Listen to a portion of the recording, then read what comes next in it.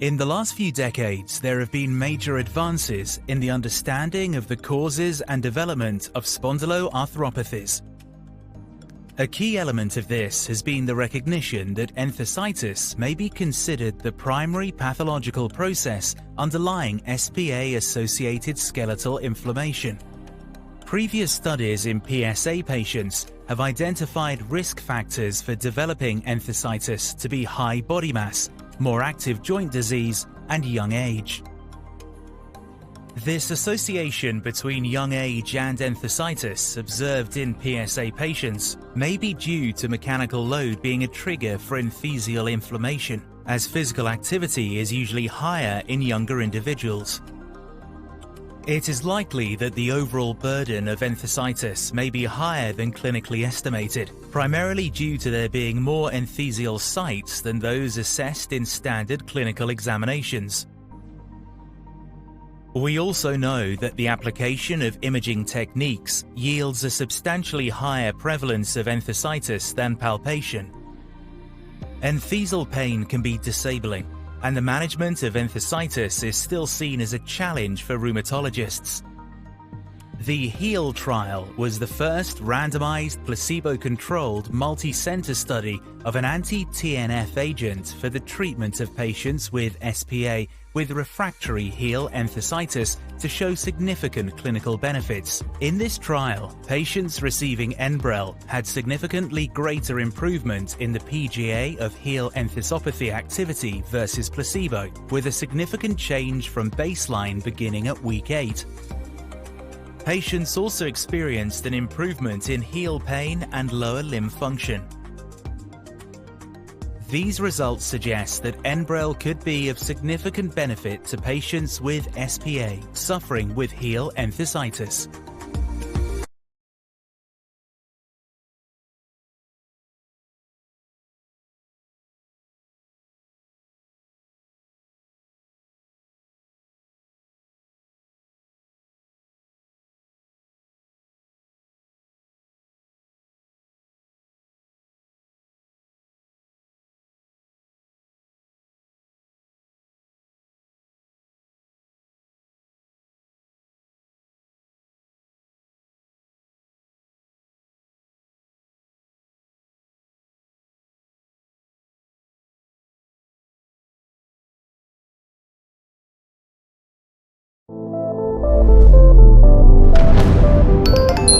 Persistence is defined as the extent to which the patient continues to receive medication from treatment initiation to discontinuation.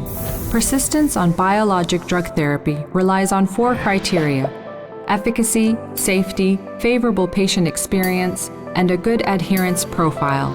In this video, we will discuss Simpony's efficacy profile in ankylosing spondylitis. Simpony is a fully human anti-TNF with 5-year persistence rates of approximately 70% across various rheumatology indications. Improvement in signs and symptoms of ankylosing spondylitis with Simpony was assessed in GO-RAISE clinical trial. Simpony administered every month subcutaneously significantly improved ASAS measures.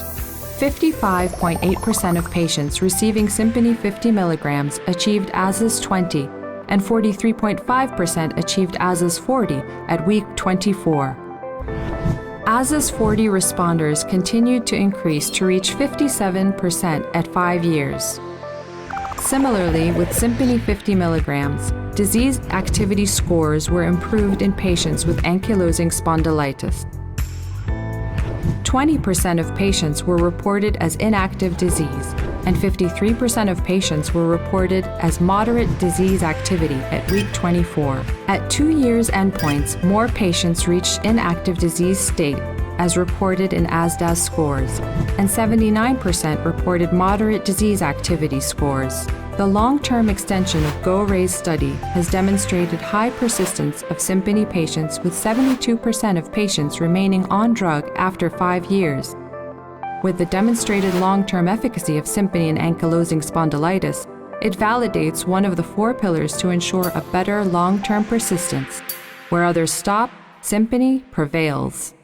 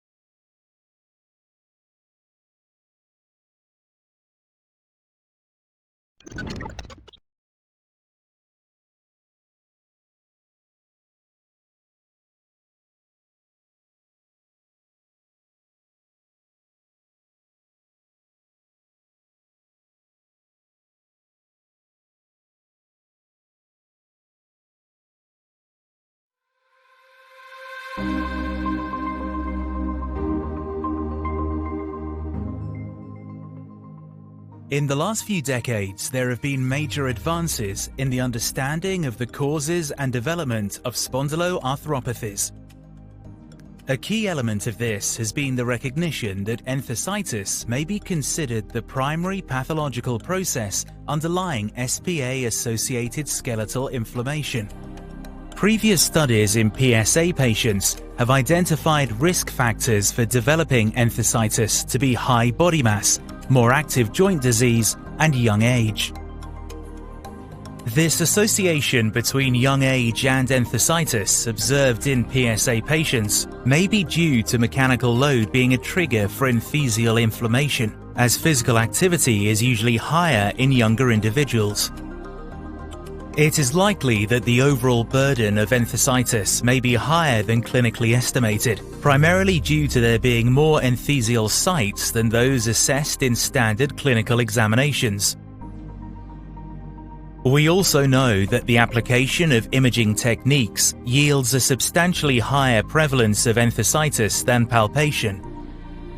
Enthesial pain can be disabling, and the management of enthesitis is still seen as a challenge for rheumatologists. The HEAL trial was the first randomized, placebo-controlled, multi-center study of an anti-TNF agent for the treatment of patients with SPA with refractory heel enthesitis to show significant clinical benefits. In this trial, patients receiving Enbrel had significantly greater improvement in the PGA of heel enthesopathy activity versus placebo, with a significant change from baseline beginning at week 8. Patients also experienced an improvement in heel pain and lower limb function. These results suggest that Enbrel could be of significant benefit to patients with SPA suffering with heel enthesitis.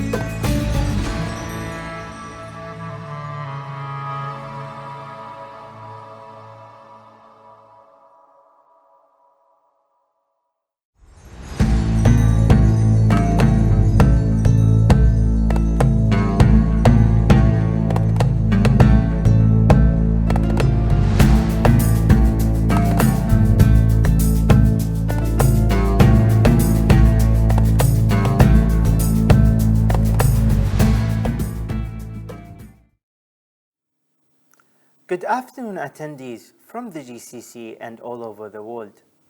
Today, I would like to welcome you to our second GCC Rheumatology Conference in its first virtual version. We'll start our day with exciting sets of workshops, starting from how to create a clinical registry in rheumatology, and another workshop on how to conduct a clinical audit in rheumatology practice. The other sets of parallel workshops would include an exciting workshops on mentorship in academia for rheumatologists, early career rheumatologists, as well as residents and mentors. And the last workshop would be on interpreting autoimmune labs, pitfalls, and perils. And then we'll move on to the opening ceremony of the conference. And we'll end up our day with an interesting session, first of its kind in this conference, on patient advocacy groups in the GCC for rheumatic patients. I hope you had an interesting and an exciting and an enjoyable experience in this conference. Thank you so much for attending and wish you the best out of this conference.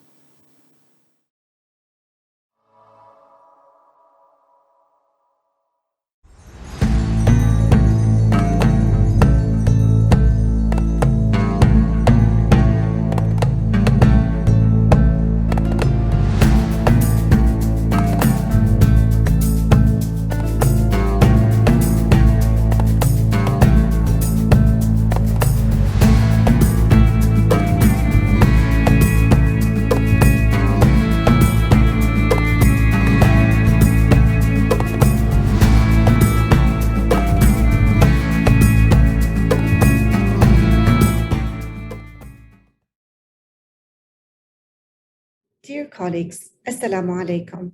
It gives me a great pleasure to welcome all of you to the second GCC Rheumatology Conference that is hosted here in Muscat, Oman. However, it saddens me that we had to change the platform of the conference from face-to-face to a virtual one, and I'm not able to greet you in person. But the decision stemmed from the National Supreme Court recommendations, as well as the organizing committee having your safety as a priority. The aim of this conference is to advance scientific research in the field of rheumatology, both regionally within the GCC countries as well as internationally. Therefore, by creating a platform such as this conference, it will enable us to share and discuss our research in the field. It would also advance research through enhancing professional network and therefore collaboration on future multi-centered and multinational research projects. The ultimate gain in mind is to form an alliance whereby together we can set the GCC in the global map of research. Although Oman is hosting the conference, however, the success of the GCC conference is completely dependent on joint efforts. By the contributions from our pediatric rheumatology colleagues across the GCC countries, we were able to establish a solid scientific content of the pediatric program, which I promise you will be very rich in content. The first day of the conference will be loaded with interesting workshops on how to create a registry, how to conduct a clinical audit in relevance to our practice, how to develop an approach to immunological investigation, in addition to many workshops related to academia. The second day of the conference will be a day full of pediatric rheumatology sessions. The pediatric rheumatology program will contain 7 topic reviews, 10 research abstracts, 5 challenging cases, as well as a workshop on autoinflammatory disorders. In addition, there will be many topics of interest that will be running simultaneously in parallel in the adult program. Finally, the last day of the conference will contain topics that will be of interest to both pediatric and adult rheumatologists, including sessions on systemic lupus erythematosus, antiphospholipid syndrome, vasculitis, connective tissue diseases, as well as the effect of COVID on patients with rheumatic diseases. So you can see the program is really rich and packed with the most up-to-date scientific content, and we're all very excited to start the conference together. Once again, I would like to thank you for your participation in the conference, and hope that we enjoy the next few fruitful days together. And most importantly, hopefully that we'll be able to meet each other very soon, inshallah. Take care.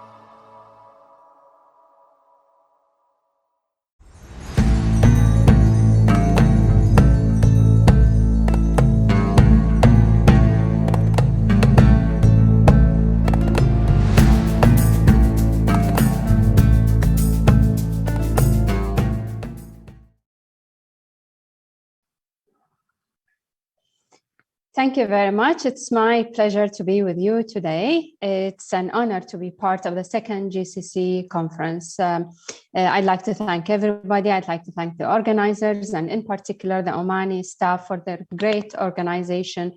Although we'd like it to be face-to-face, but I'm sure it's going to be as successful as face-to-face. Well, I miss you all, and maybe I hope that this problem will get over. And we're going to see each other again very soon.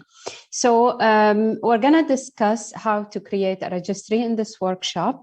And it's going to be a bit more difficult to be interactive, but I'd like to be interactive. So at any time, if you have any question, you can put your question in the chat box. Or if you want to ask personally, then you can go to the platform, go to room 1, and audio, and then raise your hand and ask your question so I can answer your question at any time during the workshop. So why are registries important? I think we've been hearing in the last few years about registries more than before, and even more than the RCT. If you go to the literature, you'll see evidence from the registries maybe becoming more stronger and more common than the RCTs. So the question here is, why am I here today? Why me in particular? Because we have a registry on rheumatoid arthritis that it's been going on for years now, and we have a lot of achievements from that registry. So we can both share our experiences. I can learn from you, you can learn from us, so we can discuss all the issues about the registries. So what's the definition of a registry? A registry, in simple word, is the act of recording or registering. So it refers to both programs that collect and store the data. So you need to collect the data from the patients, and then you need to store them somewhere so you can create records. So that's simply the registry. So what is a patient registry? A patient registry is an organized system that uses the observational study methods to collect uniform data. So all the data will be the same for all the patients, and you need to get outcomes from these data. Your population will be defined. So either you want a particular disease, for example, rheumatoid, lupus, whatever, you want a particular drug, you want Humira, Enbrel, rituximab, whatever drug that you specify, and you have predetermined purpose. So I want to see how good the patients are doing. I want to see their demographic data. You should have some goals for your patient registry. So why do we need a registry? Why for the last few years we've been hearing about registries? Because we have certain goals when we talk about registry. So you want to either do publications, it's an ongoing rich pool of data. So at any time you just press a button and you get a lot of data that you can publish a lot of articles from this registry. You can compare your populations, like between countries, between regions. You can improve the care that you provide to your patients, especially that it can connect all the patients in different medical centers. It can answer research questions. So for example, you're rounding on the patients and then you just come up with a question, oh, my patient is smoking. Is that affecting the effect of the drug? And then you can just get it from your registry. It's for payers and authorities. Sometimes you need to convince them. So you get the data from your registry. You can establish guidelines from the registry. You can identify defects in practice, so you know how this doctor is doing, how the center is doing with the patients. You can you can get genetic studies, and of course, you can study the efficacy and adverse events of many drugs, not only the biologics, but any drug that you like. So talking about the drugs, you can study the long-term efficacy and safety, because the registry can go on for years. So you know how your drug is doing. And you can do a comparison head-to-head, because it's very difficult in the RCT to do that. And you can study all the comorbidities together. For example, hypertension, diabetes, all the other comorbidities. And you can use all these data for a decision making. So what's the difference? What's the difference between the RCTs and the registries? Why are the registries different than the RCTs? Because the RCTs use highly selected population. So, for example, the patient should not have a severe disease or a mild disease. The patient should not have complex comorbidities. The patient should not have hepatitis. The patient should not be pregnant. So there are many rules to enroll the patients in the RCTs, and that does not reflect clinical practice. In your practice, in your clinic, you see all kinds of patients. There are no restrictions like the RCTs. Actually, the studies have shown that the population in the registry is different than the population in the RCT. And a lot of patients will not meet the criteria for the RCTs. And in the DREAM registry, they studied the response to treatment, and they found out that if you take all the patients in the registries, they have lower responses than the patients in the RCTs. However, if you select patients in the registries that they meet the criteria for the RCTs, then the outcome is similar.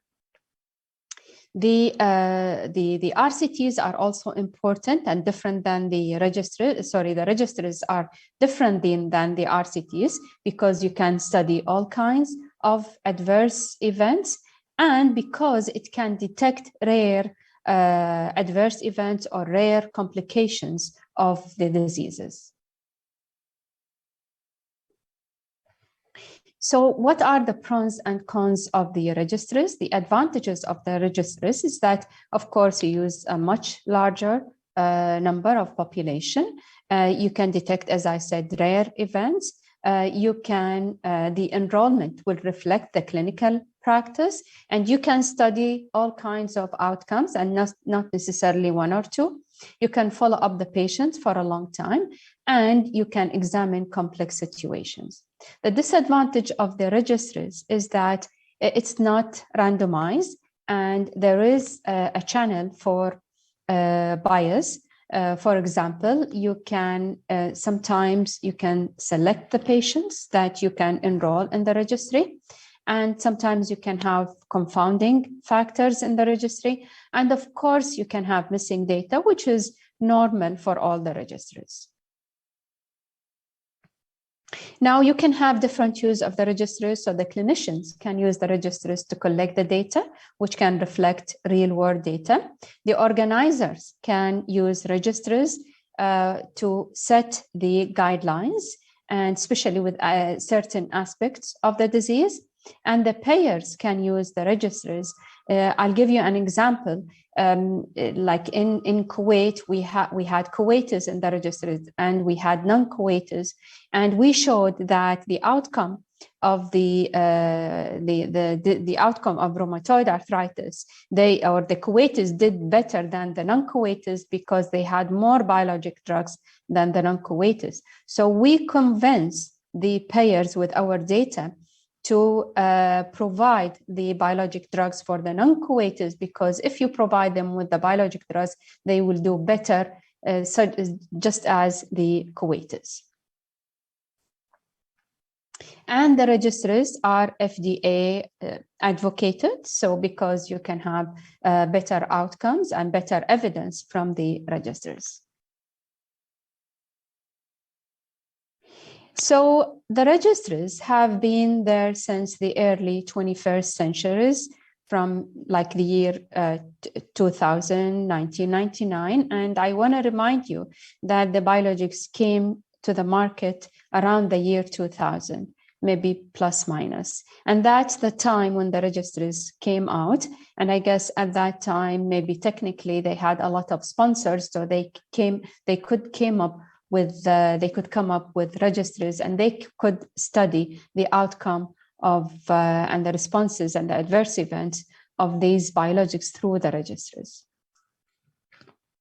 So at that time, we thought, we studied the literature, and we realized that the Middle East composed only 4.46 of the literature, of the studies in the literature, regardless if it's registries or if they are studies, then it's only about 4.5% coming from the Middle East. And it's really disappointing that we don't have much studies and much contribution in the literature. So if you want to study, you put a lot of effort in that study, the study finishes, and then you need to put a lot of effort in another study. So the best thing to do is to create a registry. So from the registry, you can have an ongoing pool of data.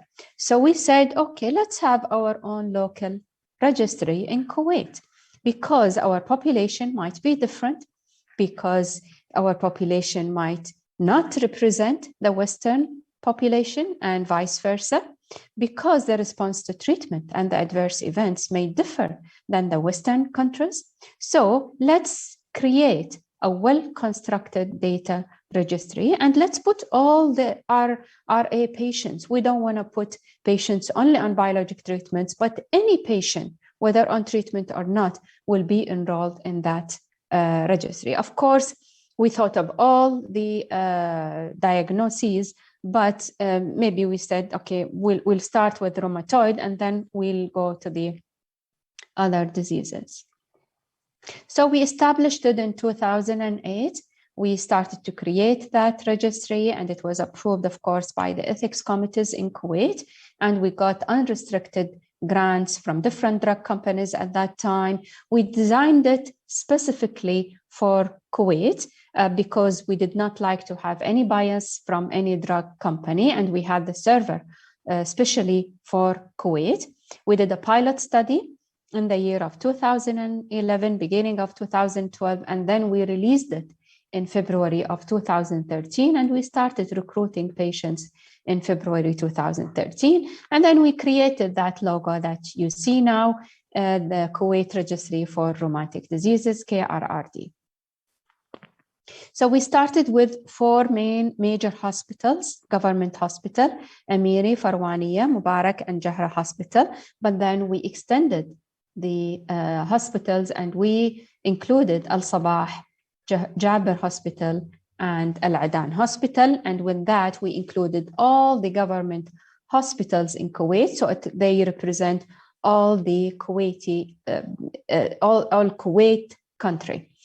However, I should say that with the COVID-19 problem, we're getting slower. So we're not getting recruitment for the past 2 years from all the hospitals. And of course, this is happening in all the other countries, especially that many clinics are becoming virtual now.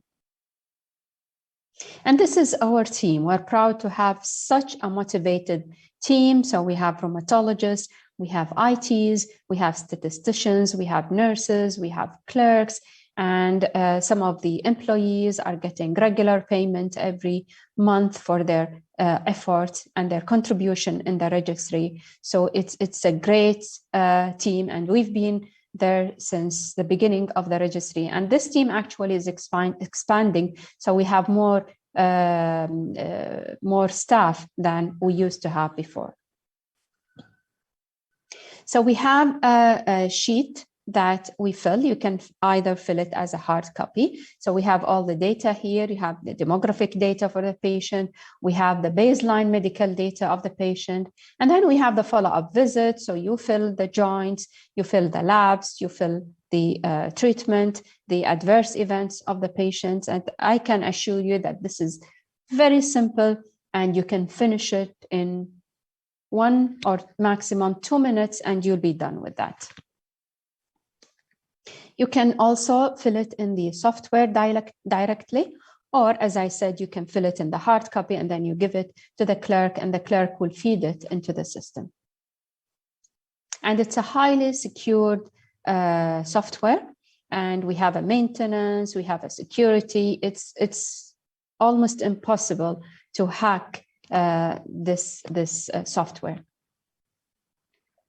So you can fill it in the infusion room whenever the patient comes. You don't need to bring the patient specifically to fill the registry, but whenever the patient is coming to receive his treatment in the infusion room, or because not all the patients are taking their drugs in the IV form, not all the patients are taking drugs, some of the patients are not receiving treatment at all. So whenever the patient is coming for his regular visit in the clinic, you can recruit the patient or the visit in the registry.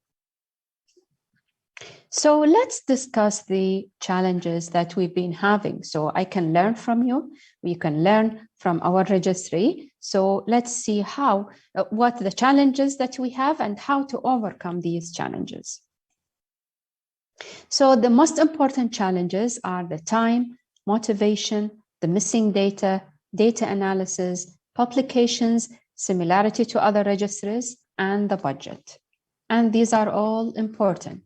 So time. So the most important thing when you tell a doctor, please doctor, I need you to recruit patients for us, he will tell you, I'm sorry, I don't have time. My clinic is so busy. So we're all busy. We all don't have time. So the best thing to do, the best thing to start with as a leader is to have an agenda. So you have specific dates. On that date, I'll start recruiting the patients. On that date, I'll start to test my outcome. And then on that date, I'll have a visit to the hospital. So you put dates for everything. I'm a woman of agendas. I like agendas. Now, the other thing is to create a team. It's not a one-man show. So you create a team. Each one is responsible for doing something. You assign jobs. It's not all your jobs. So you assign jobs for the team.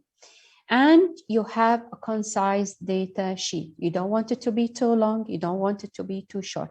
I'm sure we all get excited. I want to put everything in my registry. No, this is not how it works. If you put everything, you don't have time to go over everything. Okay, I have some questions. I'll answer them right away, just after this slide. So if you put everything, then it's going to be too busy, and the people will not feel motivated to fill it because they won't have the time to do it. So it has to be concise. It's better to have less data and enough time than to have so much data, and you don't have a lot of patients. And let the system do the calculations. You don't have to do the DAS28 or calculate the joint count or these things. You make the system do this for you. So you just fill, and the system will automatically calculate the DAS28. The system will automatically calculate how many joints you have, the CDI, whatever. And get the other health professionals to help you, get nurses, get residents to help you. It's not only your job. So you can have the nurse with you in the data, and she can help you in filling the data. So let's say what people say here in the chat box. So people say how many life registries exist in the Middle East. So in the Middle East, we have the Kuwaiti registry. There is a registry in Iraq. There is a registry in Saudi Arabia, and there is a registry in Morocco. So in the that's in the Arab countries. So we have 4 registries. However, Kuwait is the only registry that includes all the patients with rheumatoid arthritis. However, the 3 other countries, they only have patients on biologic treatment, but they have a great number of patients, and they are very successful registries. Any institution provides training on proper registry design?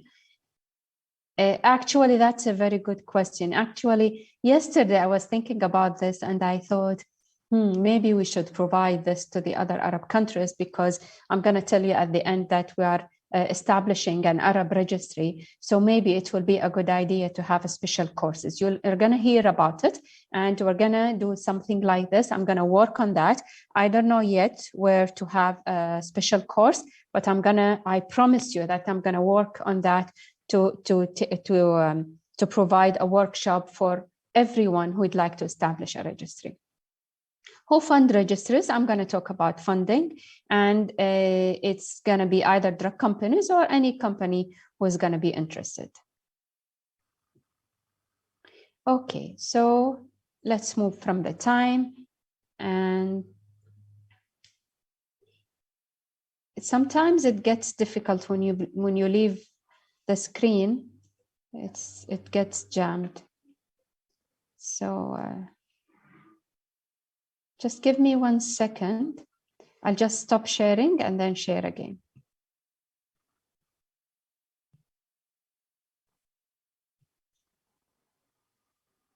Okay, good.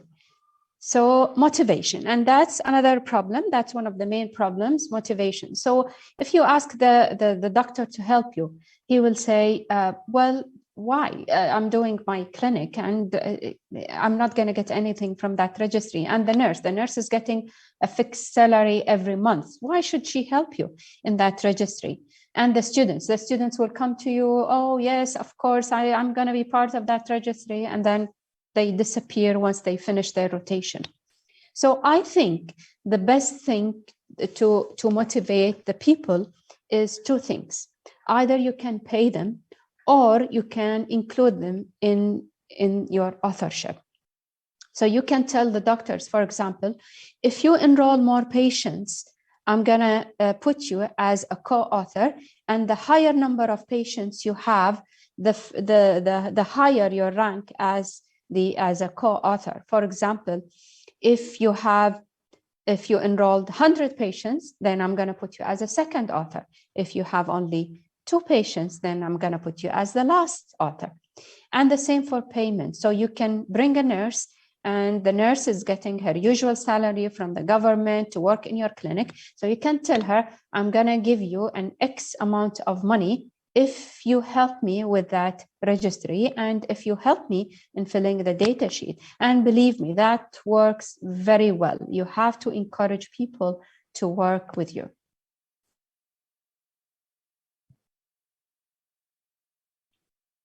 Okay, so missing data. Missing data is a usual challenge, and it's a usual challenge in all the registries, everywhere. It's impossible to have a registry without missing data. So how to overcome this problem? You have to train your staff. So as we said, like in Kuwait, we had courses in Kuwait, just local courses, and we trained them. But I'm sure there are recognized courses that we can go to. You can, the important data that you need them, for example, the components of DAS28, you have to lock them. So if they're not filled, then you can never save your data, but you cannot lock everything, just the important data. You have to monitor the data regularly, make sure that everyone is filling the data, and you tell them you have a hospital visit. Well, make sure you have to remind them every time, make sure that you fill the data. You can get regular reports from your IT or from your statisticians. And you can apply a method to deal with missing data. I'm going to show you an example. So, I'm sorry, I'll just do it again.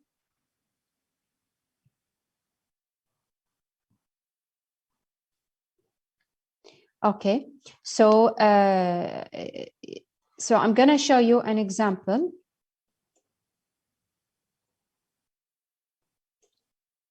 I'm sorry, but it keeps jamming. So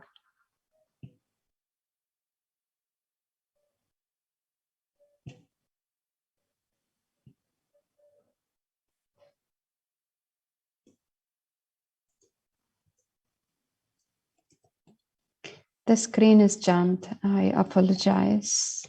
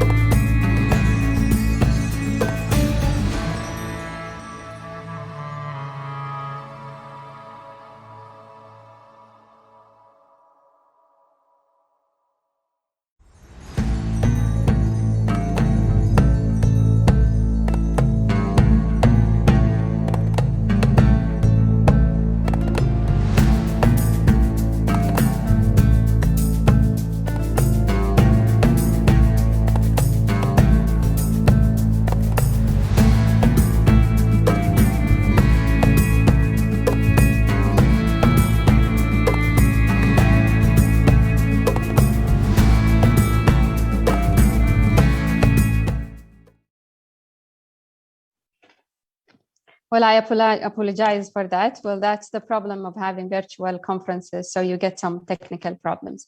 So I hope I didn't lose you. So we'll catch up now from where we stopped. So we're talking about missing data, and we have a method of dealing with missing data, and that's, I can proudly speak about this study. So this was done by Dr. Ahmed Al-Sabr. He's a statistician. So he looked into the methods to deal with the missing data in the registry, and the best method that he got was random forest approach. And we recommend that we use this approach to deal with missing data to avoid bias.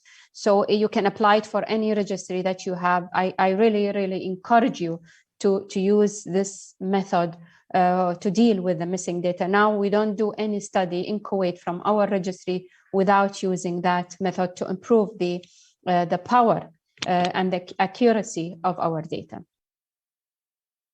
Analyzing the data, you have to start from the beginning. You have to try to analyze your data before it comes. Now, one thing I need to bring your attention to, that once you start filling the data, it's one way. You cannot go back and say, oh, I wish I have done this.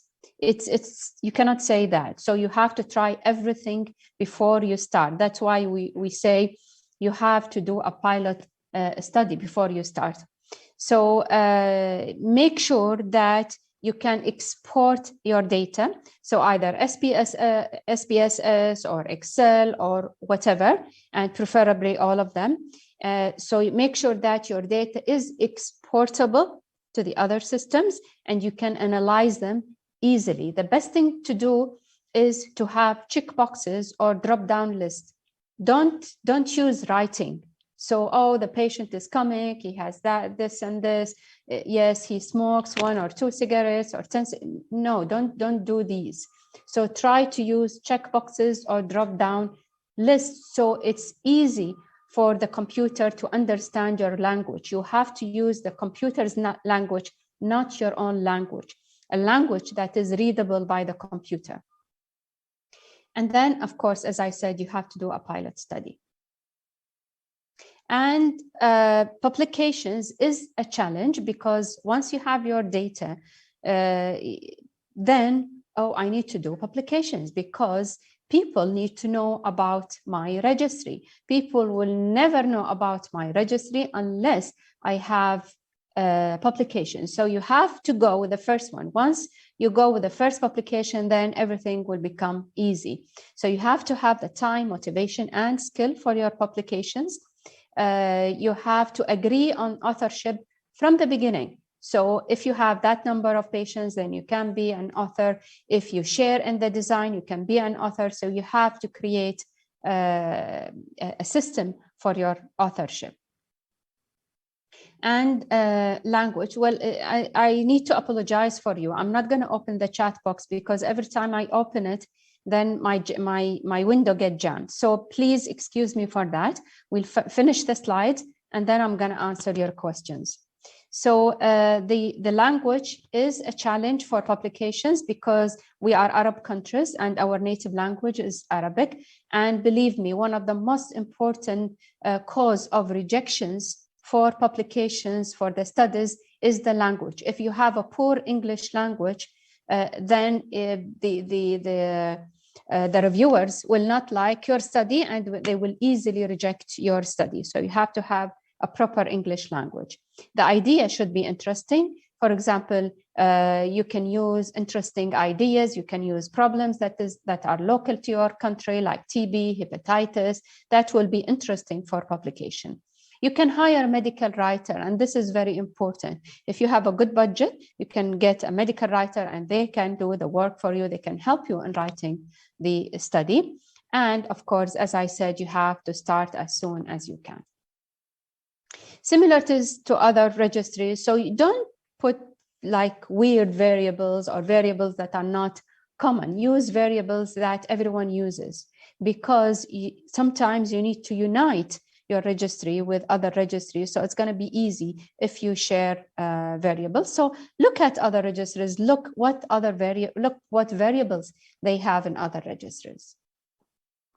Budget, that's important. And I promise you that I'm going to talk about budget. So the most important source of budgets is the drug companies. The famous drug companies, they have good budget and they can help you because you can get a lot of studies from the registries, and local authorities. So you can go, for example, for phone companies, you can go for, you know, important famous companies in your country. They can support you because they can be part of the registry, because it's even good for them to advocate for their companies. You can, and make sure that your grant is unrestricted, and these sponsors, they don't control you. Make sure it's a sponsorship and not funding, and make sure you read the contract before you sign it. Sometimes the company will tell you, oh, we should interfere with your data if we don't like your data. No interference. Just give me the money. I'll do whatever with the money that I get. If you want to review the manuscript before I publish it, that's okay. I don't have a problem, but you cannot control the data that I have. So let's tell you about the achievements that we have so far from our registry. So far we have 2,000 rheumatoid patients, but more than 12,000 hospital visits. And as I told you, it's becoming slower now with the COVID for the past few years. And we have a lot of publications. So we published about the demographic data about the patients, descriptions of our patients, about air pollution, about missing data that I told you.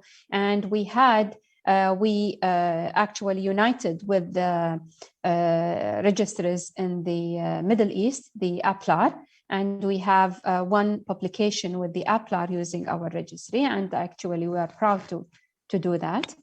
And that's our team contributing in the conferences. So we don't have any regional or international conference unless we have presentations or posters in those conferences. Even the well-recognized conferences like the ACR, ULAR, BSR, APLAR, ARLAR, in every conference we have contribution. And we've been awarded by different organizations as well. And we have publications actually in the pipeline. We are working on these studies for publications, and we are trying to write these studies so they can see the light soon. And I really encourage you to attend the oral presentation tomorrow by Dr. Ahmed Al-Sabr, and he's going to talk about a time-series relationship between air pollution and disease activity score, and it's going to be at 11:15 Oman time, 10:15 Kuwaiti time tomorrow. And I also encourage you to attend or to see the posters from our registry in the same conference. So we have 2 more posters. And I'm really proud of our team. They are very motivated, they are very hardworking, and without their great effort, without their dedication, this registry and these achievements would have never been possible. And as I told you, we are establishing a new registry with all the Arab countries. We called it the RARLAR. So it's the registry of the Arab League of Associations of Rheumatology. We're still working on it. And I'm the head of the committee, and it's going to see the light very soon. And inshallah, in the future, you'll see a lot of publications from that registry. And we'll see a lot of achievements. And I hope that the registry and all your registry will be very fruitful. So let's now see your questions. Okay, so I have a question here.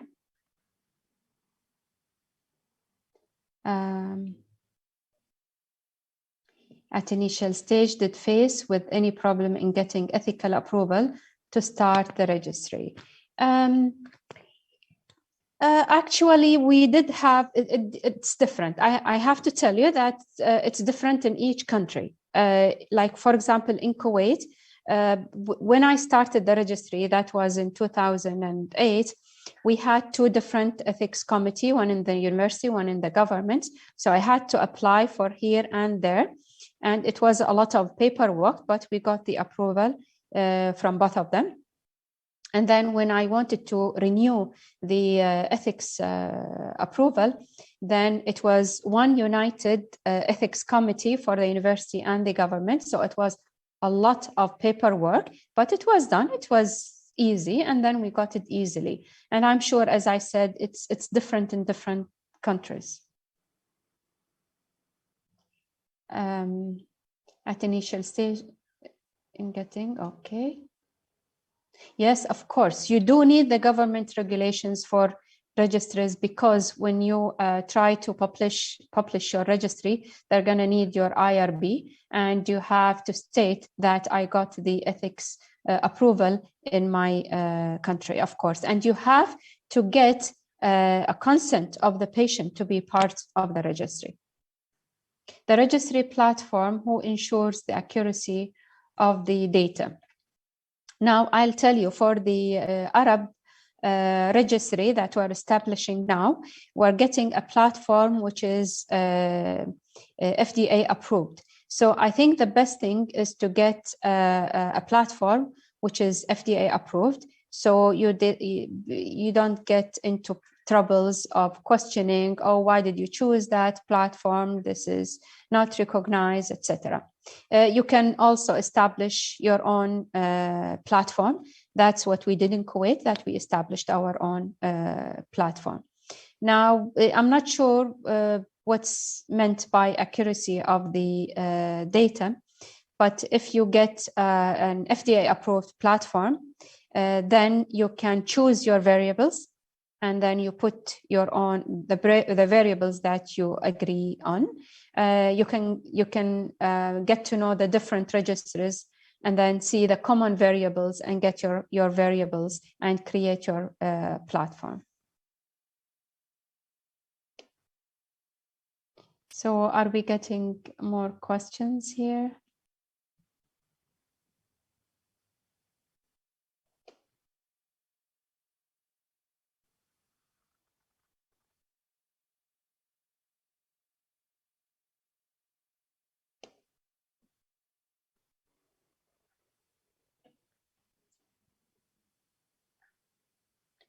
Okay, very good.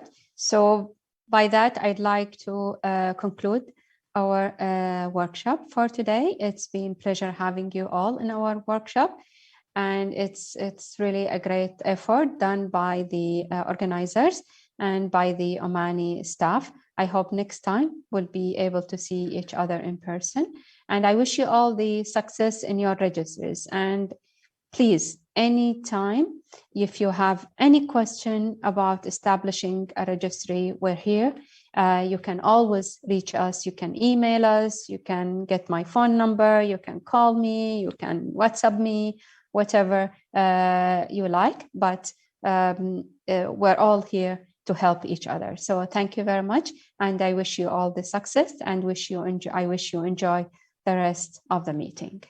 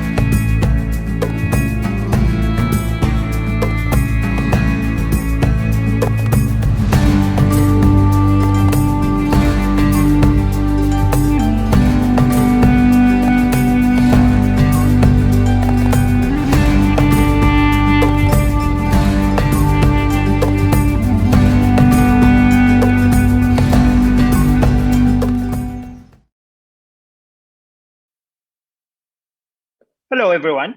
It's a pleasure to have you in this workshop today. This workshop will cover aspects of mentorship in rheumatology. And Dr. Yousef Al-Weshahi will be actually conducting this workshop. So for the participants who already know Dr. Yousef, he's actually an emergency physician who holds a PhD in medical education from the University of Alberta in Canada. Over the past decade, Dr. Yousef was a clerkship director of the emergency medicine. He shared medical education at the College of Medicine as well. And he also actually an expert in medical education at the Oman Medical Specialty Board. He shared departments of examination, certification, continuing professional development at the Oman Medical Specialty Board over the 5 years. Dr. Yousef, we're very proud to have you in this workshop. The floor is yours.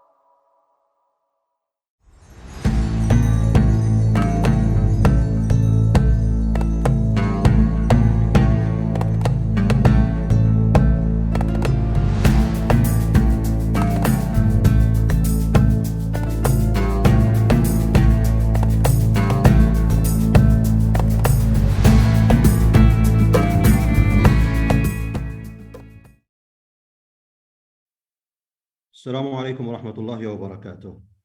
Bismillah ar-Rahman ar-Rahim. Good afternoon, everyone, and welcome to this Mentoring 101 for Rheumatology. My name is Yousef Weshahi, and I come from the Oman Medical Specialty Board in the Sultanate of Oman. So welcome everyone. This is a workshop, it's not a lecture, so there should be a lot of interaction, and this is the style of a workshop. So don't expect this to be a lecture. There will be a lot of interaction because the main reason we are having this workshop at this great conference, thank you organizers, thank you Dr. Tariq for the introduction, the great introduction I had, is to have a communication and build on all of our expertise in this virtual room. We'll start with this.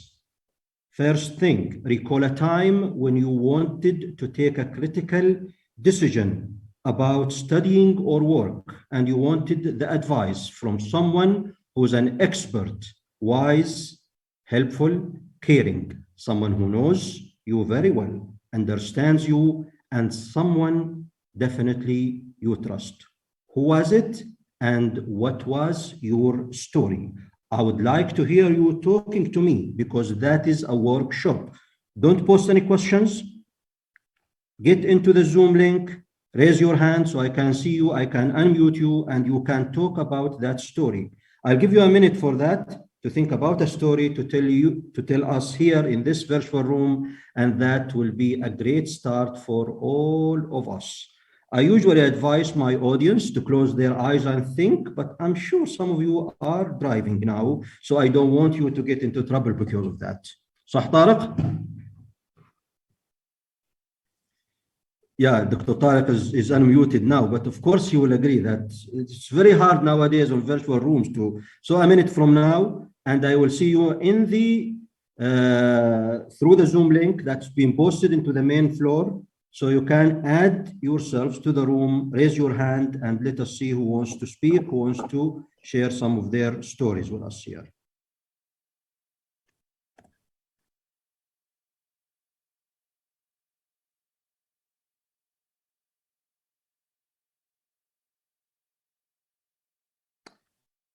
Okay, I don't see a lot of people in the room.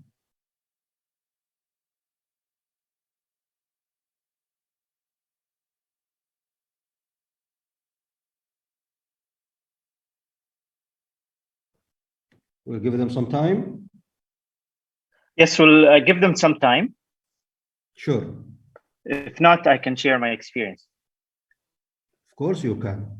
But you are so advanced now in your career, Dr. Tariq. Probably I wanted to hear more from the younger generation, because this workshop is meant to help them by people like you, who are well-established rheumatologists in the field.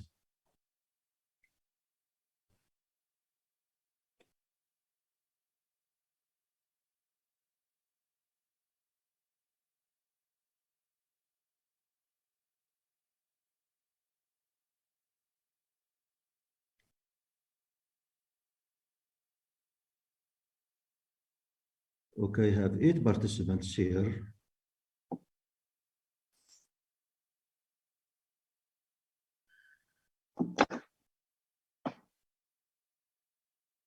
Noor Shikeli.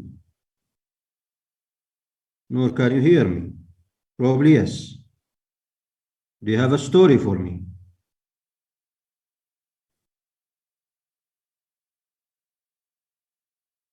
No stories. Dr. Tariq, do you want to share something with us?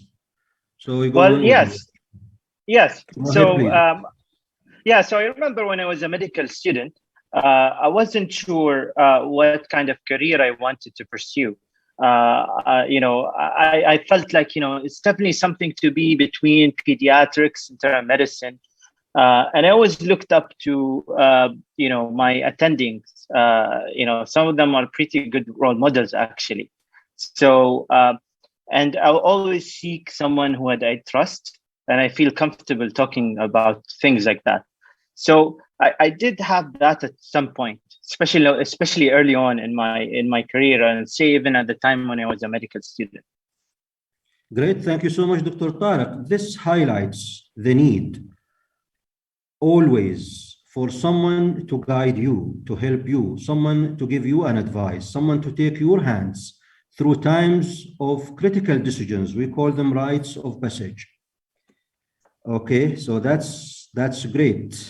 So who are you? Who are the people in the audience today in this virtual room apart from me, Dr. Tariq, and I'm seeing someone else. A medical student? Are you medical students here? Are there any residents here? Are there any junior staff or faculty, senior staff or faculty? I would like to know the audience here. Like Dr. Tariq wants to know them too, because it's important to us. So those who are in the main room can give the answer with the number 1, 2, 3, or 4. Those who are in the using the Zoom link can actually also in the chat box write down which group do they belong to.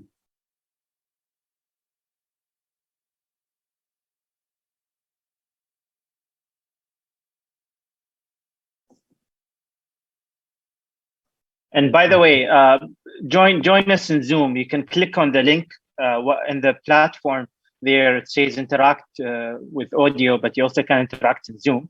So please join us from the platform into Zoom.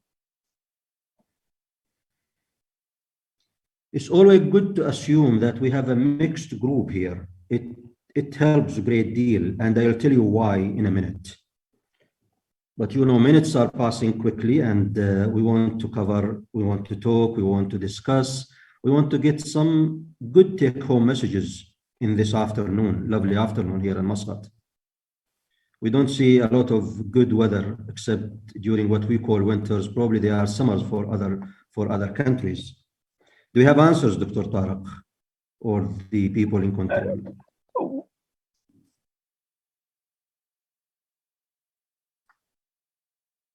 Well, it seems there's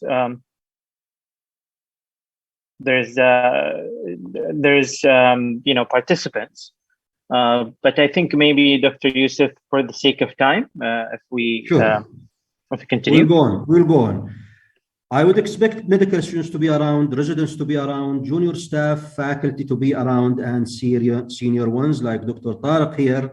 And I promise that the next hour or so will be of benefit to all of you. So people here are either a rheumatologist or a rheumatologist to be, which is a great thing to start an afternoon of a weekend with. I'll tell you about myself because I need to prove my credibility to talk to you.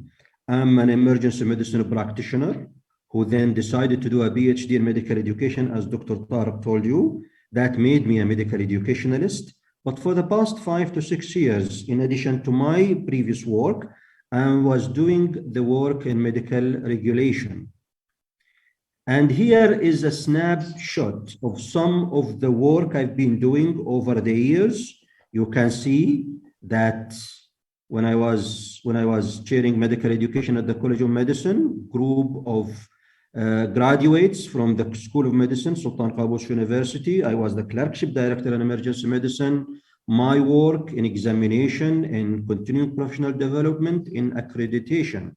I have work that took me outside the confines of my professional work, actually, to be an advocate, to be presenting, to be dealing with public issues actually related to the laws, to the presence of doctors in the public domain, to charity, to volunteering. My values and beliefs, apart from the 3 parts I have, or from the 3 jobs I had over the years, the medical educationalist, the practitioner, the physician, the practitioner, and the medical regulator, the education is the closest to my heart. And nothing better than putting this say for late Nelson Mandela, when he really, I do agree, of course, with him that education is the most powerful weapon we can use to change the world in the right way. Apart from this belief system and my previous work, 6 years back, under the leadership of this great friend and great leader, Dr. Mustafa Al-Ma'ini, who established with a group of elite rheumatologists from around the world what was called the World Forum on Rheumatic and Musculoskeletal Diseases. And the aim for that forum was to establish some common thinking about challenges, about issues related to rheumatology and musculoskeletal diseases. And we worked as people from different parts of the world in order to establish some white papers and publish them. And luckily, under his leadership, we published 2 papers so far. The first one was in 2015, and it was the global challenges and opportunities in the practice of rheumatology. And the second one was about the challenges and opportunities in the teaching of rheumatology, rheumatic and musculoskeletal diseases in the undergraduate education. So that got me very close, actually, to the field of rheumatology, to the specialty of rheumatology. You know, emergency medicine, where we tend to deal only with action, with things that comes in short period of time, and they don't last long in your emergency room. And luckily enough, long time back, in 2008, 2007, when I was doing my PhD at the University of Alberta in Canada, my co-supervisor for my PhD, Professor Stephen Aaron, who was a professor of rheumatology. So I do feel that I have a link to rheumatology. So please, I'm trying to put everything together for you here today. I have great regard for rheumatology, and I have some links into rheumatology. I'm bringing my expertise in education and in regulation to mainly in education to today's workshop. So I believe that we have students, we have staff, we have residents, you have an educationalist here, you have leaders here, and that's enough diversity in this. There should be enough diversity in this virtual room to make this useful for this evening. Yes, Dr. Yousef, I can provide you some more accurate numbers. So you have 2 medical students, 9 residents, 10 junior staff faculty, and around actually 40 senior faculty. Great. We have more seniors here, which is really good. But we have juniors too. So I urge them. I actually urge them to actually click on the Zoom link that we have it on the platform, so you can see them in Zoom and interact. That's great. If they want to show me their faces, I'll be very delighted. If they don't want to do that, that's also very fine. No problem with that. So let's get back. So this day is about you, no matter whether you are a senior, a junior, or a learner. We are all learners at the end of today. So what do you want to learn today? I usually invite people to talk about what do they want to learn at the beginning. And we see at the conclusion of the workshop whether we have assumed or we have achieved some of their objectives of by coming to this workshop. I will give you probably 30 seconds. Just write something in the chat box, whether here or there, and Dr. Tariq will convey the message to me. What do you want to learn? I know we're talking about mentoring here, but tell me, what is it you want to learn? In few words, in one word, or more than that? 30 seconds from now.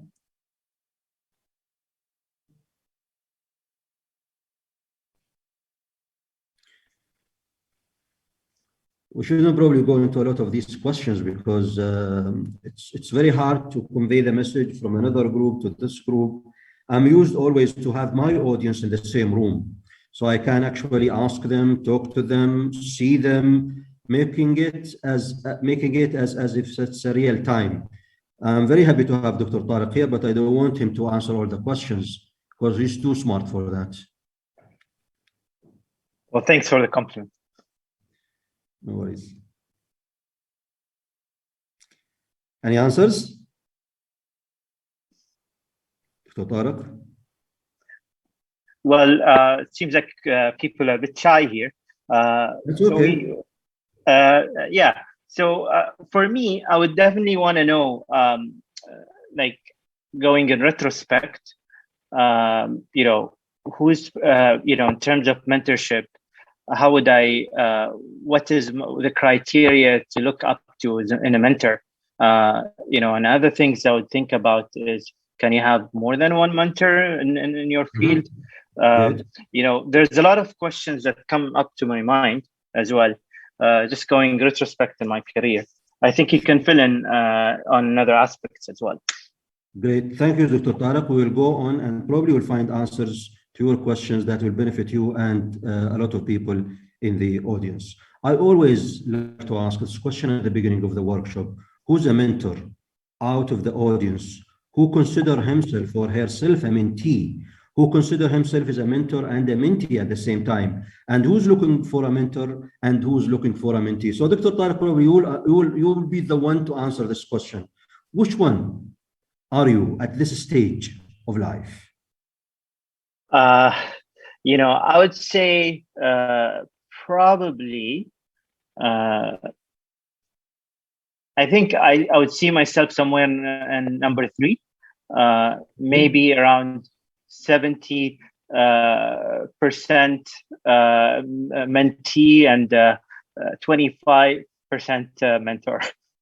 Great, and that's expected of your stage of life now. I always tend to not to have a lot of people looking for mentees, but suddenly someone is really looking for someone to really advise and take care of, which is really great. Hopefully by the end of this workshop, everyone from the senior group, 40 plus people here in this workshop would be looking for mentees, because that's what would make a difference in their lives.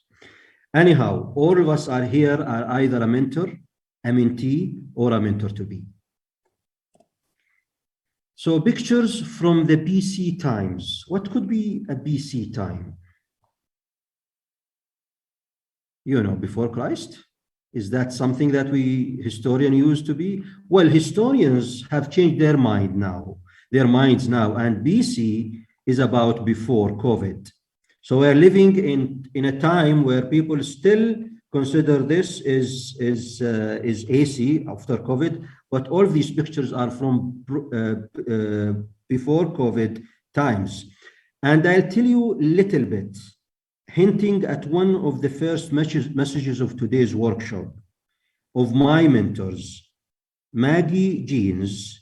She used to be my academic advisor when I started the medical school, and she continued to be my mentor for around 30 years now.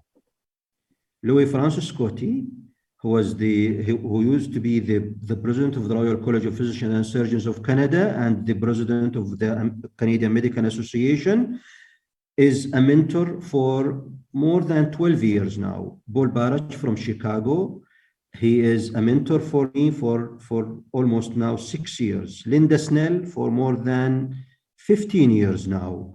And this is Hamid, who was one of my mentees. The first message of today: mentorship, mentoring relationship is a lasting relationship. It's not something that happens over a semester and vanishes. Doesn't do like that. Mentoring is something that continues with you and you are proud of. That's why I put their pictures here. That's why you can see that we are celebrating happiness of being in a mentoring relationship. So what's mentoring? It's very important, very crucial question. What mentoring means to each and every one of us. For the sake of time, we will move, but we will move with a piece of history to start with. When Odysseus wanted to leave for the Trojan War, he trusted his friend, mentor, to take care of his son, Telemachus, and his house, to teach him, to guide him, while the father was away in that Trojan War. And this is from Greek mythology, from the Greek history, actually, where the word mentor came into our learning and in our education. Here is what I call a definition out of hundreds of definitions there. And at least in the literature of medical education and medicine, there are 50 different definitions for mentoring. So mentoring is a longitudinal relationship occurring in an academic and professional context with the primary goal of supporting the career and psychosocial development of a mentee through dialogue that aims to increase self-awareness, insight, and reflection. It's a rich definition. And if we look into some of the details that I highlighted here, as I said at the beginning, it's a lasting longitudinal. It can happen in academic and professional, but it can happen outside academic and professional. For the sake of this workshop, we're talking only about the professional contexts. But the main purpose of mentoring is to support the mentee. It's not to protect the system. It's to support the mentee in their career and in their psychological and social development. And that happens through some sort of dialogue, to give power, to support, to advocate, to network for the sake of developing the mentee.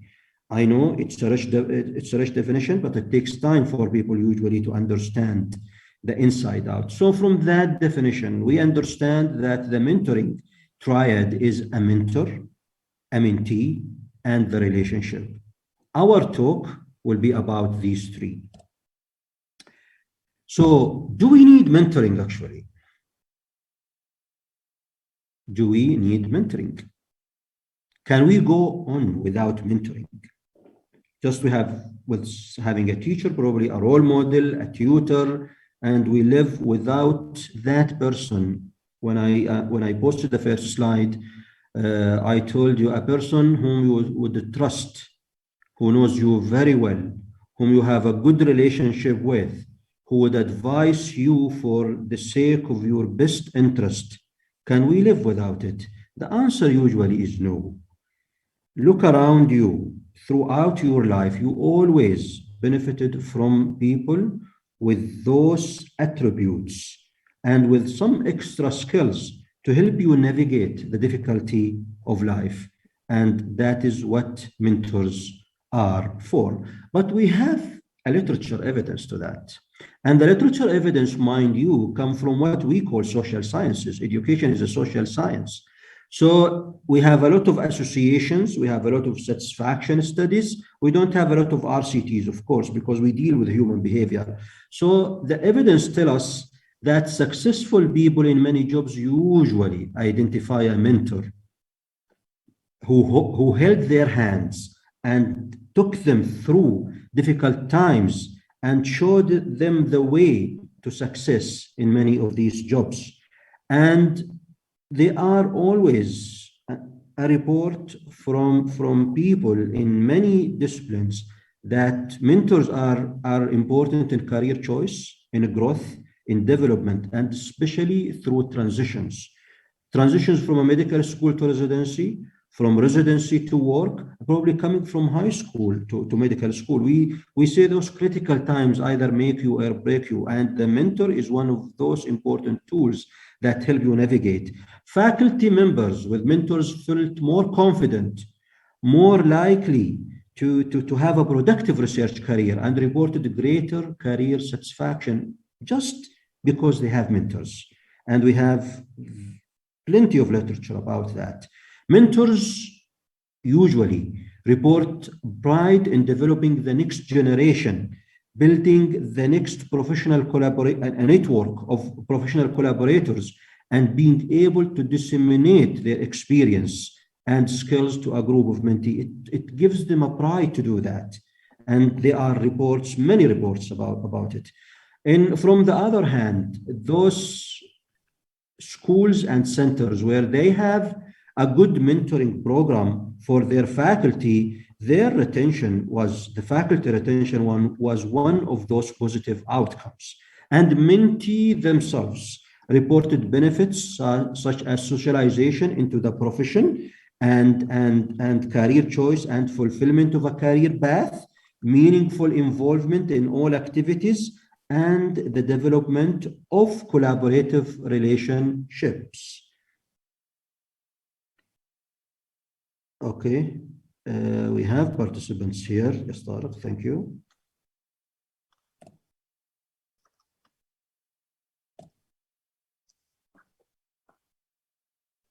The mentor. It's very important to understand who is the mentor and what do we mean by the mentor. Who could be a mentor? What is his or her attributes, and what skills a mentor should assume?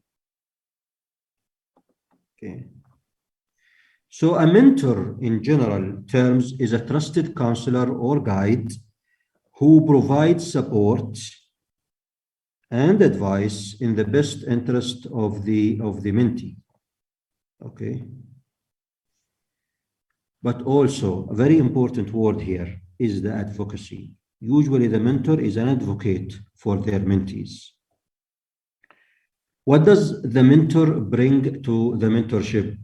Ladies and gentlemen, these were supposed to be questions posed at you, and you take time to answer, and together with the wisdom and the diversity in the room, we come up to answers that will make the learning out of this workshop. But for the technical reasons, we are not able to pose these questions, wait for answers, and then post the answers and discuss them. Time is one of those limits. So what does a mentor bring to the mentoring? Okay.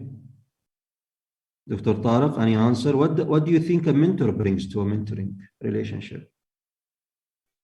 Well, I think what really they bring is experience. And most of the time, a mentor would be someone who's experienced, who went through it all. So experience, I think, is a big aspect of things. Yes. Thank you so much, Dr. Tariq. Experience. Experience is one of the biggest words that, the biggest attributes and skills in a way that mentors bring to the relationship. Well, so also we have from Arij, she says guidance, right? Exactly. So, yes. Exactly. I'm coming to these attributes. Thank you so much, Arij. I mean, I'm very thrilled to see someone other than me and Dr. Tariq talking in this workshop. So, and people do ask always the question, and it's usually for some learners, they are not clear about what's a role model, what's the difference between a mentor, a role model, a teacher, a supervisor, a coach, and a tutor. And believe me, even some of the mature programs, some of the schools do not understand the difference between a tutor, a supervisor, and a mentor. And they use these words interchangeably. But for us here in this workshop, probably one of the important messages is to differentiate between a mentor and all these rules here: teacher, tutor, role model, supervisor, and a coach. Here is a diagram to explain to you some of these relationships. For example, a role model is someone you aspire to. You may have a direct link with, you may not have a direct link with. So he is not someone probably you can go to and take advice from. And the supervisor is responsible for your evaluation and judgment more than anything else. The teacher is usually with you for a short period of time. They have an objective to fulfill. They are not with you for years. They cannot stay with you for 30 years. When was the last time you had a teacher for 10 years or for 7 years? You can't have those teachers continue to do that work with you for a long period of time. So time, the relationship, the type of the relationship are some of the differentiating factors between a role model, a coach, a teacher or a tutor, a supervisor, and today's big talk about the mentor.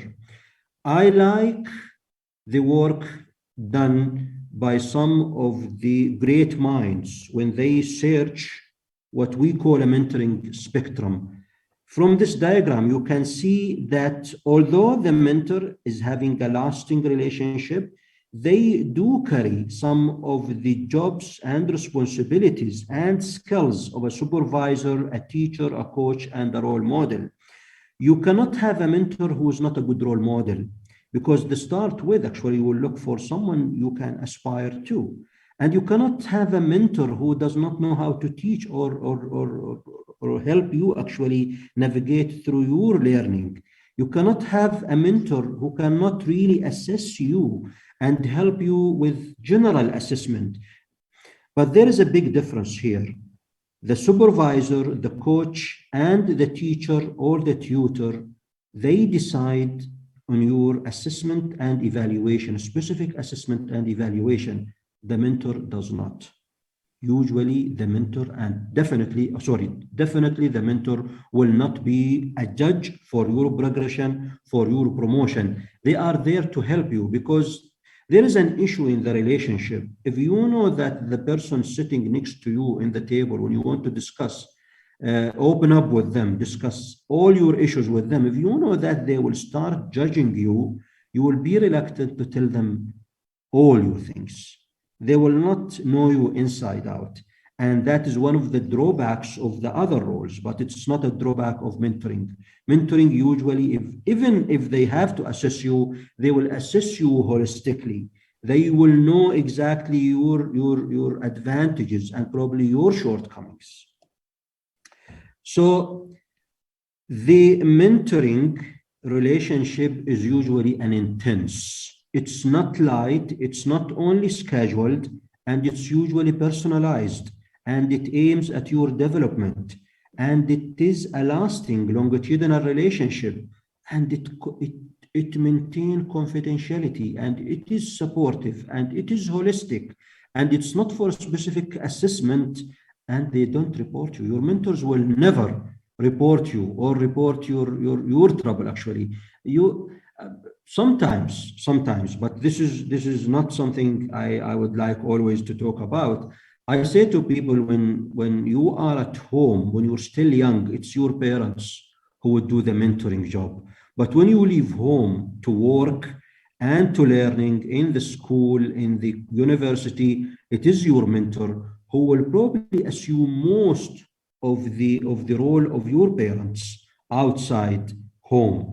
And in a way, there is a bit of analogy between the two, and it is a trustable relationship. So once, yes, Tariq. We have a question. So yes, can a mentor be at the same time my boss? Well, the short answer is no. The short answer is no, because the boss will have to judge you. They have to deal with your promotion. So you cannot open up with them. You cannot open up about even your difficulties actually to them. You always need to show them what they want to see. So the boss is not your mentor. He cannot be your mentor. Most of the time, a mentor is someone you voluntarily choose. You elect to choose. And most of the time, we don't choose our bosses, actually. The bosses do not choose us. Do you want to? Yes. Do you want to tackle the questions later on, or now? No, I like them. I like them while they are coming, actually, because okay. I'll speed up a bit in order to give people some time to ask questions. But whenever there is a question, just let me know if you think it's appropriate at the time. So what are the good attributes? Because Dr. Tariq, you said something about what are the features, what are the characteristics of a good mentor. And here are the characteristics. The literature, most of the literature in the field of social science, education, talk about they need patience. A mentor needs patience. And they need a discipline of self and of the mentee at the same time.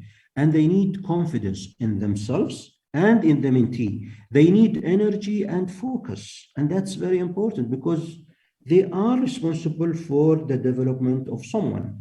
That someone is a learner who may become a staff, who may become a head of department, who may lead an entire profession in a specific place in the future. They need to be sharing and caring.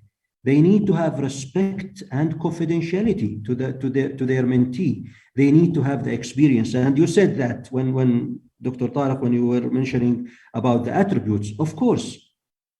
I remember someone who came to me and wanted me to be his mentor in emergency medicine. I told him, well, if you came to me 10 years back, I was practicing emergency medicine, but I don't have that experience and that network in emergency medicine that I could use now to help you navigate through your career as an emergentologist. So no, and they need time, of course.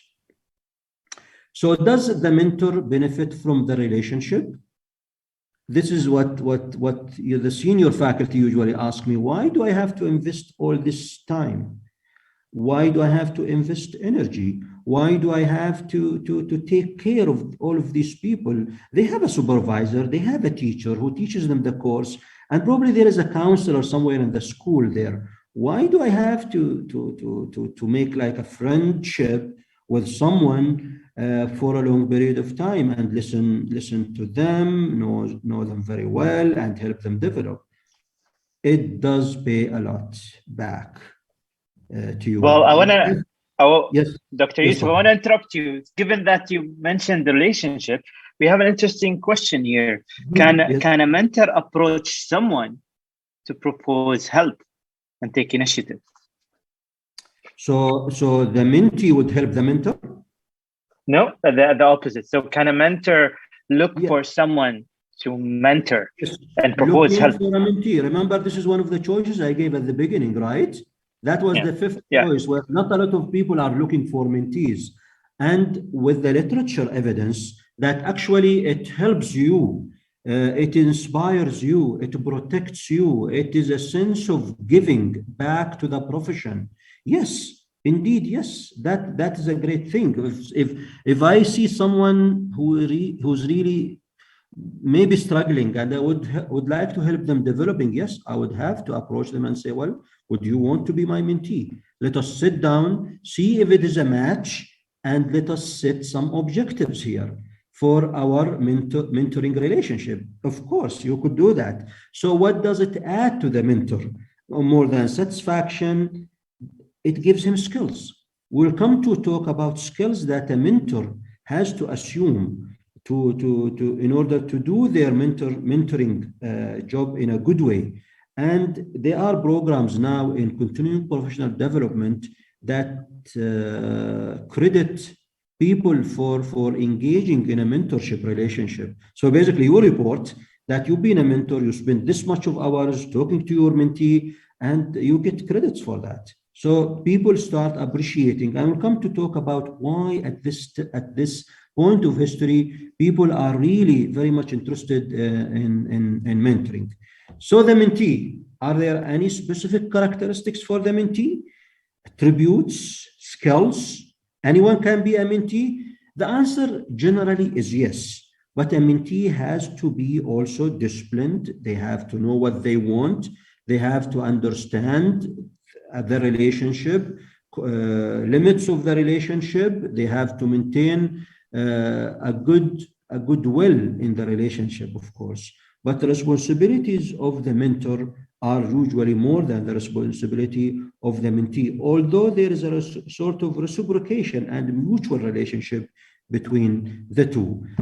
We always say that for any good mentoring relationship to work, there should be a match between the mentor and the mentee to start with. But then the mentoring relationship has to have certain characteristics, style, processes in order for the whole thing to develop into something tangible, something very positive. So we'll come to the most important aspect of the triad. So the mentor is important, of course. The mentee is important, of course. It doesn't work without the mentee, but that relationship determines a lot of things at the end. So there are domains for the relationship, there are processes and approaches, and there is a life cycle for the relationship. So mentorship or mentoring relationship refers to a collaborative learning relationship and working alliance.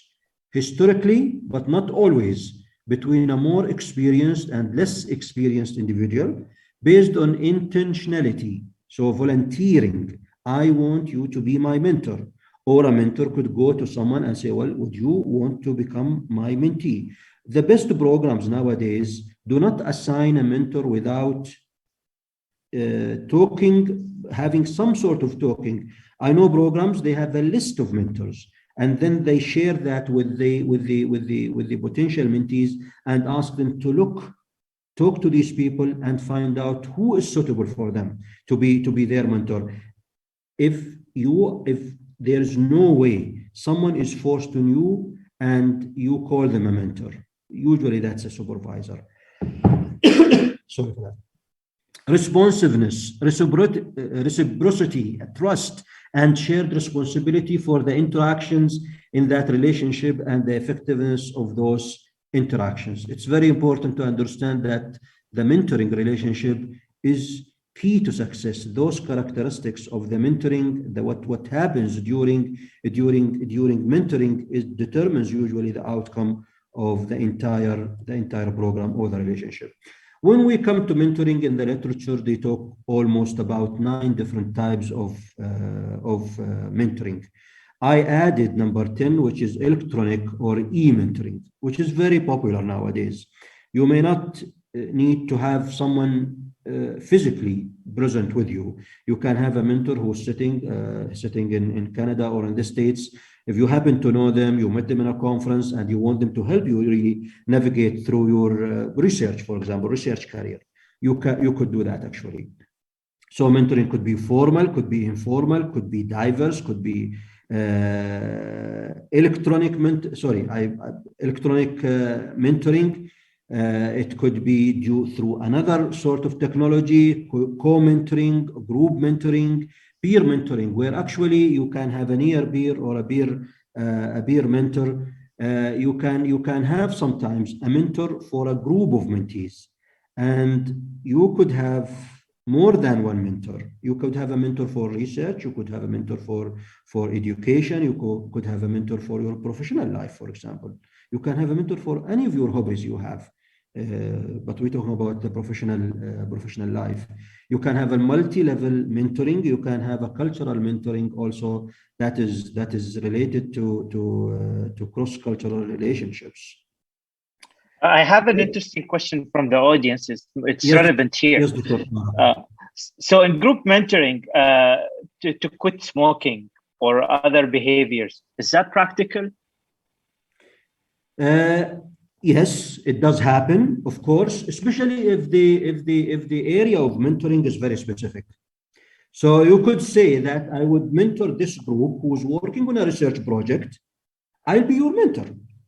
So in a group of 3 working on the same research project, but I will mentor you in order to take you through the years to produce papers, to learn about research, to build the network, to develop your skills, to develop your teaching skills. So there is a common interest amongst a group, and there could be a single mentor who will take the hands of these people throughout that journey of learning about research, developing research, teaching about research, mentoring others about research. So yes, that's possible, but that is limiting mentoring. Mentoring, its biggest, it is a more of expanded relationship. It's more of covering many issues actually and aiming at developmental. It's more global. But it doesn't mean that you cannot have mentors for specific issues, but usually those issues take longer period of time. Quitting smoking could be one of them. Depends if it's a short program for 3 months or 4 months. That's not a mentoring. People expand the use of the word to cover certain situations also, because the word mentor itself has a positive impact on the person himself. Instead of saying he's a teacher, he's a coach, he's a tutor, it has that assessment part of it, or the specificity that people or the memory in the people's mind about a teacher or a coach who would be harsh with me. When it comes to a mentor or a counselor or an advisor, it's usually more of a softer words. This is my explanation to it. Thank you, Dr. Tarak. So what can you mentor people on? Okay. You can mentor people basically in anything, but in the professional medical work, there are 2 main domains, and that is a career and the psychosocial development. Psychology of the person and the social well-being of that person. Okay. So in general, in the literature review, usually good mentoring would change attitudes, because attitudes cannot change over a short period of time. You don't change an attitude during residency education. You may, okay? Behaviors, attitudes take long to be changed, and that is why mentoring is one of the key tools to change behaviors and attitudes. It does change health itself, health of people. If really mentoring is very intense and very targeting certain areas, and definitely from the evidence we have seen so far, and we are still seeing, it does affect the career and it has a positive outcome on the career of the person. There are different models or styles for the mentorship. And when mentorship started long time back, it was rooted in the apprenticeship model, where there is a master and there is an apprentice. And then after that, it was more of a cloning model, where actually the mentor would in a way tell the person that you would have to look like me. You agreed that I become your mentor, so just imitate. But over time, it's more of these two models. It's the nurturing model where the mentor helps the mentee, provide them with all the conditions, challenge them also at the same time in order to grow and to develop. And it turns to be more of a friendship model rather than an apprenticeship model or a cloning model. Education and social sciences, like any other discipline, they change through the course of history. The models we use, the theory we use, the style, everything, the thinking, in all of these disciplines change over time. And so the very specific issue of mentoring do change and did change over time. Okay. Sure. And we'll just go a bit quicker than usual.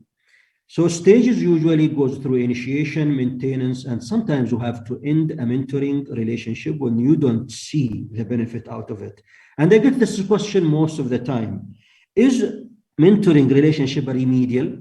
If I have someone in difficulty in learning, I say to them, well, go and find a mentor and help him, let him help you actually come out through this tough times. If it is part of the general well-being, maybe, but it's not. The mentoring relationship is meant for development rather than a therapeutic or a remedial relationship. Sorry for that. Why mentoring at this stage? Why mentoring at this point of history? We are seeing more loneliness. We are seeing more problems with the integrity of the professions. We are seeing less humane approaches to life, actually. And we're seeing more virtuality, we're seeing more rites of passage. We are living through a lot of crises. So that brings me to talk about what we call community of practice. Jane Levy and with Wagner described as anthropologists, describe what we call community of practice. So the community of rheumatologists is a professional community of practice. We see a lot of erosion, we see a lot of tension, we see a lot of issues within these communities of practice. Trust me, mentoring is one of the key tools to bring people together in any professional practice. So we say mentoring is good for professional communities and for better professionals. And mentoring itself, remember when I say it takes you through development, and part of that development is helping you socialize into your profession. In the jargon term of education, we call that professionalizing you, giving you more identity. And that's what mentors help with actually. Not a teacher, not a tutor, not someone who sees you for 2 months or a year. It's someone who sees your development over a long period of time. And mentoring at this point of time is about personalization. And personalization, that's why mentoring does not happen with someone who doesn't know you or who's not willing to know you as a mentee. Personalization is the movement in the entire world, and people are willing nowadays to give up some of their privacy for the sake of personalization. Mentoring is about change. Mentoring is one of the most important tools for change in professional communities. If you really want to change that takes long period of time, then mentoring is your tool, because you want to talk. You want to develop people to accept change. And that's what mentors are for. We'll get into some practical issues quickly, so it helps people, because all of what I talked about is, sometimes people call it common sense, others call it, well, these are just theory. So how to find a mentor? Well, for a mentee, for a learner, or a junior faculty, or even a senior faculty looking to develop in a new area of expertise, you have to search, you have to ask, then match, and having an objective in your mind. And then you have to sit with the person. You have to understand their style, and you have to be explicit, and you have to have a specific goal and a clear timeline to achieve certain things, and clear expectations. That's very important. How to maintain it? There should be respect, regularity. You have to accept, you have to be honest, and you have to evaluate that relationship. And if it doesn't work, don't be scared of ending it. What do you think, Dr. Tariq? This question is for you. All experts are good mentors. What do you think? Well, that's a great question. I think mentorship has more to offer than areas of expertise. It's more about coaching someone. So, exactly. Yes, exactly. And that's pretty important. Thank you so much. Yes. Don't look around for the mentee. Don't look around and say, well, he's an expert. He's the head of department. He could be a good mentor. No. They are personal attributes and qualities of the person that makes them mentors. It's not their experience in any specific field. Be careful about that. What skills, and this is what mentoring programs train people to, for those who want to be good mentors, on the list of skills. And this is not a comprehensive list. So they need to learn how to be active listeners, how to give constructive feedback, how to guide the career, how to be an advocate, how to network, how to sponsor their mentee, how to problem solve, how to evaluate, and how to change.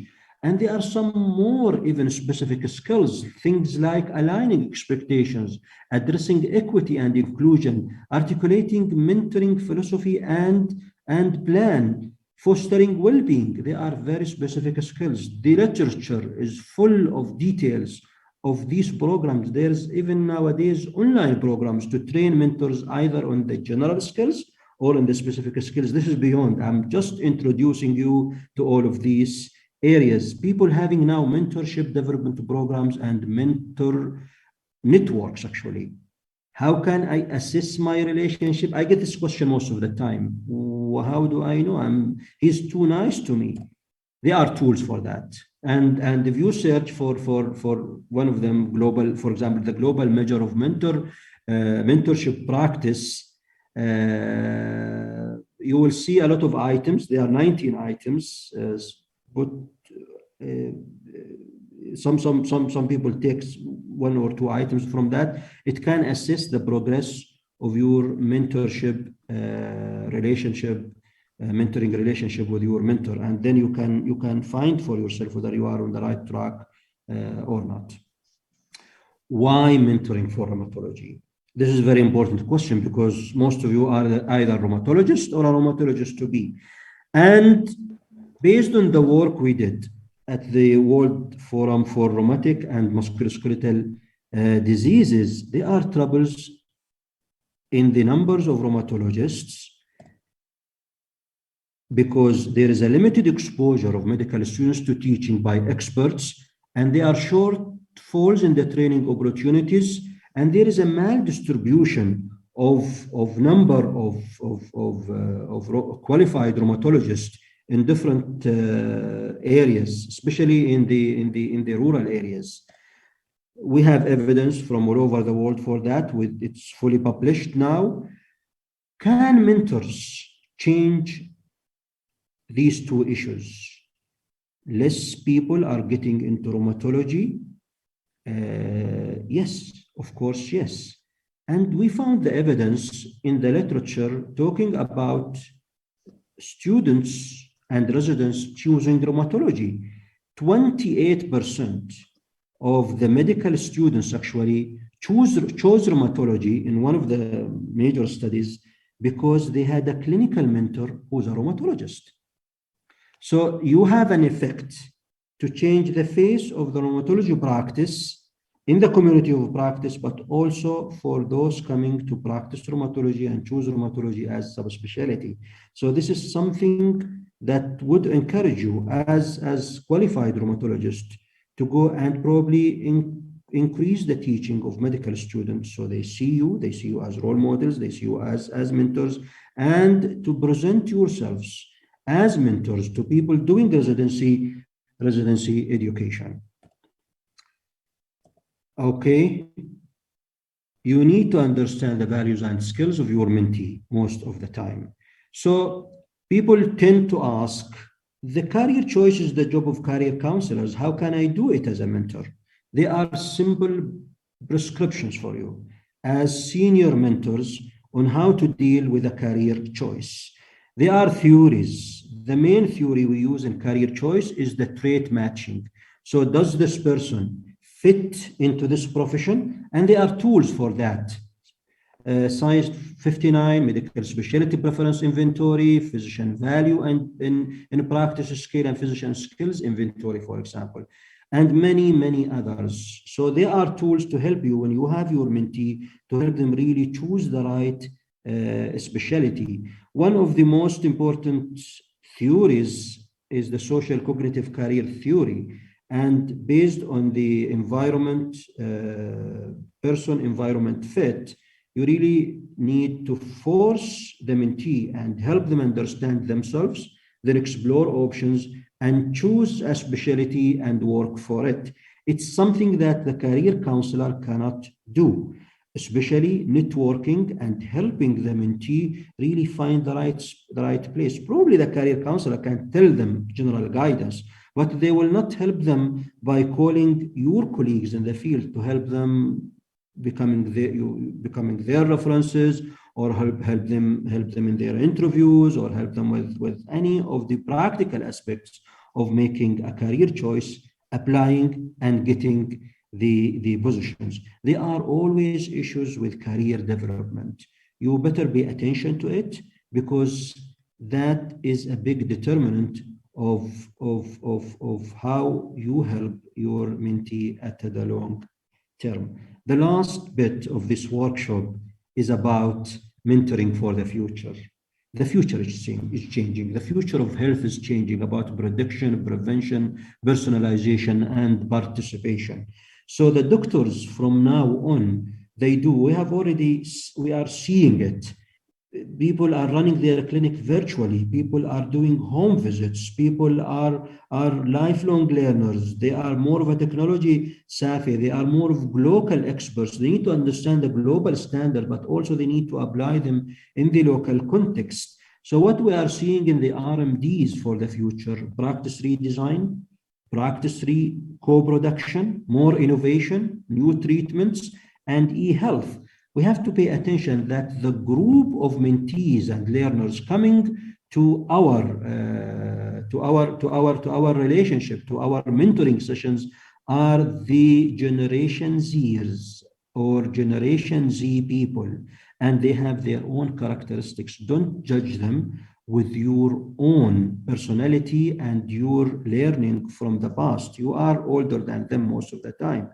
So understand the generation needs in order to help them navigate and develop.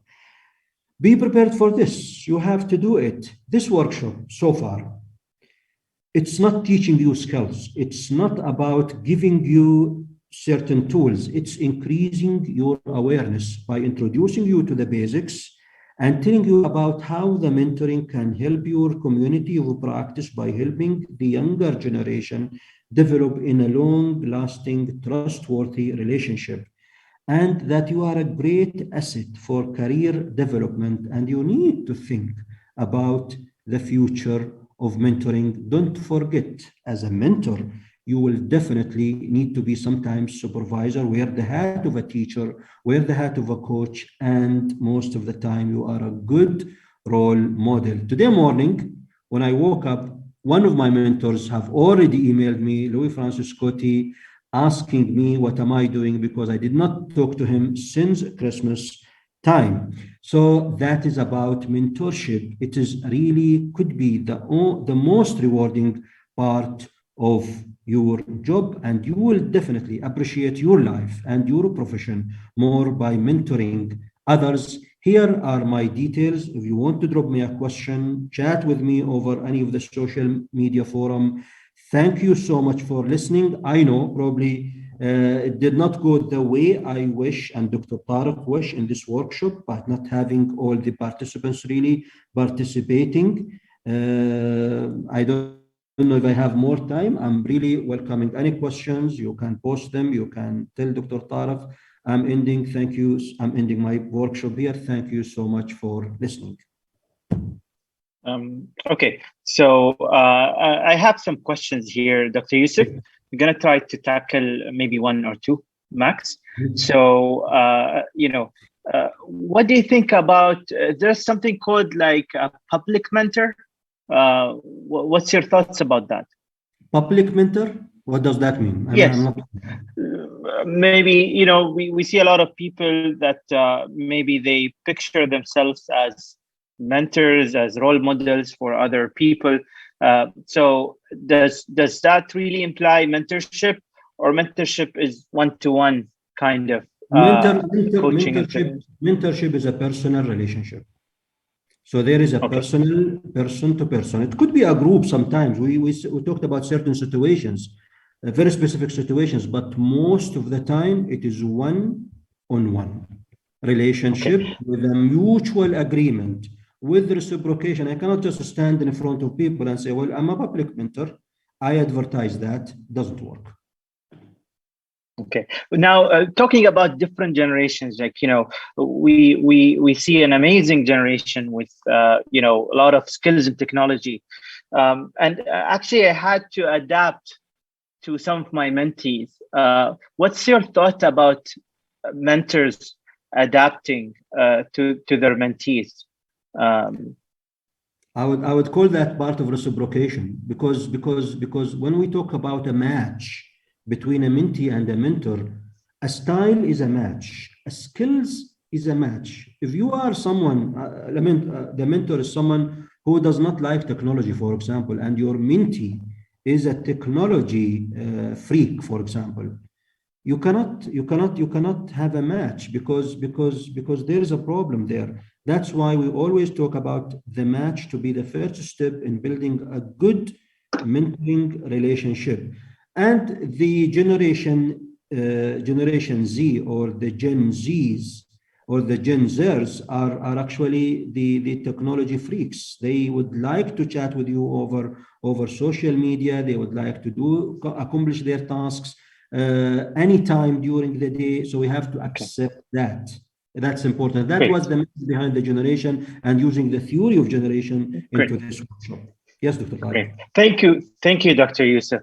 It was an amazing workshop. And we'll be looking, actually, we have some audience asking for workshops like this in the future. So thank you very much for this amazing workshop. Thank you so much for the opportunity, and have a wonderful weekend ahead of you. Thank you.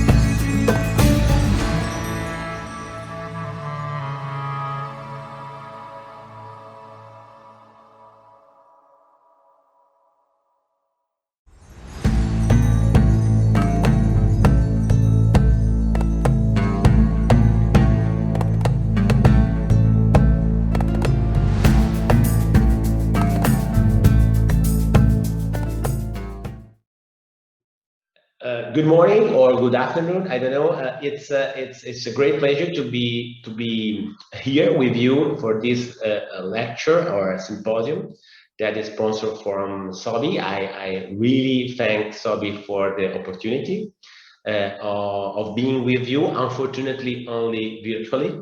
I would love to come to Oman to visit again your fantastic and beautiful country. And today I would like to focus a little bit on the role of IL-1 in autoinflammation and from monogenic autoinflammatory diseases to hyperinflammation. I hope to give an overview on how the field of autoinflammation teaches us on IL-1 and the role of IL-1 and how this has an impact on many conditions we are dealing with, including COVID-19.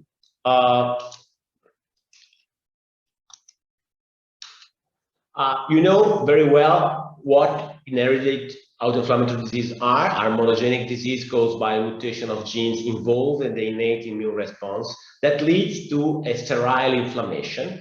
This gentleman is Dan Caster, is the father of autoinflammatory disease who invented the field in terms of name, but also is identified together with Isabelle Tuitou the first gene, FMF, in 1997. As you know, no class 2 HLA association, nor gender disproportion, absence of pathogenic autoantibodies of antigen-specific T cells. In this disease, as you know very well, innate immunity seems to play the major role, much more than adaptive immunity. And of course, this is related to the possibility of different sensors on the membrane, in the endosomes, or in the cytoplasm, sensors that are able to recognize pathogen-associated molecular patterns and damage-associated molecular patterns. This is very important because all these sensors in the cells of innate immunity are able to induce a cascade and pro-inflammatory cascade that lead to inflammation. In this disease, as you know very well, there are some genes that are very crucial, pivotal for the activation or the regulation of this pro-inflammatory pathway that are mutated, and this leads to an over-inflammation in these patients. The classical prototype of an autoinflammatory disease was not the first one, but I think the most important one at the beginning to understand the concept of autoinflammatory disease was this disease that is related to mutation of a gene that is now known as NLRP3, and as you know, as a spectrum of condition from a familiar cold autoinflammatory syndrome to SINCA or NOMI syndrome, in which the patient have a recurrent or chronic inflammation, urticaria rash, arthritis, conjunctivitis, up to very severe chronic meningitis, aseptic meningitis, hearing loss, problem with eyes, papilledema, and so on, in the most severe forms. These are disease is related to mutation of a single gene. I would like to stress the role of these two guys, especially Jürgen Chopp, that was indeed the biochemistry, and fortunately slept away some years ago, that discovered the role of the NLRP3 inflammasome. In the same years in which the disease was identified from the genetic point of view by Al Hoffman in San Diego, Jürgen Chopp with Fabio Martignon discovered the function of NLRP3 inflammasome. And also this is other important guy, Charles Di Narello, is an American, but is an Italian origin, and he is the man that isolated for the first time IL-1 and as the one of the most important pro-inflammatory cytokines in the body. And he has a fantastic and incredible role in the characterization of these very important cytokines. As you know, thanks to the understanding and discovery of NLRP3 inflammasome, we understand how IL-1 is secreted in the circulation. Before the inflammasome, we knew that IL-1 beta is not produced normally and secreted normally. It is produced after ligation of LPS as a pro-IL-1 beta that has to be cleaved in the active form by this enzyme, caspase-1.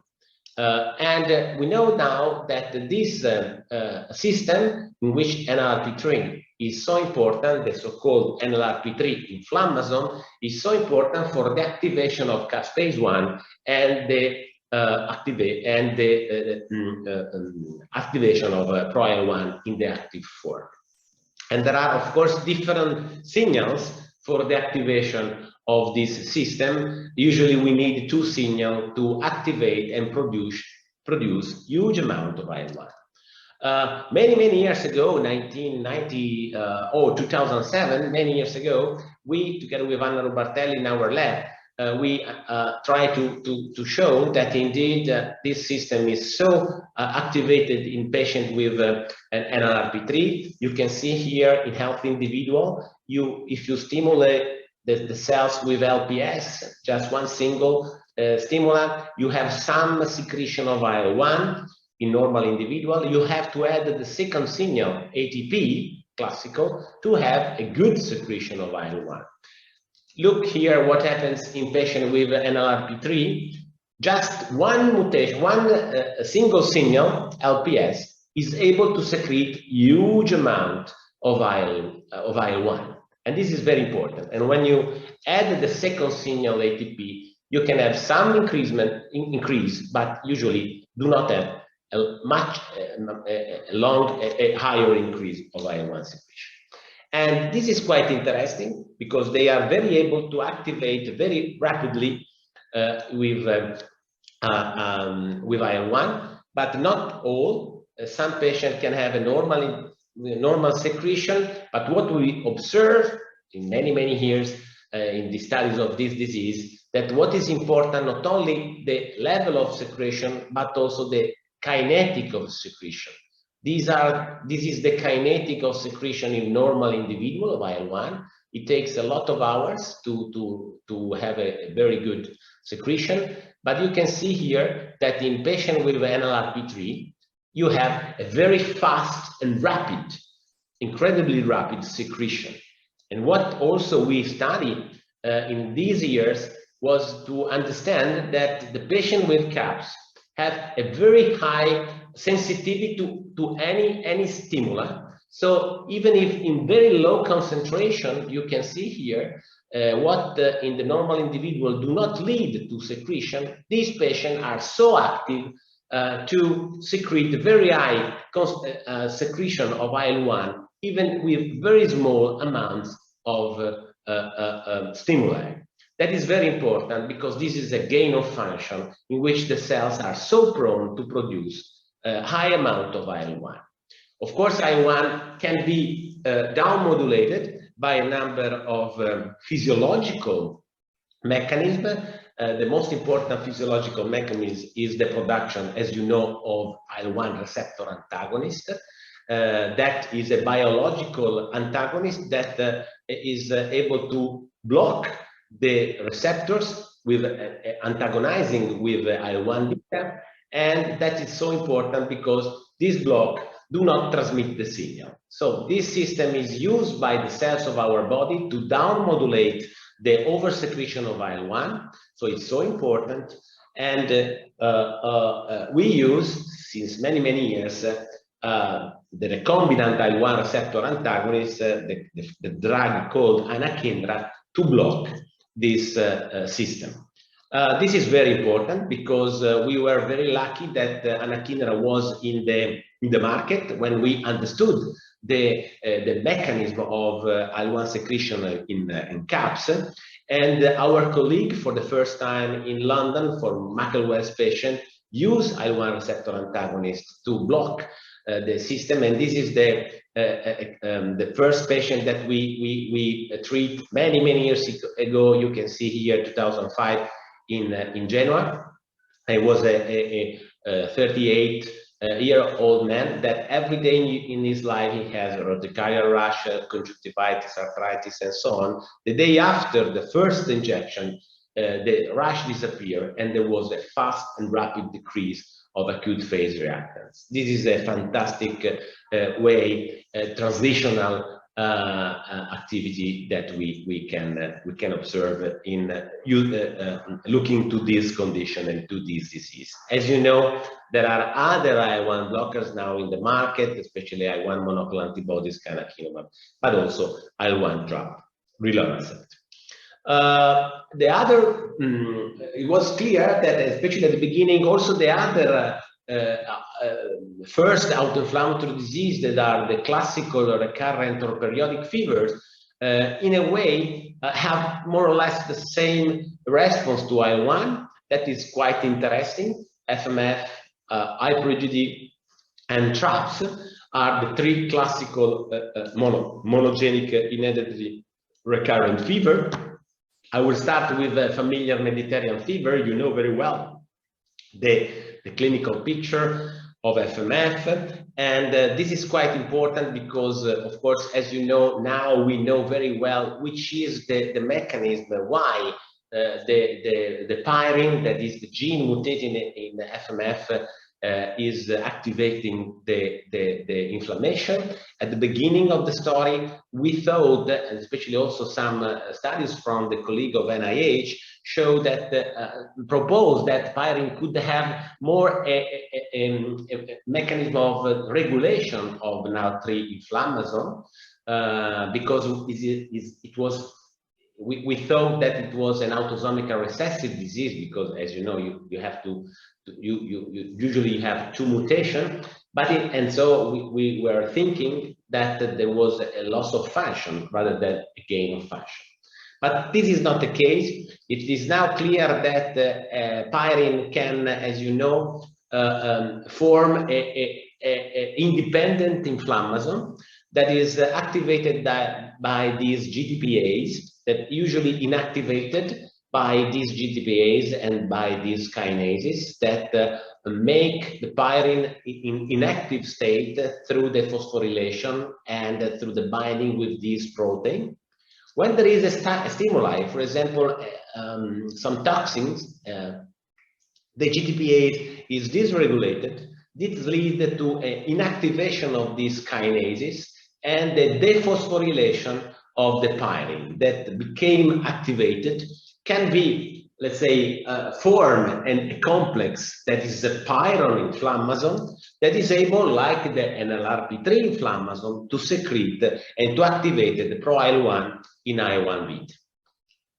Okay, this is the system. It is so important. What is quite interesting, and you know that is so interesting, that usually the mutation, the more severe mutation, are in this domain of the protein. But if you have a mutation in the phosphorylation domain of the protein, you can have a specific disease very different from FMF, that is so-called PAND, pyrin-associated autoinflammatory disease with neutrophilic dermatosis, that is very similar to a PAPA syndrome.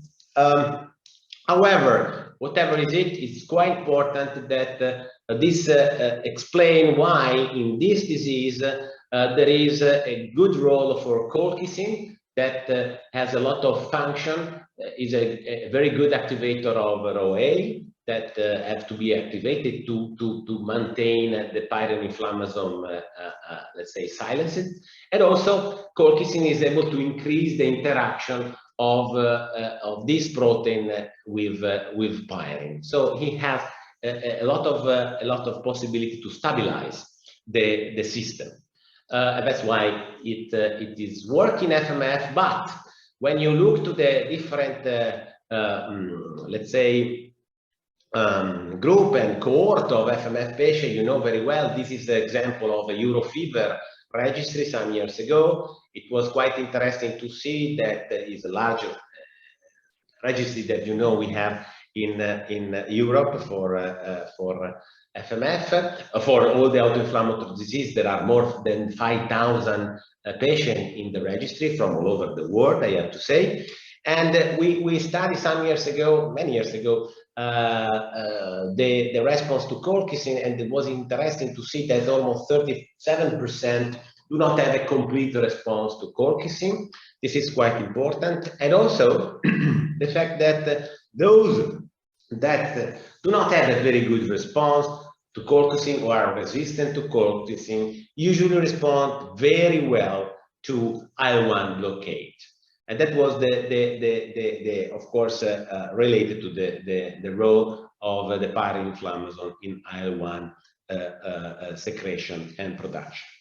I also switched to another autoinflammatory disease, a monoperiodic fever, that is TRAPS. This is quite interesting because TRAPS, you know very well, is a completely different disease. Long episode of several weeks and few episodes during the year at the beginning. They can have a lot of clinical manifestation, and they can develop amyloidosis like FMF. So it can be a very severe disease, autosomical dominant. And what is quite interesting, that is related to mutation of TNF receptor 1.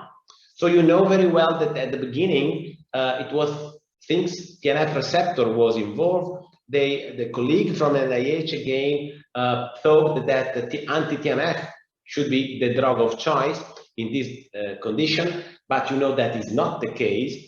They do not respond very well to anti-TNF treatment.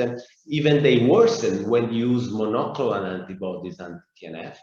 And that's what was the reason why many years ago, this is Giovanni, the first pediatric patient all over the world that was treated with anakinra many years ago. It was the first TRAP patient, pediatric, and the second in the literature. And you see all the patients that many years ago, you see here again, long episodes, a lot of steroids. When you start anakinra and not steroid, we have a fantastic response for all the days. When we withdraw anakinra after 15 days, we have a relapse of the condition. And so we start again anakinra. And from that moment, you can see here, 2006, from that moment, Giovanni never had a fever episode or TRAPS-related manifestation. Just when he was a washout for the trial of canakinumab, he had a washout, a relapse of the disease. So very effective in the long run. 2006, now he's a young man. And that was also the case for other 4 patients in the first report that we did many years ago. And that was the idea that IL-1 is the more effective treatment in TRAPS. And this came again from also the result of the Eurofever registry. The prevalence of the patient that do not have a complete response after anti-TNF is much higher than IL-1. You can see much higher complete response in the anakinra treated group rather than in etanercept. You can see here very clearly. So there are evidence for many studies. We conducted the pilot study also with the monoclonal antibodies some years ago in Italy, UK, and Ireland, that show that the one blockade is very effective also in the long run in treating these patients with TRAPS. And we will talk again later on further evidence. We don't know still very well why, but it's clear that in TRAPS there is an accumulation of the receptor, the dismutation in endoplasmatic reticulum. This leads to an activation of mitochondria and ROS, and also an impaired autophagy that lead to an activation of the inflammasome. NLRP3, maybe also the pyrinflammasome. What is quite interesting, that these patients secrete higher amount of IL-1, they are untreated. This is quite interesting. And also hyper-IgD, that you know is a wide range of conditions that go from a very severe mevalonic aciduria to hyper-IgD, in which there is a partial, just a partial response to partial reduction of the enzyme. You have a fever episode that are longer than FMF. And these are quite interesting because this is a very severe inflammatory condition that, again, is in a way related to the control and lack of control of the pyroinflammasome, in which there is an oversecretion of IL-1 and in which the inhibition of IL-1 again is rather effective. This evidence comes from the study that we conducted together on the lead of Fabrizio De Benedetti in a very, very complicated trial that was an umbrella trial for the 3 indication FMF, colchicine resistant FMF, TRAPS, and ADVOCACY. It was very important to show in this trial that indeed the inhibition of IL-1 in the long terms is absolutely have a very good result in respect to placebo in all the 3 conditions, and this is quite interesting because now this drug is licensed for this 3 indication, like anakinra for FMF in many countries. There is I cannot of course discuss all of the autoinflammatory disease that were in a way linked to the activation of the inflammasome, of different inflammasomes. You can see here there are different inflammasomes, and any inflammasome has its own disease, monogenic disease. And you can see here that all came to the activation of caspase 1, IL-1 beta, and IL-18 as the outcome. So there are plenty of them, and IL-1 inhibition is really a great strategic possibility. And you can see here, these are the drug, and that together with colchicine, in some condition, just FMF, and the new condition that is called SERV, are really activated. They are really useful in this condition. But I talk about very severe and very ultra rare condition. Maybe FMF is not that ultra rare in some countries, but all the other diseases in which I alluded in this very old disease, in the old table, are very rare. What is quite interesting, that beside this rare disease, there are a lot of multifactorial autoinflammatory disease, you can see here in the right, that indeed are a lot of similarities with clinical similarities with this rare condition, has a lot of also pathogenic similarities, and they can respond to the same treatment. It was very ultra important because this ultra rare disease teach us a lot. You have seen our study on CAPS and TRAPS and so on. Also on much more frequent multifactorial disease that of course can be of great interest also from pediatric rheumatologists, but also adult rheumatologists, internists, and so on. Thanks to the NLRP3 mutation, NLRP3, the cryopyrinopathies, the CAPS, we were able to understand that the NLRP3 is involved in a lot of different conditions, so not only monogenic condition, but other conditions in which NLRP3 is activated by different dumps or pumps, especially dumps in many conditions, as you can see here. This is quite relevant because you know very well the role of IL-1 in gout.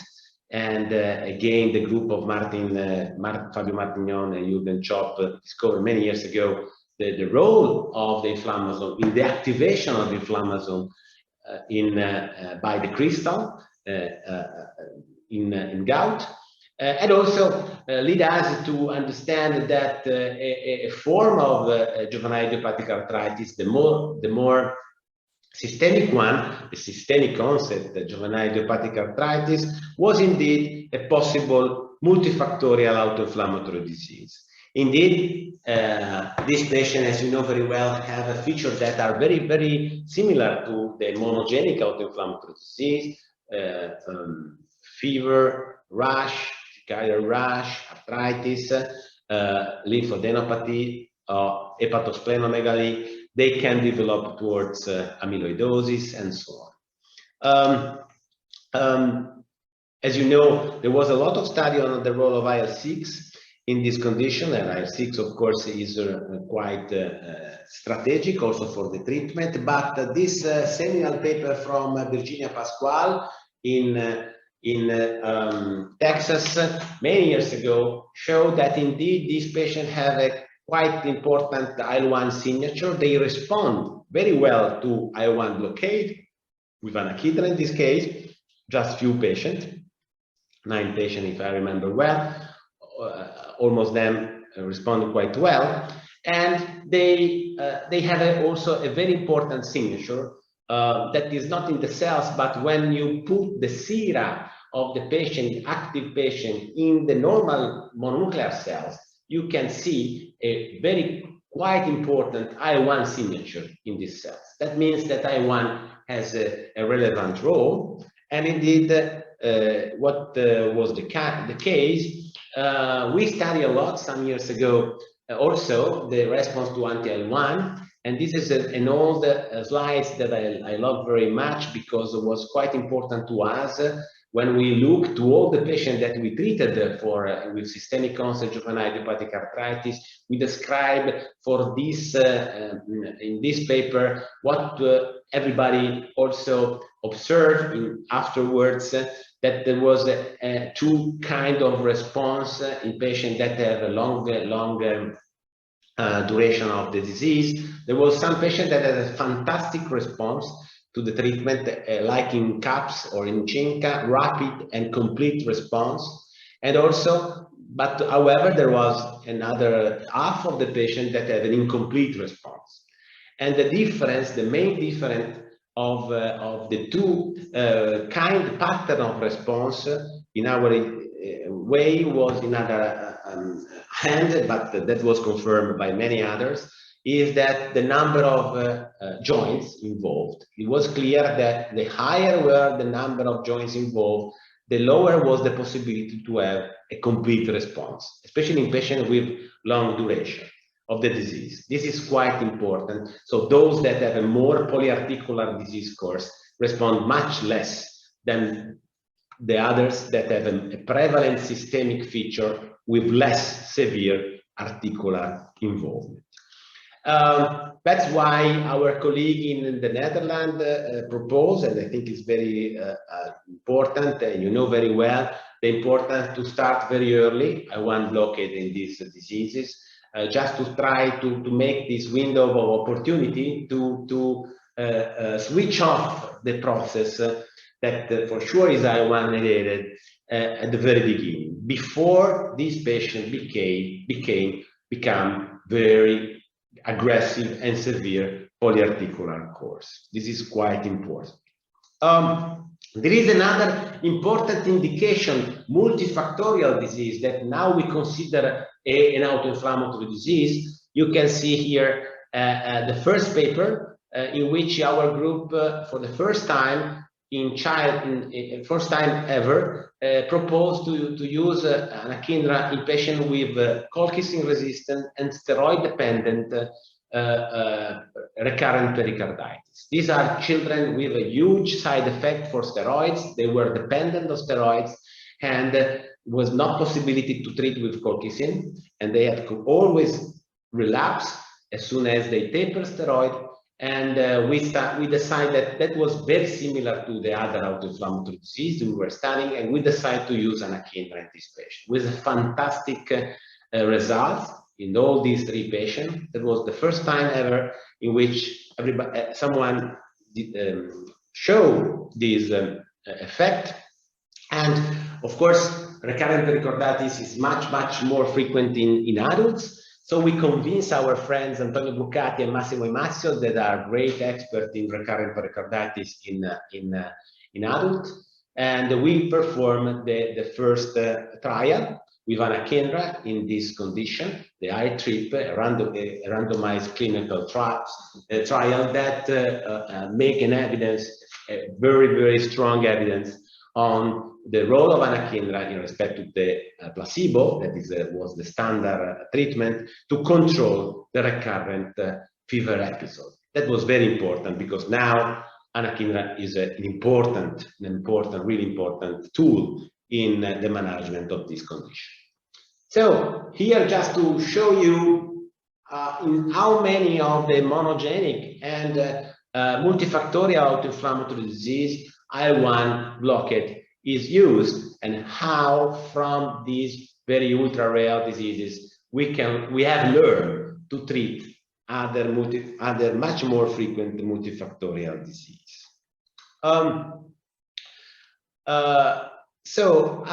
And now I arrived to the last part of my lecture.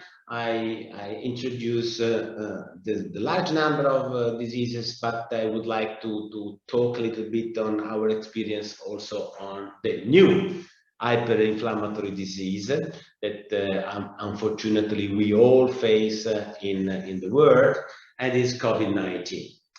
We know very well that when some of us read now 2 years ago the first report on the COVID-19 from China, some of us, let's say, make a sort of, let's say, jump in our chair.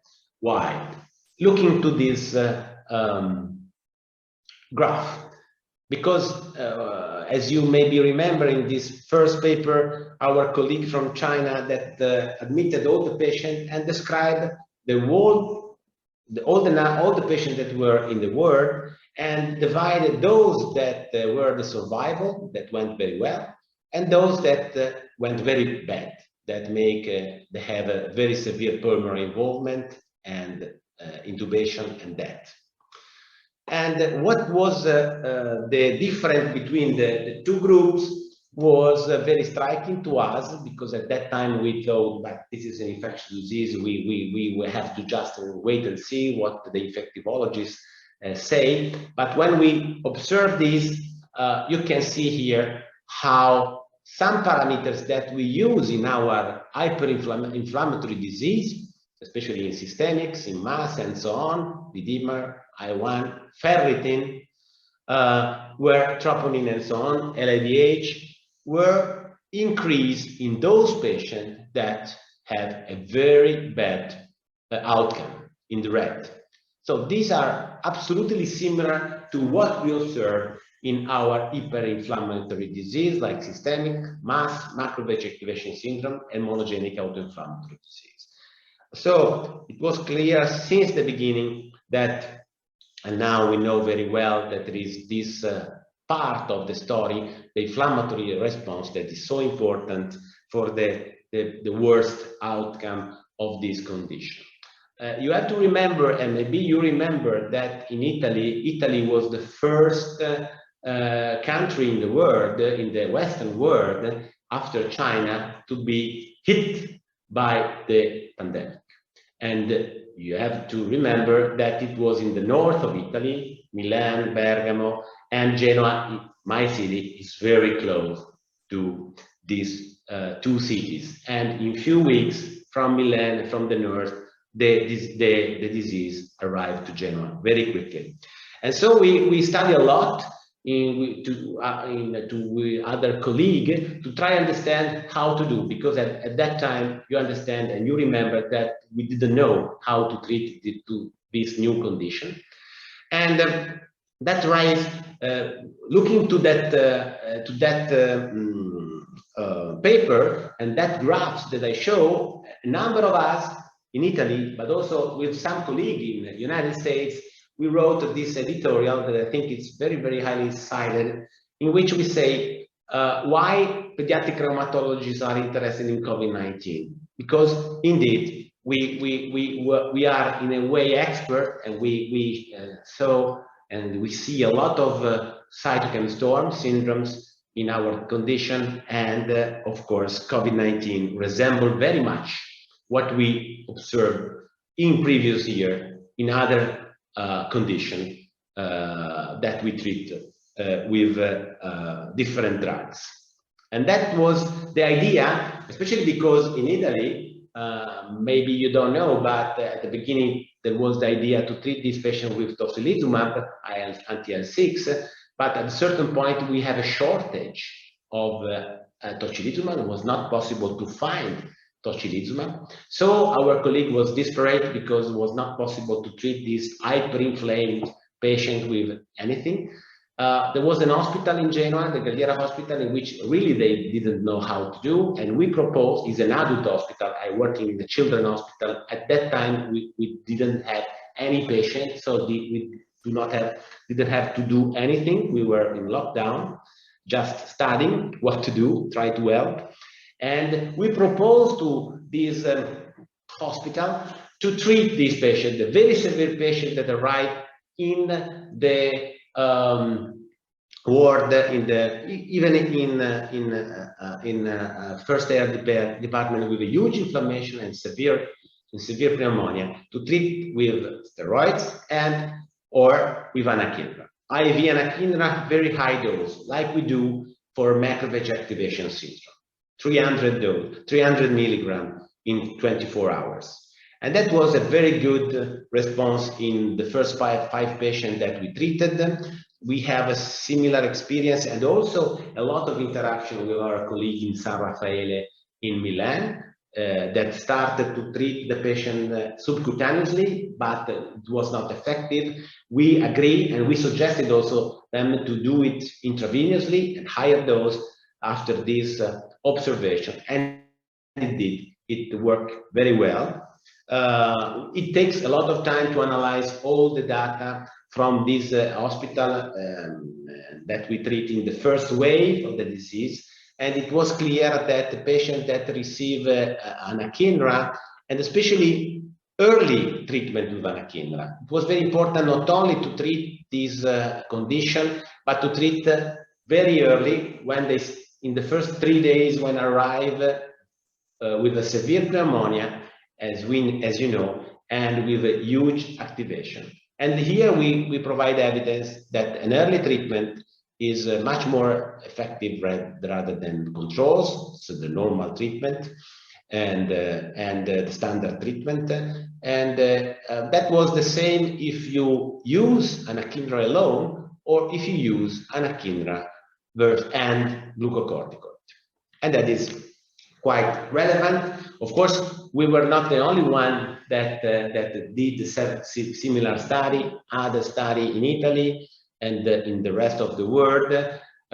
These were retrospective studies that all show indeed a very good results with the use of anakinra. Unfortunately, there was also some trial that was done, unfortunately, after the first wave, was designed in the first wave, but done practically in June, July, when the virus and the infection was much, much less severe. And that failed to show that indeed anakinra was superior to the placebo to preserve the mortality of admission in ECU, but that was absolutely very low even in the control group, because at that time when these trials were performed in the summer, the infection was much, much less severe, as we know now. It was very important, this study from our friend from Greece, the group of Evangelos Garneios, that make a very nice meta-analysis of all the study, including our study, and including also the trials, the negative trials. And this was important to make this meta-analysis, because show that indeed the treatment has an effect, a lot of effect, especially as we know very well in the very highly inflamed people very early and with severe pneumonia. That was the important point to be treated, and this led to very important to this trial that finally a double-blind randomized placebo-controlled phase 3 trial that show in a very very clear way the actual role of IL-1 blockade in COVID-19 and how the early treatment high dose is so effective in reduce the possibility to death to go in reanimation unit on ECU. And it leads very recently, just in December 2001, EMA to recommend approval for the use of Kineret in adults with COVID-19. That was a great satisfaction for all of us, because indeed we all think that this is a good drug. Of course, now we have the vaccines. And however, it was very important to have this kind of study, even in adults. In adults, we didn't see patients at that time, because, as you know, after some months from the beginning of the pandemic, we faced patients like Samuele, plenty of them. Samuele, 13-year-old family with no history. He started to have fever and sinusitis, resolution in 2 days, and then in December, fever with abdominal pain, very huge abdominal pain. He was admitted in a hospital with abdominal pain and chest pain. He has also conjunctivitis, cervical lymphadenopathy, skin rash. This CRP was negative, but the antibodies were positive. He had mild dilatation of left ventricle, very severe phenotype, and you can see here the examination, white blood cells, the platelet that was at a certain point a little bit lower, ferritin was rather high, troponin, and the proBNP very, very high. The dimer, you can see here, he has also bradycardia with an echography, a sign of myocarditis. And this is the treatment that you can see, high dose methylprednisolone, and in this patient, like in others, it was very important to have this previous experience with anakinra in COVID-19, and also the previous experience with MAS and systemics, because we decided to use in this very severe patient, especially in those with myocarditis, anakinra again. And indeed, I have to say that also in this case, in the most than the 40 patients that we have in our hospital, in those patients that have the more severe patient, disease course, steroid, high dose steroids and anakinra are really effective. Of course, you know that we are talking about the multisystemic inflammatory syndrome in children. That was what is pertinent to us as pediatric rheumatologists, a sort of Kawasaki-like disease that is have some similarities and also some difference with Kawasaki disease, which indeed the treatment is very similar to what we do in macrophage activation syndrome. And this is not submitted, but is now published, is the approach in our institute to this condition. That is a modular approach that is for us is depending on the severity of the clinical manifestation. Those patients that have signs of dysfunction of echocardiography, abdominal pain, cardiac increase of cardiac enzyme, or signs of MAS have to be treated very, very aggressively, sometimes directly with IV, pulse of methylprednisolone and anakinra since the beginning, or in other that could be, let's say, modular, looking to the progression of the disease. So this is important, and this prevents all our patients so far, thank God, to not to admit them in ECU, and they were very well, let's say, keep with this treatment. I have to say, to finish, that we are running in Europe among all the different society and the RITA network, the International Registry on COVID-19, that is called HyperPAD-COVID, is an important initiative that tries to collect the information on the presentation and also the outcome at the international point of view. We have now more than 600 patients from all over the world. You are invited, of course, if you want to take a part of that. And it's important to understand many, many things on this condition. So, in conclusion, I had an overview on monogenic disease as a prototype of IL-1-driven inflammatory diseases, how IL-1 blockers is important in CAPS and recurrent fever, but also how many multifactorial disease, systemic onset, juvenile idiopathic arthritis, adult onset, still disease, pericarditis, gout, and other display the same patterns of response, how this rare disease teach us. I try to underline the role of IL-1 blockade in COVID-19 pneumonia and in MEC, that is so important to us. Of course, we need to have efficacy and safety of the drug in the long run, but I'm rather confident that they are rather safe. I would like to stop here to thank you for the attention and all the people in my hospital, in my group, in my lab, for the great work in this year on the role of IL-1 in monogenic disease and multifactorial disease and COVID finally. Thank you very much. I am very happy to take some questions from you if you have some. Thank you.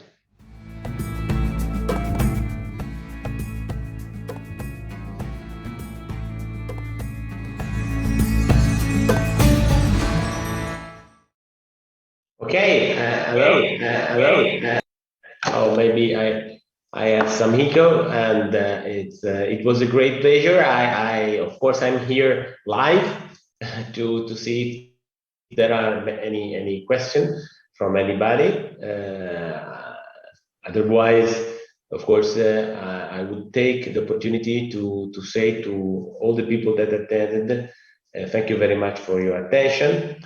And I really hope to see you soon, or here in Italy, in Genoa, if you want to come to us and to spend some time with us, or maybe in Oman next year, hopefully face to face. So if there are not any question, many greetings to all of you. Bye bye. Ciao ciao.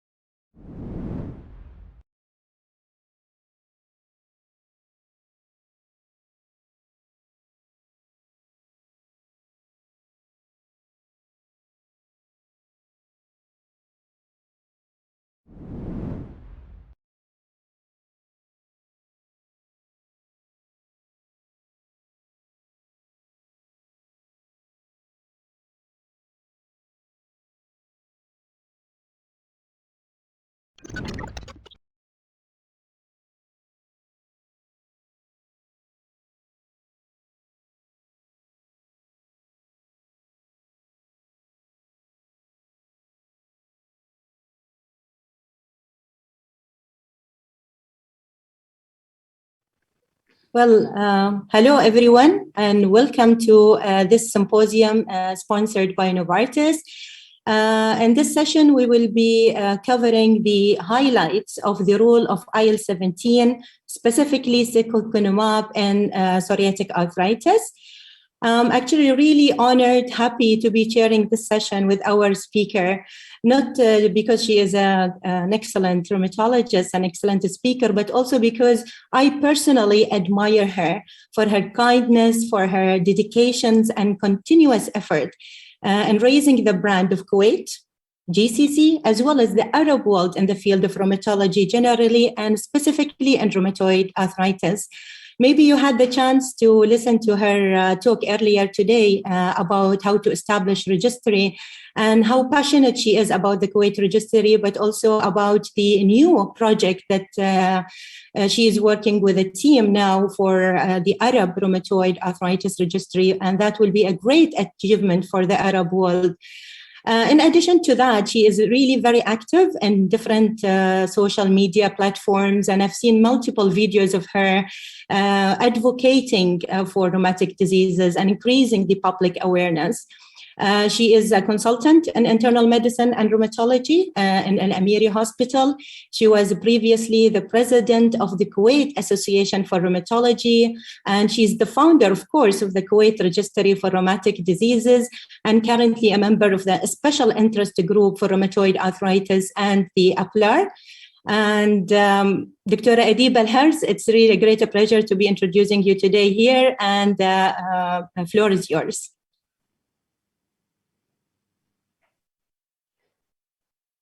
Thank you very much, Dr. Farida. This is too much. I really regret that we haven't seen you today in Oman, but I hope it's for the good for everyone. And inshallah, soon we're going to get used to this situation and we'll go back to our normal life, inshallah. So I'd like also to thank all the Omani staff. They've done a great job in making this conference possible. And thanks for all the sponsors, all the organizers, and we hope to see you face to face very soon. So today, we're going to talk about IL-17, focusing on secukinumab. So these are my outlines. So we're going to talk about the role of IL-17 in the pathogenesis of SPA, and then how inhibition of IL-17 will result as in the outcomes of the studies for psoriatic arthritis, and then the use of ultrasound in psoriatic arthritis on the different domains, and in the outcome of psoriatic arthritis with focusing on the ultimate trial. So let's talk about the role of IL-17 in the pathogenesis of psoriatic arthritis. So we know that when we talk about psoriatic arthritis, we talk about the innate immune system and the adaptive immune system. Let me just get my pointer. Where is my pointer? Yes. Okay. So we always talk about the innate and the adaptive. It's somehow different than when we talk about rheumatoid arthritis. So in both divisions, whether the innate or the adaptive, eventually we get an uprise of the IL-17. Once we get an uprise in the IL-17, then the whole cascade will start. And we're going to go through a vicious circle. So we get stimulation of all the immune cells here, macrophage, neutrophils, osteoclast, osteoblast, whatever immune cell you want. And then because of stimulation of all these cells, then we get an uprise of all the cytokines that are involved in the inflammatory cascade, so IL-1, IL-6, all the TNFs. So this will eventually result in the inflammation, the destruction of the joints, including the bone, the cartilage, the synovium, etc.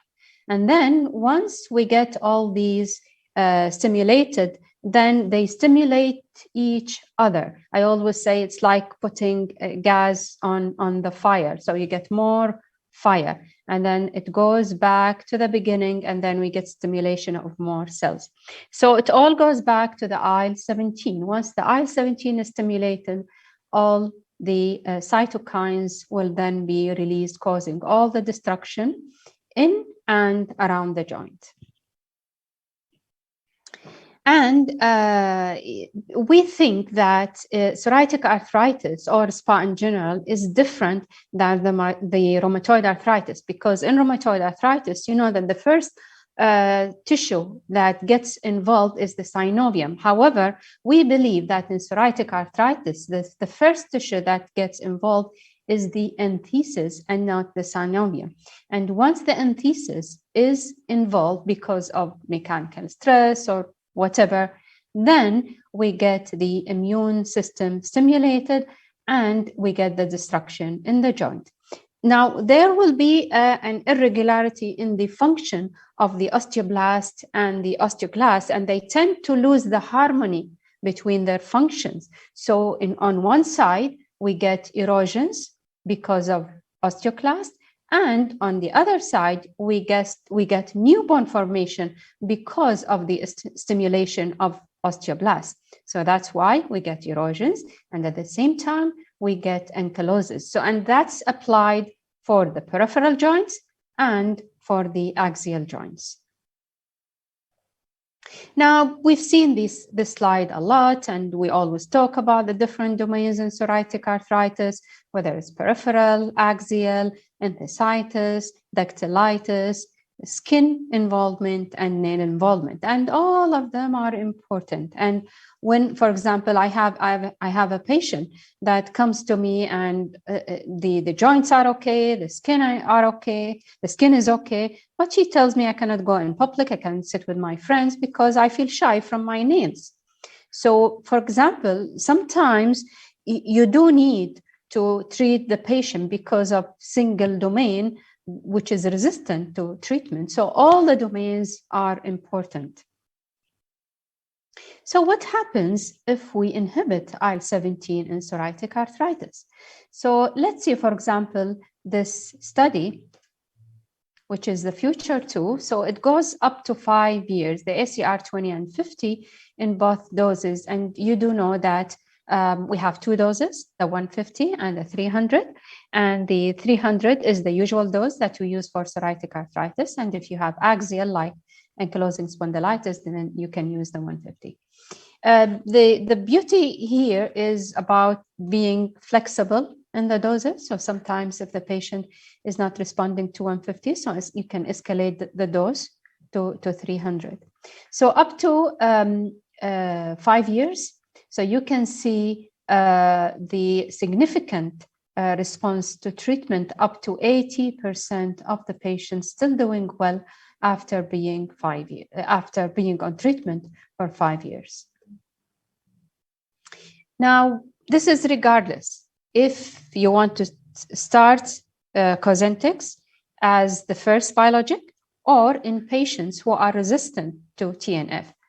Eventually, they both do the same. Both groups do, not the same, they both do well. So both groups will eventually do well, regardless of having a prior TNF. However, we always say the earlier you start the treatment, the better outcome you get. So if you start the treatment early when the patient has an aggressive disease before starting TNF, then of course you can get a better response. But even if you started after TNF failure, then you still have a good response. Again, for methotrexate, so we all know that for SPA, including psoriatic arthritis, patients on monotherapy, they do well, and the same for Cosentyx. So if you give Cosentyx without methotrexate, still the patient's doing well. And actually, to be honest here, without methotrexate, even the patients can do better without methotrexate, better than in combination therapy. Maybe statistically not better, but in numbers it's better. So you can, if you want to translate it to your practice in the clinic, so when you give Cosentyx, you can either stop methotrexate and start the patient on Cosentyx, or you can add Cosentyx and then you try to withdraw methotrexate. And this is escalating. That's what I mentioned about being flexible regarding the dose.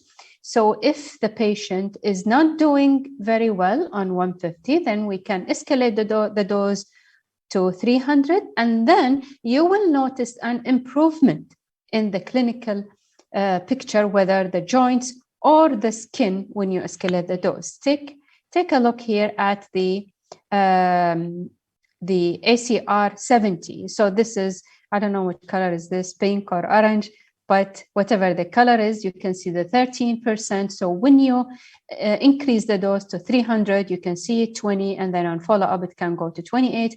And the same for the skin, 21, then 48, then 52. So you do have a chance of increasing the dose in case your patient is not doing very well. This is the SHARP score, and you can see the change in the SHARP score after being on treatment for 2 years. So minimal change, and maybe patients can get better after being on Cosentyx after 2 years. And I like this graph. And this graph, they take the SHARP score from a different perspective. So here's the percentage of patient with no radiographic progression. So more than 90% of the patient will not have a radiographic progression after being on Cosentyx for 2 years. And the radiographic progression is very important. Actually, for myself, I get worried about radiographic progression for psoriatic arthritis more than I do for rheumatoid arthritis, because from my experience, especially in younger age group, at a younger age group, when they get psoriatic arthritis and they don't get treatment, aggressive treatment from the beginning, they can easily have deformities after a few years. Maybe, I don't know, but from my experience, more than rheumatoid arthritis. So I like to be aggressive in my treatment from the beginning because they can progress very quickly. And this is after 5 years, the ASAS. So now talking about the axial involvement. So we talked about the peripheral joints, we talked about the skin, we talked about the nails, we talked about radiographic progression. And this is the axial because we're talking about the different domains of the disease. So after 5 years, and this is the SS20 and this is the SS40, and you can see that patients still doing well even after 5 years of treatment in terms of the sacroiliac joint and the lumbar spine. And this is the observed data for the consistent improvement. So not only that the patient's still doing well after a few years of being on Cosentyx, but sometimes the patient can continue to improve after that. So sometimes you can get your patient after, let's say, 6 months, and he or she is in low disease activity. So you might give them some time because even after 1 or 2 years, they can still improve, and the clinical picture might get improved after some time. And this is the nails, and we talked about how the nails are important for some people, especially women. And this is the NAPSI score that we use for the nails, and that's after 24 weeks. And you can see the drop in the NAPSI score. This is the placebo. And you can see the significant improvement in the nails after 24 weeks. And this is after 1 year. And as we said, that the patient can continue to improve, and that's what's happening here. And that's the switch from placebo to Cosentyx, and they still doing well even after 1 year. Now, I thought this is the most interesting part of my talk because I like ultrasound very much. And I do ultrasound almost for all my patients, like 95% of my patients in the clinic.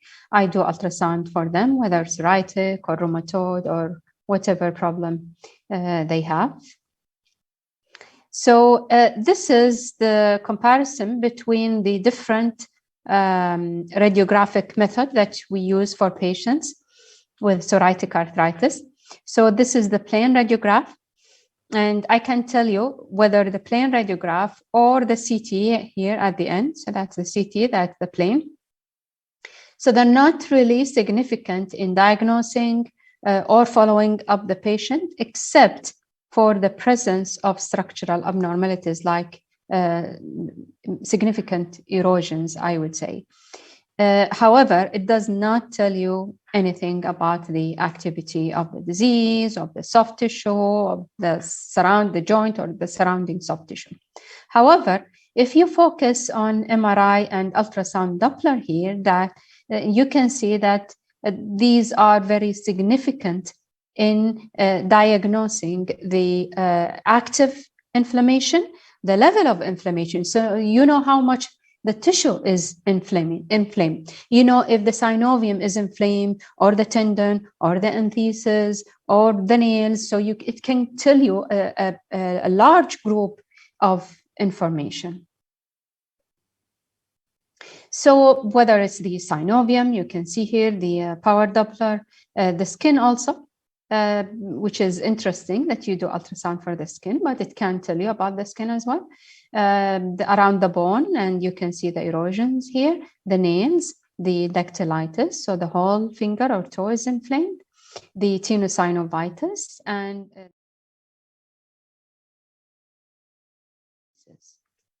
and this is one of my patients that I saw 1 or 2 weeks ago. So actually this patient is interesting because he was doing well on methotrexate, and then the patient came to my clinic flaring up, and he wanted to join his brother who was going for treatment of cancer in the States. So he was flaring up. He had a very bad flare, and I couldn't put him on any biologic because he's going after 2 days to the States. So I just gave him steroid because I know from his history that the psoriasis does not flare up on steroid. So I gave him steroid, and I told him, once you come back from the States, then you come back to my clinic. And he came back to my clinic. He was doing actually, he did very well in the States after the steroid, but then he flared up when he came back to Kuwait. And you can see the dactylitis that he has here. You can see it very clearly. And you can see the tenosynovitis here. You can compare between the right and the left. Very marked tenosynovitis and dactylitis. And this is his ultrasound. So you can see the synovium here. You can see the hypoechogenic area here, extending around the joint line. And then you can see the power Doppler, very aggressive inflammation here. And you can see the erosions in the joint. So you can see chronicity indices here, and you can see activity indices here. And you can tell just from the ultrasound how aggressive the disease is. And this is in the tendon. So this is a cross-section, short axis of the ultrasound. So you can see the tendinitis here and the peritendinitis and the Doppler sign. And this is a beautiful picture. This is the tendon, and this is the effusion or the inflammation around the tendon. This is without Doppler. Very beautiful picture of tendinitis and peritendinitis here. So the ultrasound can work on the joint and the surrounding soft tissue. So this is the synovium. So you can see the hypoechogenic area in the grayscale, and you can see the Doppler sign here inside the joint in the synovium, telling you that there is an inflammation in the joint itself, in the synovium. So it's, although if there is pure synovitis without surrounding soft tissue, then it's going to be similar to rheumatoid arthritis. However, the distribution might be different, of course, if you look at the DIP or the MCP or the rest, whatever, the distribution can give you an idea. However, in most case scenario, this is not the case. You don't get a pure synovitis. Usually, there is involvement of other soft tissue around the synovium, differentiating between psoriatic arthritis and rheumatoid arthritis. Now, this is the scoring system, and we all know the OMERACT EULAR team, and this is a very famous team, and they've been giving a lot of courses in ultrasound.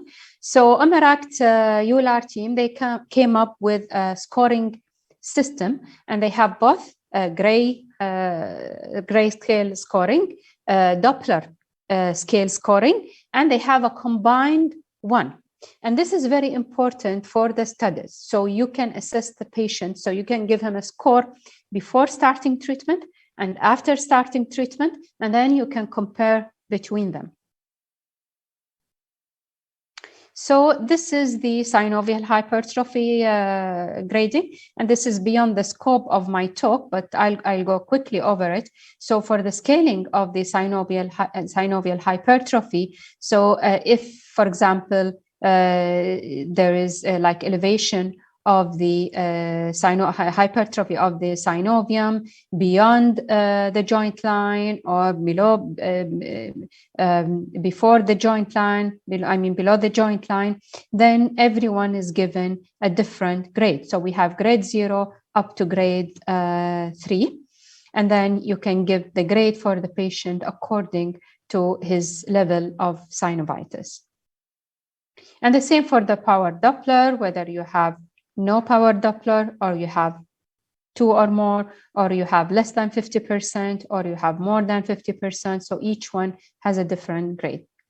And then you have a combined. So you can combine both scores together and get one combined score. And usually this is what is being usually used in the studies. Now for enthesitis is also important in the ultrasound. And again, you can have a power signal with new vascularization. You can see calcification. You can see enthesitis and erosions. You can see actually thickening of the entheses, and that's very clear, especially in the Achilles or in the plantar fasciitis, but especially in the Achilles, it's very obvious on ultrasound. So this is an example, and this is the Achilles. So you can see the Doppler signature and the hypertrophy in the Achilles tendon, and this is another one. So you can see very clearly the erosion here. And you can see the power signal, you can see the effusion in the tendon and the thickening of the tendon. And you can see bursitis. Bursitis can be seen clearly if you have severe enthesitis. Now, again, for the enthesitis, you have a scoring system that was developed by the OMERACT. So again, it goes from 0 to 3. And you can have different enthesitis, even in the peripheral joint, like in this DIP. So you can get enthesitis with a positive Doppler sign. So you can have it in different locations in the body. Tendinitis, again, this is the cross-section of the ultrasound, and this is inside the tendon. You can see very clearly that the tendon is aggressively inflamed here, inside the tendon and around the tendon. And you can see it in the extensor tendon as well. And you can see this is the finger, and you can see the extensor tendon, how it's flamed and how it's full of the Doppler signal. Now, this is a beautiful study. I like it because this is the first study that included the ultrasound scoring as an outcome for patients with rheumatic diseases In this case, it's psoriatic arthritis. So they studied the patient before and after starting treatment, and they compared the scoring for this patient for the synovium and the surrounding tissue. So that's at baseline, and the common joints that were inflamed by ultrasound initially in the study were the wrist joint, the knee joint, and the MTPs. And you can see actually a comparison here between the clinical, this is the clinical assessment of the patient, swollen and tender joints, and this is by ultrasound. For example, the knee, when they examined the knee, for example, in many patients, it was inflamed by ultrasound, but the percentage was less clinically. Again, for the MTP, surprisingly, the MTP was inflamed in many patients by ultrasound, but it wasn't inflamed in many patients clinically. And that tells you how important the ultrasound is in assessing the patient and in detecting inflammation that you can never detect clinically. So this is the most important slide in this study, in the ultimate study. So the scoring system or the outcome of the OMERACT was called GLOS here up to the week 52. So that's up to 1 year. And then you can see by GLOS score, which is using ultrasound, how there is a drop in the score up to 1 year. So that's the ultrasound scoring. So that's after 12 weeks when the patient were switched to secukinumab 300 and 150. And you see that how much the scores were dropping even after 1 year. And this is the usual ACR drop after again 1 year, and you can see the ACR 50, 70, and 20, and the significant drop and the significant difference between the placebo and the treatment group. And this is HAC, again, an improvement in the HAC score after 24 weeks of giving treatment. This is the extension period, the 1 year again. And that's, we're talking about the skin, the dactylitis, and the HAC score, and the difference between secukinumab and the placebo group, of course, initially after 6 months, and then after 1 year, of course, when the placebo group switched to secukinumab, so they could catch up with their peers, and they still get significant scores after 1 year of being on treatment. The safety outcomes, so there were no red signals, there were no significant issues about the safety data, so they were consistent with the other data from biologic treatment. There was some limitation at the end of the study because of COVID-19 and the confounding factors.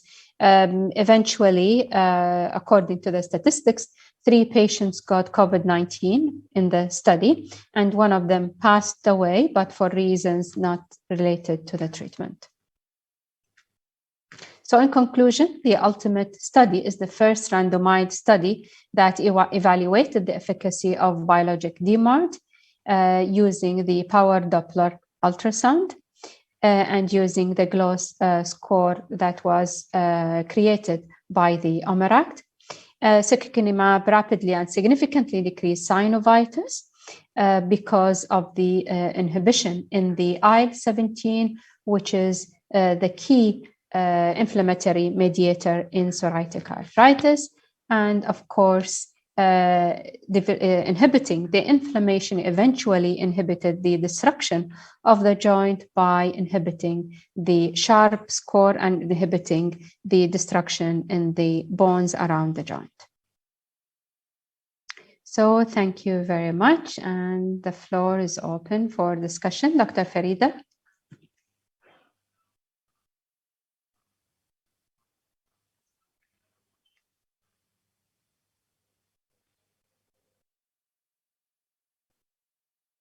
Okay. Sorry أنا ما أدري ليش كنت mute. Thank you Dr. Adeeba for the excellent presentation. I was trying to ask you a couple of questions when you were presenting, but I couldn't unmute myself. But surely I will have the chance to go through the questions. Now, first of all, let's ask the audience if they have any questions. I have not received any questions in the chat box. If there are any questions, please just put them in the chat box, or you can unmute or ask to unmute your microphone, and you can directly ask the questions if you would like to. And while we are waiting for any question, Dr. Adeeba, I have a questions related to secukinumab, and then we'll go into ultrasound, my passionate, topic.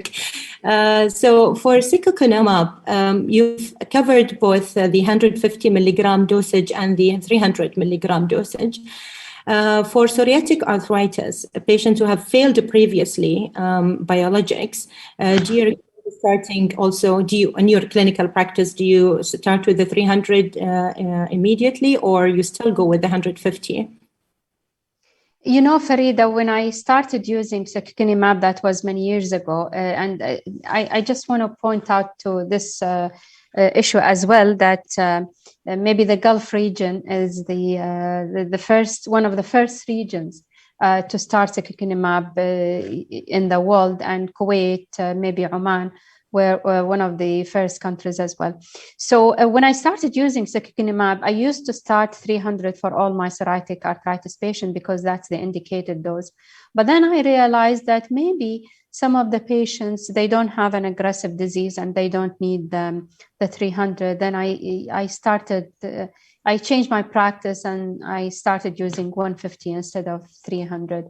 But to tell you the truth, now I have patients on 300s and I have patients on 150, but to tell you the truth, most of my patients need 300 more than 150.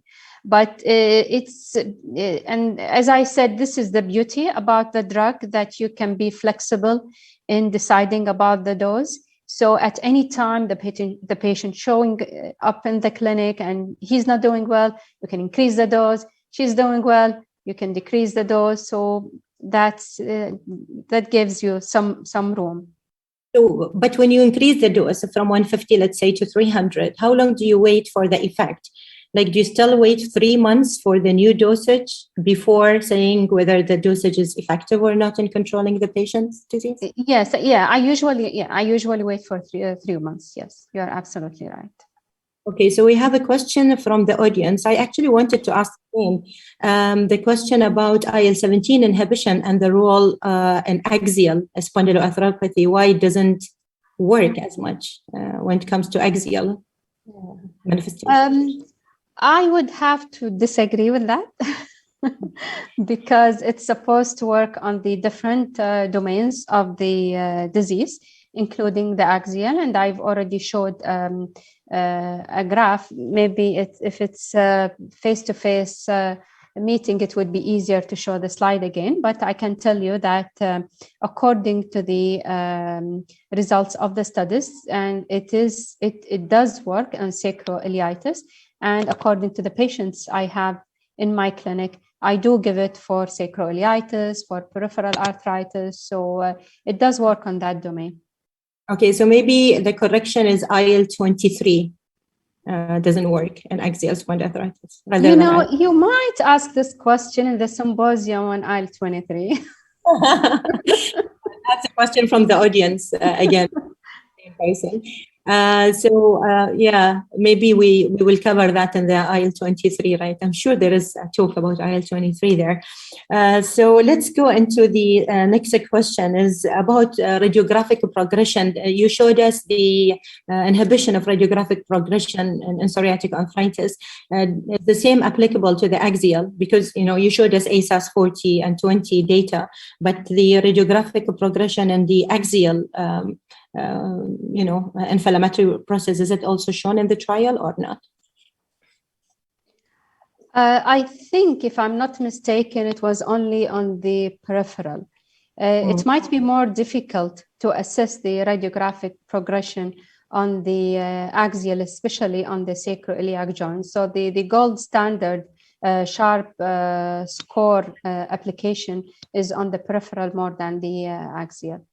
Mm. So, but there are no like other modalities of imaging that were conducted to assess the inflammatory response when it comes to the axial, like in imaging, MRI, for example? You can do an MRI, but like in practice, we don't usually do an MRI unless if it's indicated. Like we rarely do MRI as a follow-up unless if the patient is not doing well, or sometimes like if the patient is doing well in the peripheral joints and the skin and you're stuck with the back pain, you don't know if it's a disc prolapse, if it's fibromyalgia, if it's a mechanical, then you need to do an MRI, but we don't usually do a follow-up on MRI. Mm-hmm. So from Rheumatoid Arthritis Registry in Kuwait, what is the response rate if you have data about secukinumab in your psoriatic arthritis patients? Actually, so far, the registry in Kuwait is on rheumatoid arthritis. However, Dr. Khulud Saleh, she's starting a registry on SPA. And actually, I have to say that Novartis is a big sponsor to that registry. And I think we're gonna see a lot of success from that registry. And we're starting recruiting patients now. And we'll tell you more maybe next year. Maybe in Oman, we don't know, maybe in Kuwait. We'll tell you more about secukinumab from our registry. بالكويت وبالعمان كل الGCC countries soon بإذن الله. Inshallah. So we'll move to ultrasound. Do you find it difficult to assess the Doppler signal in your patients who are on steroid? You feel like the patient complain, like you suspect that there is an inflammatory response, and maybe clinically you can detect synovitis, but still you cannot see Doppler in patients who are taking steroid? I don't know. I don't find it like a big problem in my practice. I do see Doppler signal even if the patient is on steroid. Although I don't put a lot of my patients on steroid, but there are other criteria. Like if I don't see Doppler, I see thickening in the synovium or in the tendon or in the pieces. I see the hypoechogenicity and the accumulation of fluid, whether inside or around the tendon or inside the joint cavity. So I don't usually, in the most case scenario, I don't rely 100% on the Doppler signal, but I use all the criteria together to assess the activity of the synovitis. The reason I'm asking is when I was trained in doing ultrasound in the UK, we were told like steroid does affect and mask the Doppler signal. And I found this to be true in a clinical practice, especially in rheumatoid, where you give more steroid than in psoriatic arthritis, of course. I find the grayscale are suggestive of inflammatory arthritis, but the Doppler is negative. Okay. Yeah, the other thing is about the how easy, I mean, from the practical perspective, we've attended so many workshops about how to evaluate enthesitis in patients with psoriatic arthritis, but do you find it easy to differentiate between mechanical enthesitis, especially when it comes to the Achilles, versus inflammatory Achilles tendonitis? That's a good question, Farida, because it's really difficult. It's really difficult. And sometimes the patient, for example, has, I would say, psoriasis. And then he comes with Achilles tendonitis. And when I do the ultrasound and the Doppler, I see Achilles tendonitis, but I'm not sure whether it's from psoriatic arthritis or it's just a mechanical one. So it is really difficult because both of them can give you enthesitis. Yeah. Yeah, it's difficult to differentiate. And you mentioned also about the plantar fasciitis and Doppler signal. I find this specifically difficult. I've never seen a Doppler signal in a plantar fascia. Like I go more clinically to diagnose plantar fasciitis. What is your experience in that? Yes, I completely agree with you. It's mostly the gray scale more than Doppler, especially for plantar fasciitis because it's very deep also. Yeah. Yeah. So again, from the audience, do we have any questions? Okay, my final question to you. You showed us a very nice table on the trial comparing the signs of synovitis on ultrasound compared to clinically. And there was a different color code used. So I understand the Doppler signal, it's easy to score the ultrasound findings, what sort of synovitis we are dealing with. But what about clinically? How did they assess the severity of the synovitis clinically to compare them? I don't know if I think it wasn't about the severity. I think it was about the number of patients. So, for example, let's say like 50% of the patients had knee inflammation clinically, but 70% of the patients had knee inflammation by ultrasound. Mm-hmm. Yeah, These are rough figures, but I'm trying to give you the picture. Yeah, I get it now, because I was like, how did they say it's mild, moderate, and severe with accuracy based on objective, signs of inflammation, or subjective, signs of inflammation. So I think we don't have any questions. Dr. Adeeba, really nice seeing you again, and I'm really happy to share the session with you. Inshallah, بنلتقي قريب بإذن الله. Inshallah, it was a pleasure to me, Farida, to be with you today, and thank you for the organizers and for Oman, all of the Omani staff, and thank you, Novartis. Thank you all. Have a great day. You too.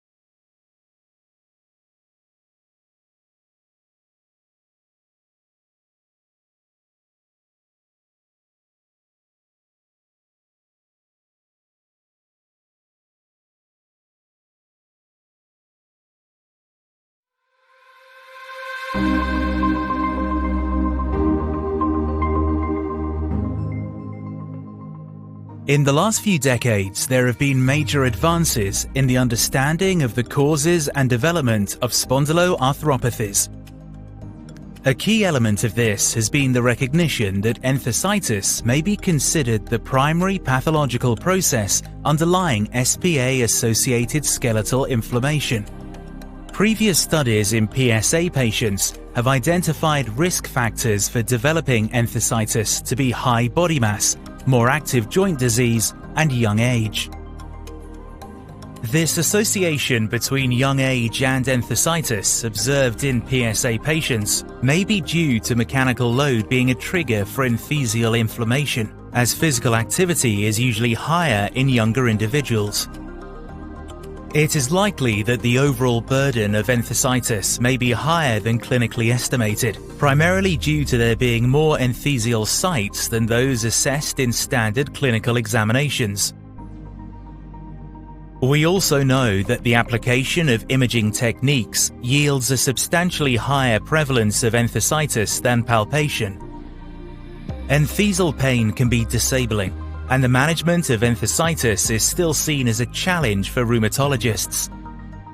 The HEAL trial was the first randomized, placebo-controlled, multi-center study of an anti-TNF agent for the treatment of patients with SPA with refractory heel enthesitis to show significant clinical benefits. In this trial, patients receiving Enbrel had significantly greater improvement in the PGA of heel enthesopathy activity versus placebo, with a significant change from baseline beginning at week 8.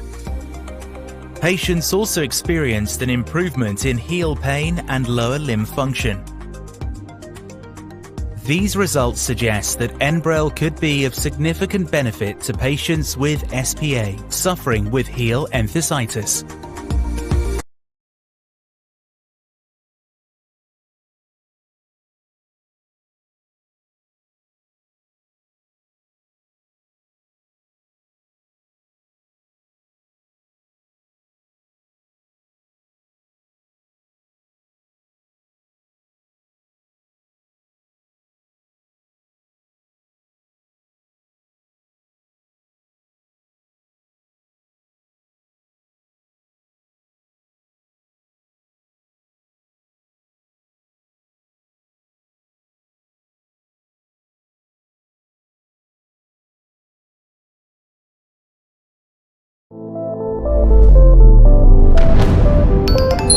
Persistence is defined as the extent to which the patient continues to receive medication from treatment initiation to discontinuation. Persistence on biologic drug therapy relies on 4 criteria: efficacy, safety, favorable patient experience, and a good adherence profile. In this video, we will discuss Simpony's efficacy profile in ankylosing spondylitis. Simpony is a fully human anti-TNF with 5-year persistence rates of approximately 70% across various rheumatology indications. Improvement in signs and symptoms of ankylosing spondylitis with Simpony was assessed in GO-RAISE clinical trial. Simpony administered every month subcutaneously significantly improved ASAS measures. 55.8% of patients receiving Simpony 50 mg achieved ASAS 20, and 43.5% achieved ASAS 40 at week 24. ASAS 40 responders continued to increase to reach 57% at 5 years. Similarly, with Simpony 50 mg, disease activity scores were improved in patients with ankylosing spondylitis. 20% of patients were reported as inactive disease, and 53% of patients were reported as moderate disease activity at week 24. At 2 years endpoints, more patients reached inactive disease state, as reported in ASDAS scores, and 79% reported moderate disease activity scores. The long-term extension of GO-RAISE study has demonstrated high persistence of Simpony patients, with 72% of patients remaining on drug after 5 years. With the demonstrated long-term efficacy of Simpony in ankylosing spondylitis, it validates one of the 4 pillars to ensure a better long-term persistence. Where others stop, Simpony prevails.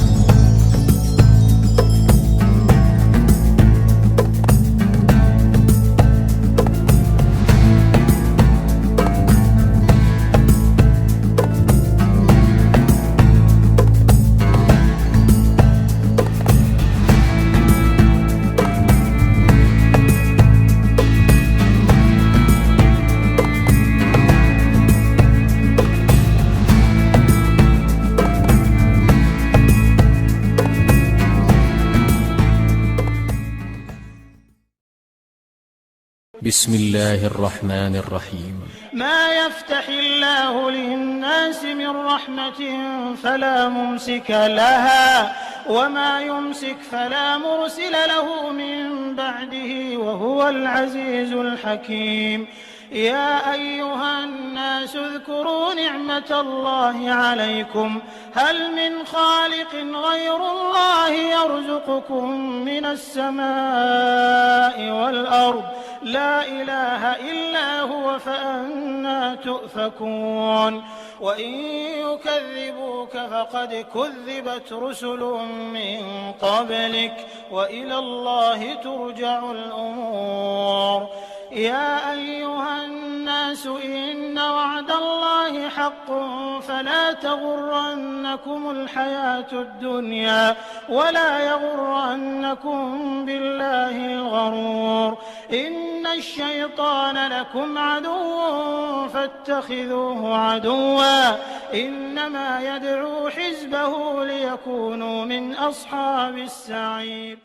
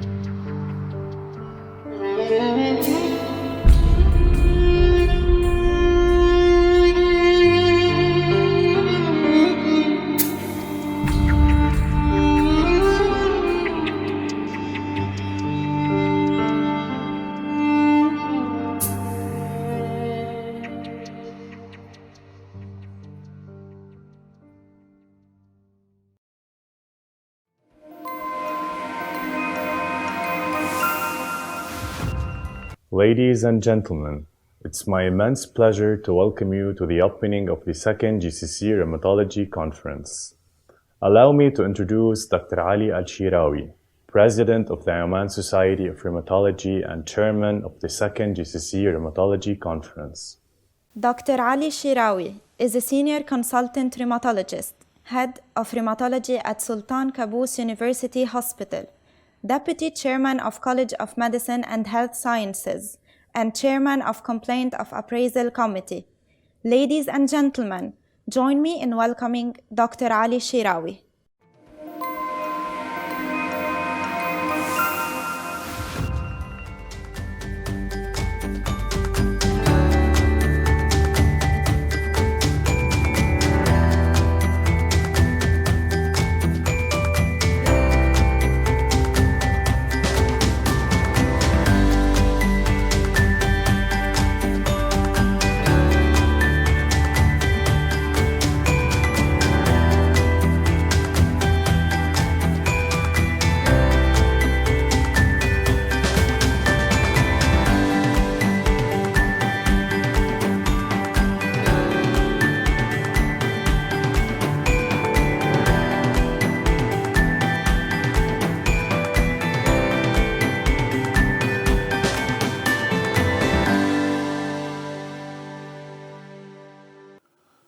بسم الله الرحمن الرحيم الحمد لله رب العالمين والصلاة والسلام على سيد المرسلين سيدنا محمد وعلى آله وصحبه أجمعين. Dear Presidents of the GCC Rheumatology Societies and Association, dear colleagues from across the GCC, dear delegates from across the Arab world and from all over the world, it gives me tremendous honor and privilege to welcome you to the second GCC Rheumatology Conference to be held virtually over 3 days from the 3rd to the 5th of February 2022. We have been extremely eager to welcome you physically in Muscat, and we did all the required preparation for that. But as you know, the COVID-19 pandemic did not allow us to do so safely. The safety of citizens from across the globe is a priority for any establishment. We promise you to conduct this conference in the most successful way with no compromise in its content or quality, and deliver it to you wherever you are in safety and comfort. Our different teams are standing by to do so.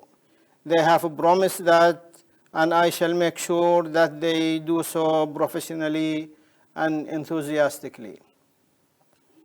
Over the last 35 years, the rheumatology profession has been transformed from a mediocre specialty to one of the most advanced and innovative disciplines. Some of the audience, including myself, will undoubtedly remember how we struggled to find treatment that is effective and with acceptable side effect. There were almost none. Oral gold, IM gold, penicillamine, and many others are gone forever.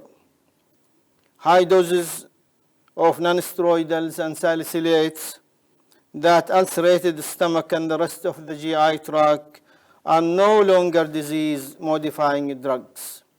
They were used in that context by some out of necessity and desperation.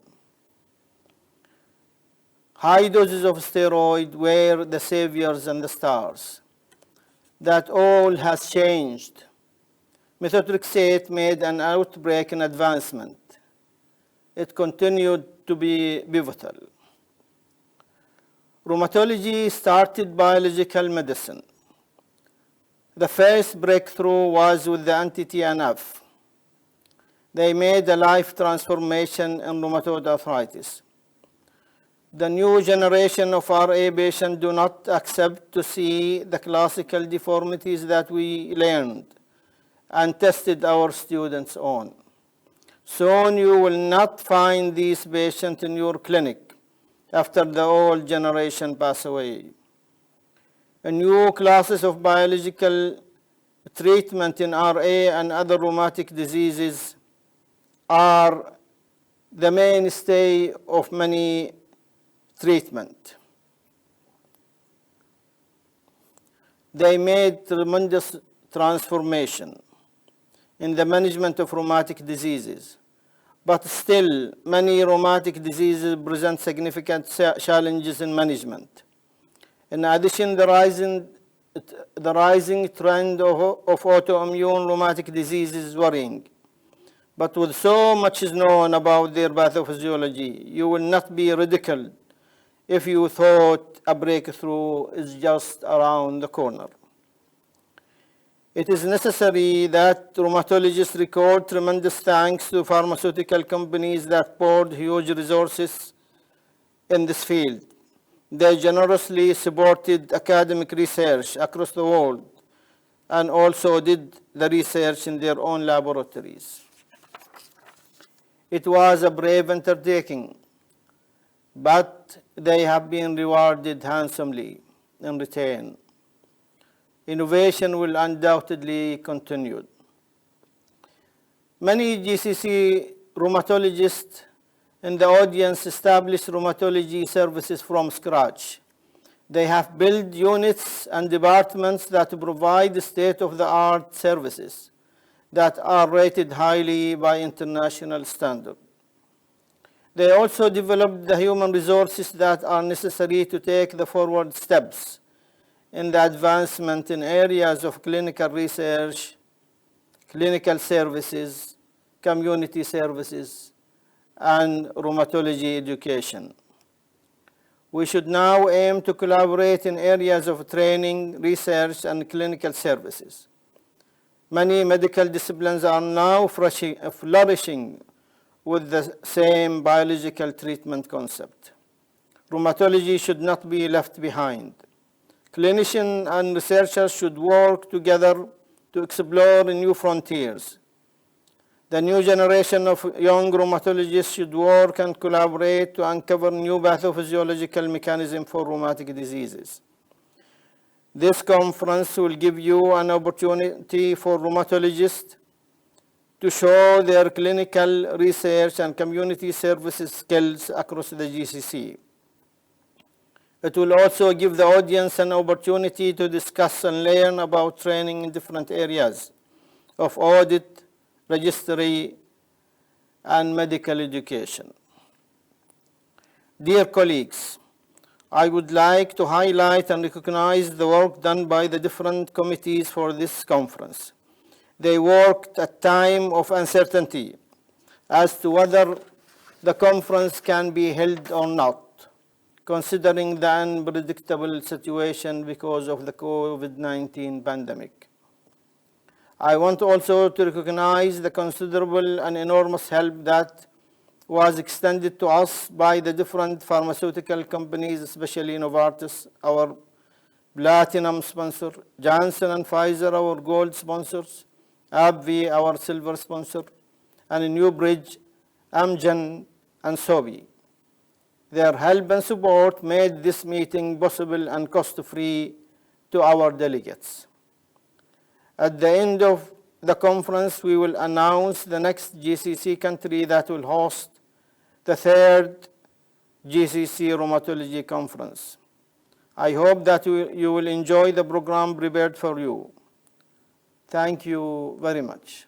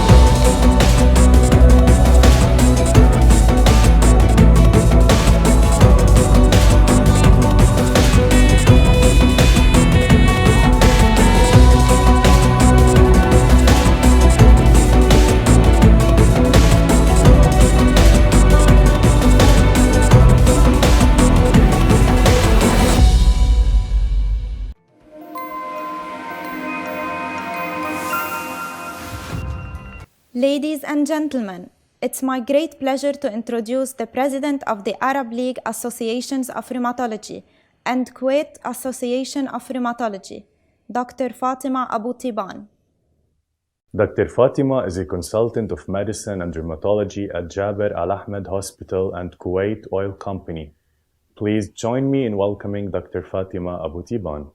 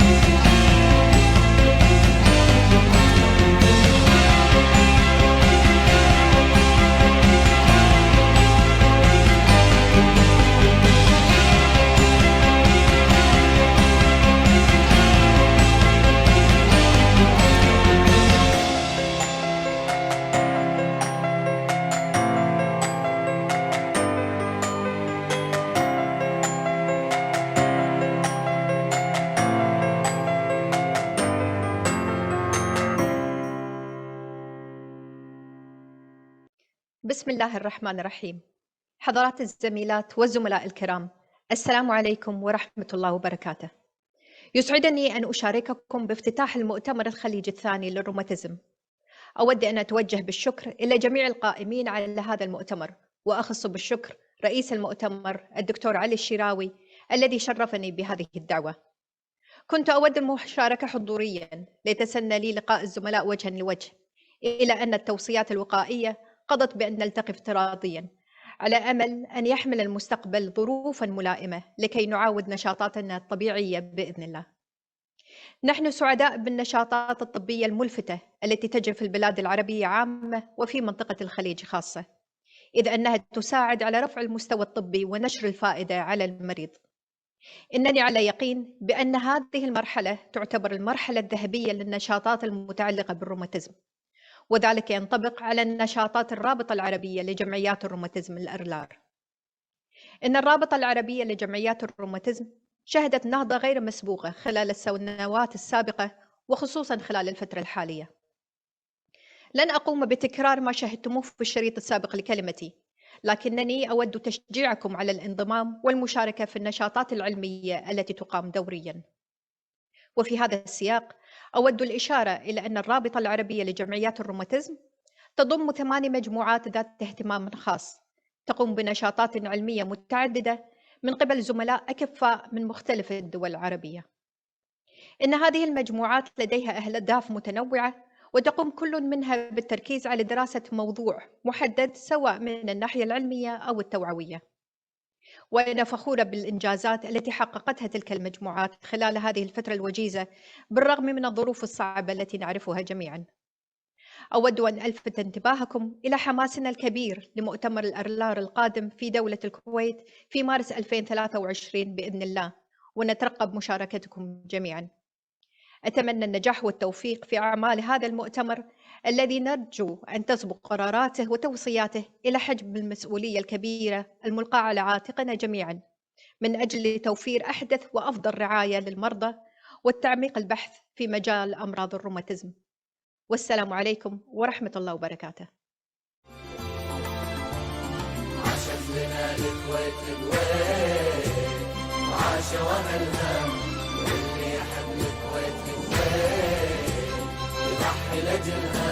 لبيت ما فيها منا ونروح نبكي وطننا، لبيت ما فيها منا ونروح نبكي وطننا. هلا فيكم بالكويت، مدينة الحب والسلام، مدينتكم. الكويت جاهزة لاستقبالكم في 2023. بوجودكم معنا راح ينجح مؤتمر الرابطة العربية لجمعيات الروماتيزم بالتعاون مع الرابطة الكويتية لأمراض الروماتيزم.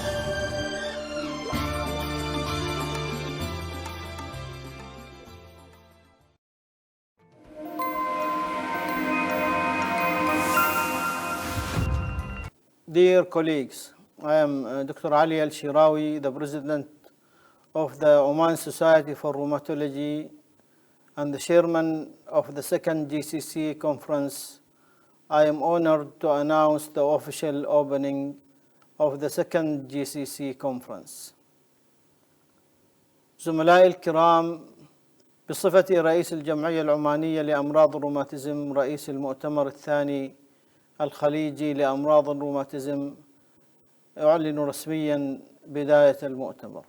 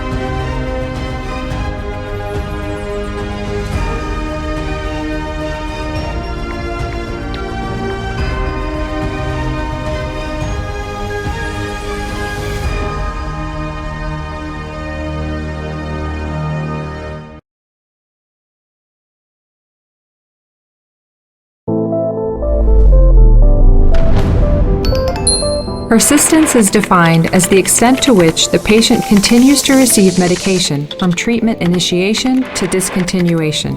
Persistence on biologic drug therapy relies on 4 criteria: efficacy, safety, favorable patient experience, and a good adherence profile.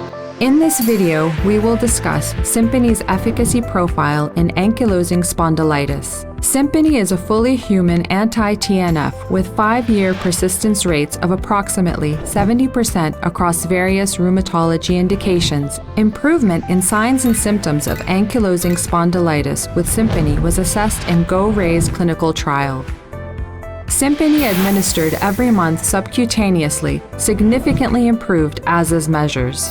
55.8% of patients receiving Simpony 50 mg achieved ASAS 20, and 43.5% achieved ASAS 40 at week 24.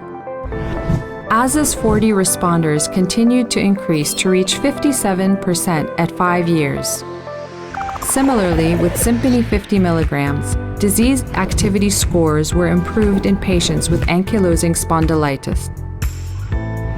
20% of patients were reported as inactive disease, and 53% of patients were reported as moderate disease activity at week 24. At 2 years endpoints, more patients reached inactive disease state, as reported in ASDAS scores, and 79% reported moderate disease activity scores.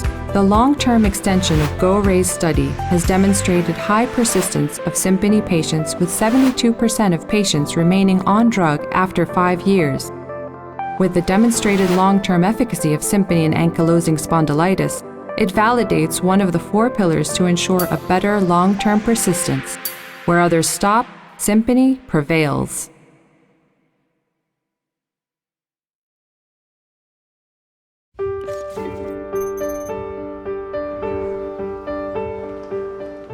This is Noah. He is 22 years old law student who loves to play soccer and hang out with his friends. In the past few months, Noah has been feeling pain in his back and left and right buttocks, along with stiffness in his low back. The doctor diagnosed him with ankylosing spondylitis based on radiographic evidence of sacroiliitis. Noah started treatment with non-steroidal anti-inflammatory drugs, which partially reduced symptoms during the first month. In the past weeks, however, his back pain is as severe as it was at the beginning, and it's affecting his performance at school. But there is still a chance for Noah to live a normal and healthy life with Simpony. Simpony has shown a good long-term efficacy profile in patients with ankylosing spondylitis and insufficient response to non-steroidal anti-inflammatory drugs. 57% of patients with active ankylosing spondylitis maintain assessment in Spondyloarthritis International Society. 40% respond over 5 years of treatment with Simpony. 34% of patients with active ankylosing spondylitis meet and maintain ankylosing spondylitis disease activity score, partial remission, over 104 weeks, 2 years of treatment with Simpony. Trust Simpony for a better quality of life for your patients.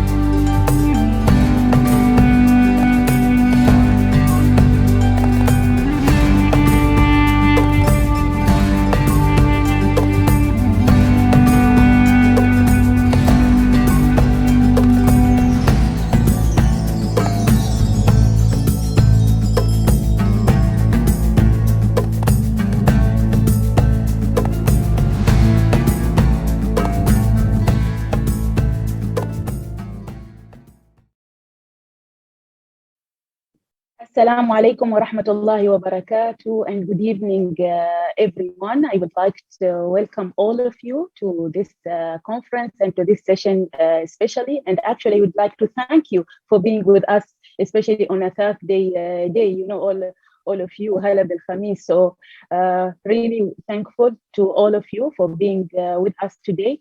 It gives me also a great pleasure that I have two of my colleague, Dr. Hussein Al-Halabi, who will co-moderate the session with me, and Dr.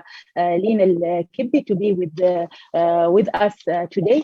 I am going to start and introducing Dr. Lina Kibbi for you, as it is said, ladies first. So let us start. Dr. Lina, she is a consultant adult rheumatology and assistant professor of rheumatology in Al-Faisal University.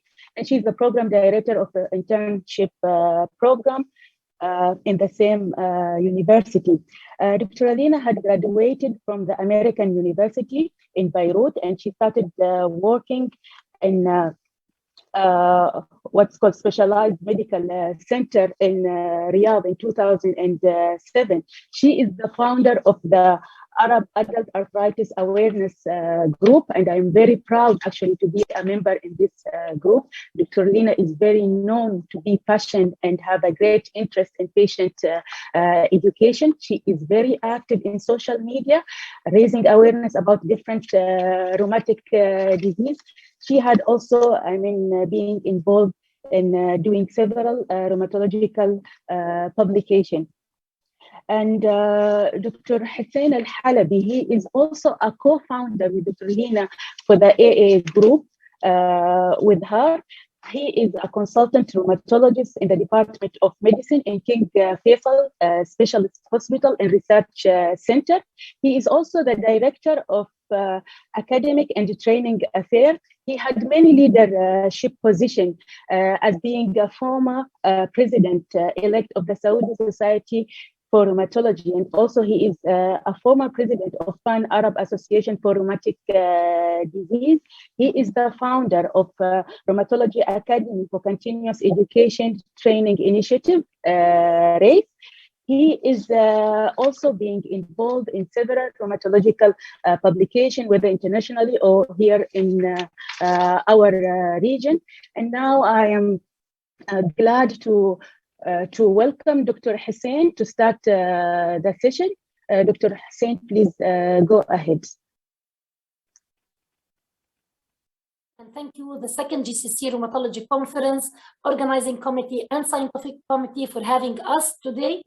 I will be responsible for the first part about Arab Adult Arthritis Awareness Group, and I will be talking about what is AAAA group, which is Arab Adult Arthritis Awareness Group, المجموعة العربية للتوعية بالأمراض الروماتيزمية.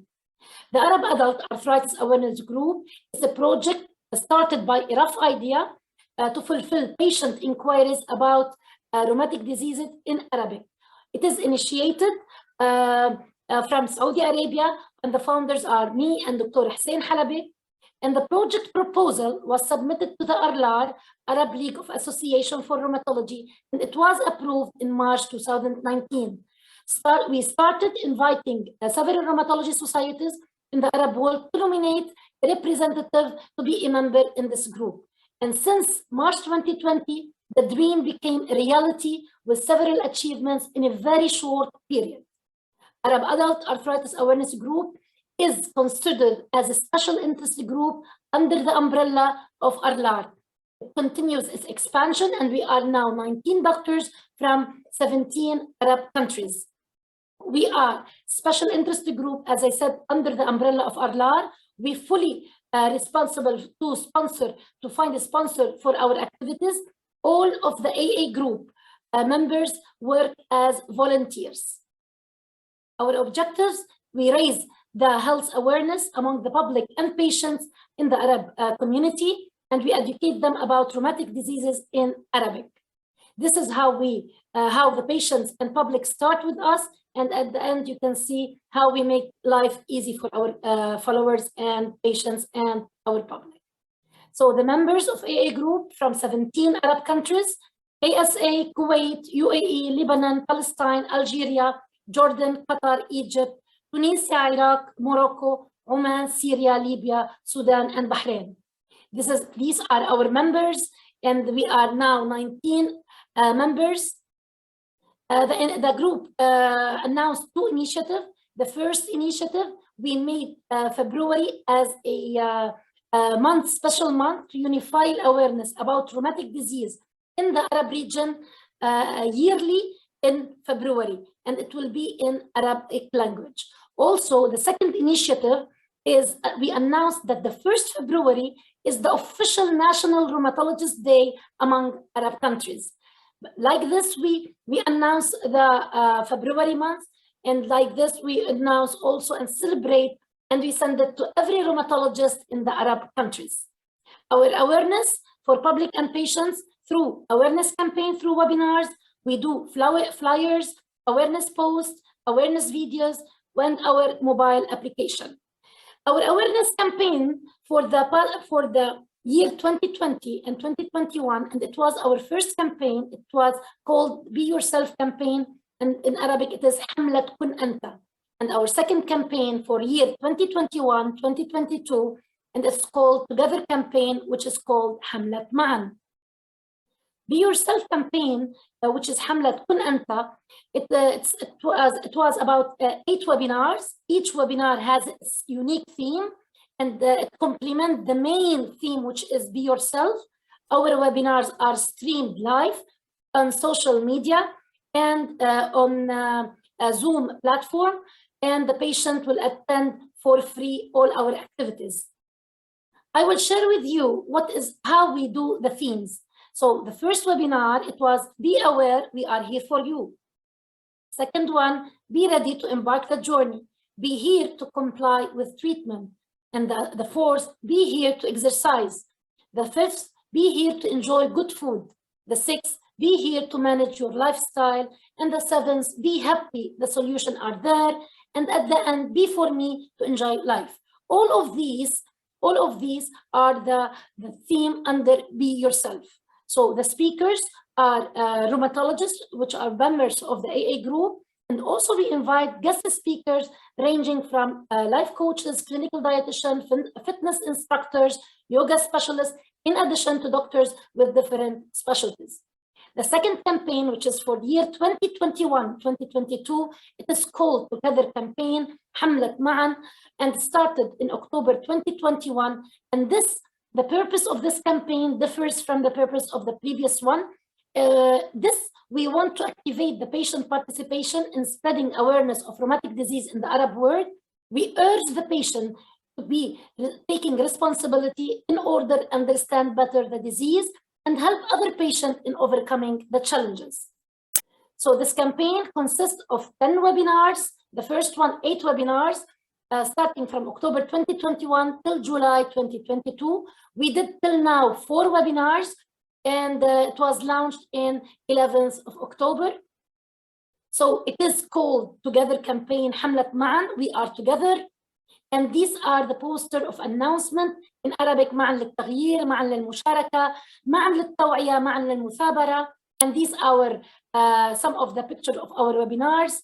And during this campaign, we will be announcing patient ambassador in the Arab world, and it will be the first time, and it will be announced on the 14th of February. We did announce about this topic, and we have 65 applications till now, and we will announce the patient ambassador in the Arab world for our AA group on the 14th of February. This is how we announce it for the patient. And in addition to this, we do awareness by doing flyers for the patient with different 3 languages, Arabic, English, French. These are examples, COVID-19 and rheumatic disease. Also, we did translation for the recommendation of COVID-19 vaccination and rheumatic disease. In addition, we did flyers about recommendation about COVID-19, and all are announced in Arabic and English and French. So another flyers about lupus, antiphospholipid, Sjogren's syndrome, fibromyalgia, and others. And these are samples you can see we did a unique calendar for rheumatic disease in Arabic to help all our patients follow our calendar. Also, these are the international days, and this is how we announce and how we educate our patients and public. And we do also awareness posts, and some of them about rheumatologists, orthopedic, when to go which clinic, and another quotes that will help our patients and make their life more with positive vibes. Also, these are samples of how we do awareness posters, and this how we do use statistics, prevalence, and in order to announce it more and attract the patient to follow us.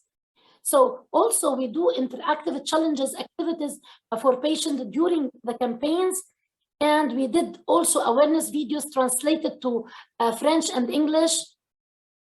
And our baby, which is the mobile application, and it is called Rheumatism Bil Arabi, and it is downloaded on App Store and on Google Play.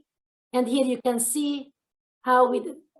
There is the most fruitful thing that we did from AA group, which is the research publication, and it will be discussed in the second half of the lecture by Dr. Hussein Halabi. And I will tell you that also we work on development program for our members, and we did a course with the Sky News Academy about television interviews and the art of public speaking, and it was for 3 days. And here some of the pictures of with the Sky News representative. And I need to tell you that we are on social media. We have our Twitter page, Instagram, Facebook, YouTube, and in addition to our mobile application. And I'm asking all rheumatologists to invite their patient to follow AA group in order to benefit.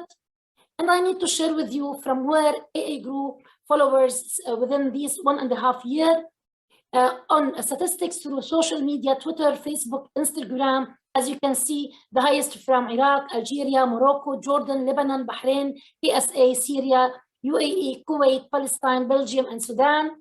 And statistics from Zoom platform campaign 1, you can see the highest from KSA, Algeria, Iraq, Lebanon, Morocco, Egypt, and Jordan, and others. As you can see, another statistic from Zoom platform campaign 2 till now, which is 4 campaigns, and still we have also high attendance. And from the mobile application, also we know from where our followers follow us.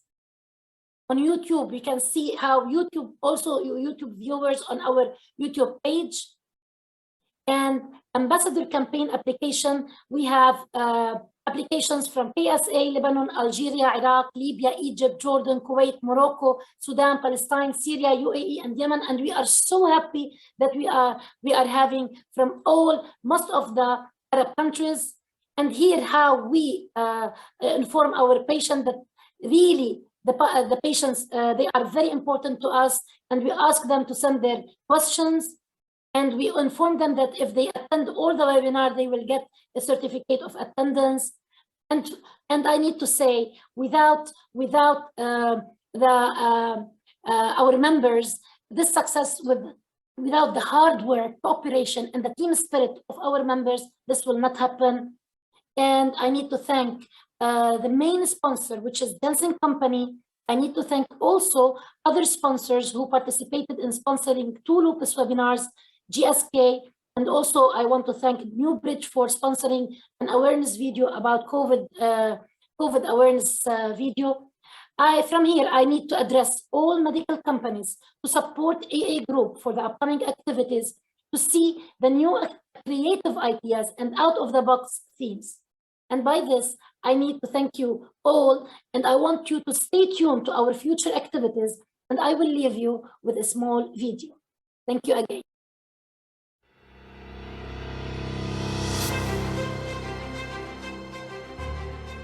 لا تأتي الأمور على قدر حلمك، إنما على قدر سعيك لتحقيقها.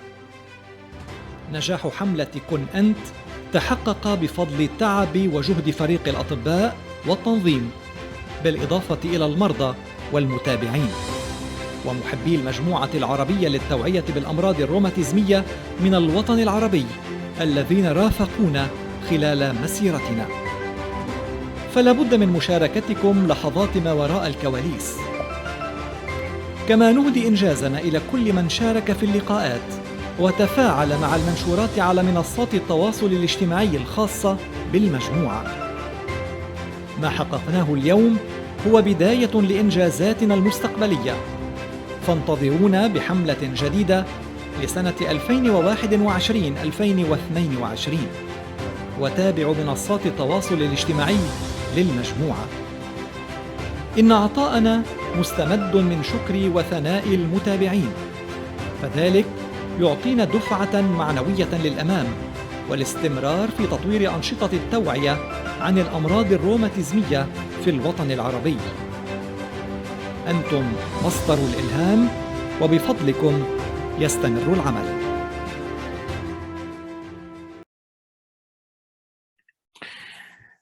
Good evening, everyone, and thank you for the invitation from the chairman and from the organizing committee of the second GCC conference. My colleague, Dr. Kibbi, have already talked about the achievement of AA group, and I'm just going to continue on the second part of our achievement, which is research from the AA group. So in my presentation, I'm going to present actually 3 studies. 2 of them actually have been published, and 1 actually presented as a poster in the ACR Convergence conference. So let's go to the first study, which is the impact of the COVID-19 pandemic on patients with chronic rheumatic disease, a study in 15 Arab countries. This study actually was published in on International Journal of Rheumatic Disease recently. And the objective of the study was to evaluate the current difficulties faced by rheumatology patients in the Arab countries during the COVID pandemic. So the survey actually, it was a survey, and the survey had 5 main domains: demographics, the impact of COVID-19 on rheumatic disease management, direct impact of COVID-19 on the patients, and attitude towards telemedicine, and finally, the sources of information about COVID-19. So going to the result, so basically the patients recruitment happened over 2 weeks from 8th to 22nd of May 2020. We were able to recruit 2,163 patients from 18 Arab countries. So most of the patients actually recruited from Iraq, Saudi Arabia, and Egypt, and the rest actually came from the other Arab countries. In terms of region, there was almost equal distribution of patients from 3 regions: the Levant, Gulf, and North Africa, almost 33% in each or from each region.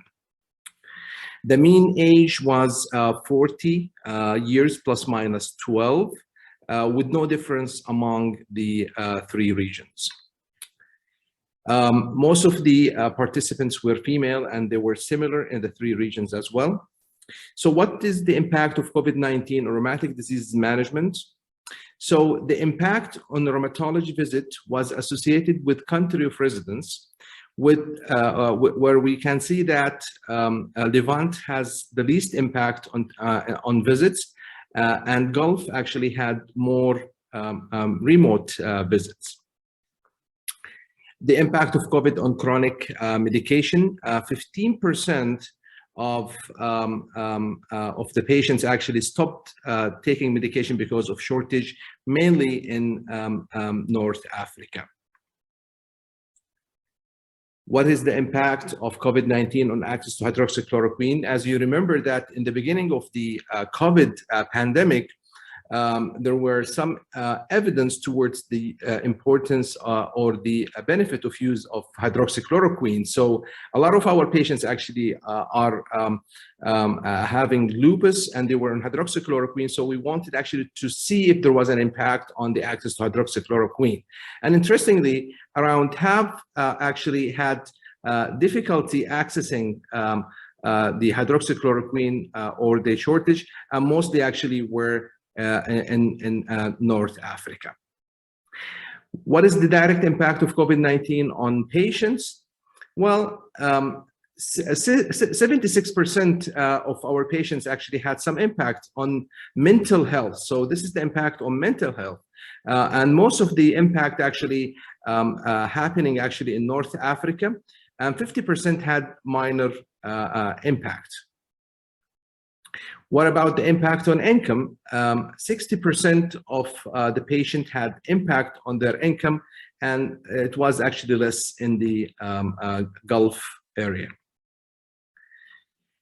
Personal infection with COVID-19, well, the infection of COVID-19 was statistically correlated with the country of residence. So among the 58 cases, which accounts for 3% of all the cohorts, 28 cases actually were from Levant, 13 from the Gulf, and 17 from North Africa. So Gulf had the least infected cases with only 2% of Gulf's population. What about the attitude towards telemedicine? Well, the question was, would you accept a teleconsultation? We can see clearly that 98% accepted, 50% actually through internet, and 48% through telephone contact. How about the source of information about the COVID? What is your source of information about COVID? 73% from social media, 51% from television, 6% from radio, 8% from newspaper, 20% from friends and family, and 30% from healthcare providers. So the taking home message is that basically there was a significant impact of COVID-19 on patients with different rheumatic disease. I would like actually to acknowledge the steering committee and the ARLAR members who helped in recruiting our patients. The next study about the acceptability of the COVID-19 vaccine in patients with rheumatic disease and healthcare professionals in 19 Arab countries. This is the ARCOVAX study. And it was actually published in Lancet Rheumatology, very prestigious journal. And we are proud, actually, we have published in this journal. So the ARCOVAX basically stands for the Arab League of Association for Rheumatology COVID Vaccination Study. It's an anonymous web-based survey that was adapted from the VaxiCov study, and it was translated to 3 different languages, Arabic, English, and French, and it was validated by scientific committee of the ARLAR. So the objective, the primary objective of the study was to assess the acceptability of COVID-19 vaccine in patients with chronic rheumatic disease and healthcare providers in Arab countries, and to evaluate the factors associated with the acceptability. So, as I said, the survey was disseminated into 3 different languages. It took almost 1 month to recruit patients from April 13th to 11th of May, 2021. We used different social media sources, the Facebook, Twitter, Instagram, and etc. We also utilized patient associations, and we have sent mass emails from ARLAR and 4A groups. We have sent messages through the WhatsApp to rheumatologists and patients, and we also use direct invitation to patients while in the writing room or the waiting room via QR code. So definition of acceptability defined as participants who were already vaccinated or willing to get the vaccine, and non-acceptability was defined as participants who were undecided or refused to get the vaccination. So we have recruited 3,176 participants from 19 Arab countries, 1,590 patients, and 1,500 healthcare providers.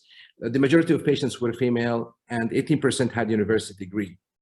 So 29% in terms of patients, 29% already vaccinated, 34 accepted the vaccine, 21 they were undecided, and 16% did not accept the vaccine. So among the non-vaccinated participants, 56% of the undecided patients and 40% of patients who refused the vaccine would be willing actually to get vaccinated if their physician recommended it. And 43% of the undecided patients and 28% of patients who refused the vaccine would be willing actually to be vaccinated if it was mandatory by law. For the sake of time, I'm just going to show the multivariate analysis. Vaccine acceptability was associated with higher gross domestic product. The feeling that it's important to be personally vaccinated, fewer concern regarding the vaccine side effects, fewer concern about vaccination in general and previous influenza vaccination, fear of COVID-19, and fewer concerns about the risk of autoimmune flare.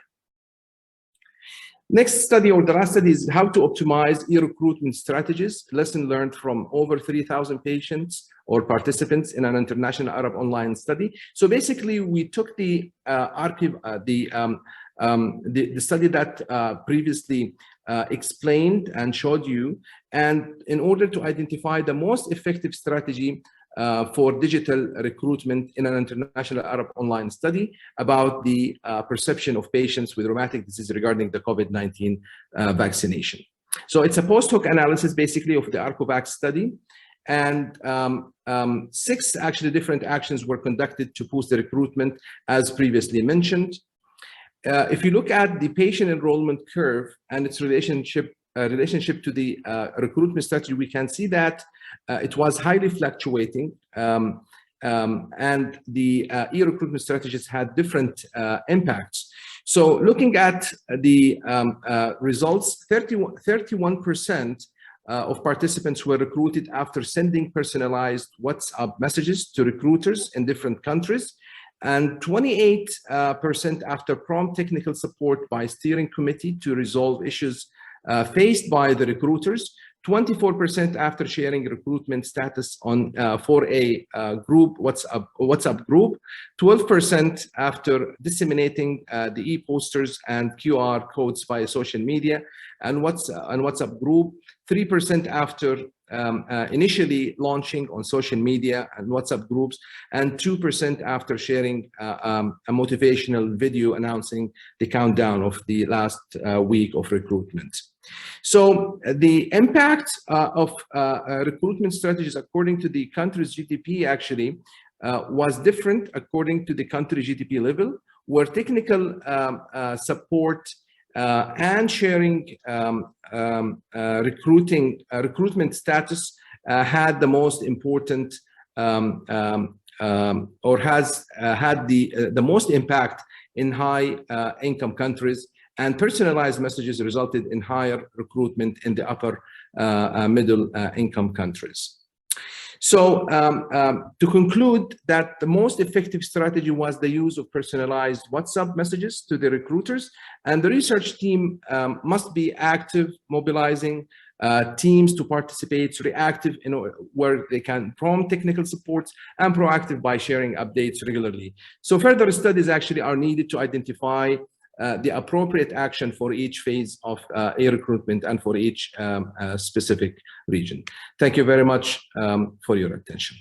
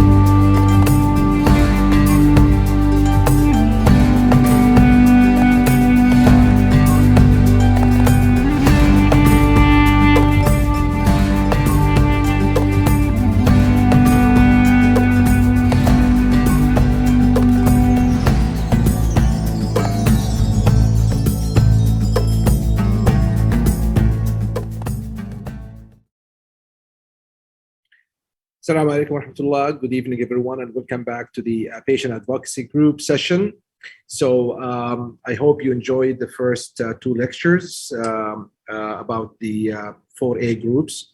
And now it's my pleasure actually to introduce the next speaker from Saudi Arabia, who will speak about the experience of Saudi Society for Rheumatology, Dr. Hanan Al-Rais. Dr. Al-Rais, she's well-known senior rheumatologist. She's the president of the Saudi Society for Rheumatology. She's the a consultant rheumatologist at Prince Sultan Military Medical City. She's also the founder of the Saudi Arthritis Registry. She's a board member in the Saudi Osteoporosis Society and a member of or member at the American College of Rheumatology. Dr. Hanan, the mic is yours. Assalamu alaikum wa rahmatullahi wa barakatuh.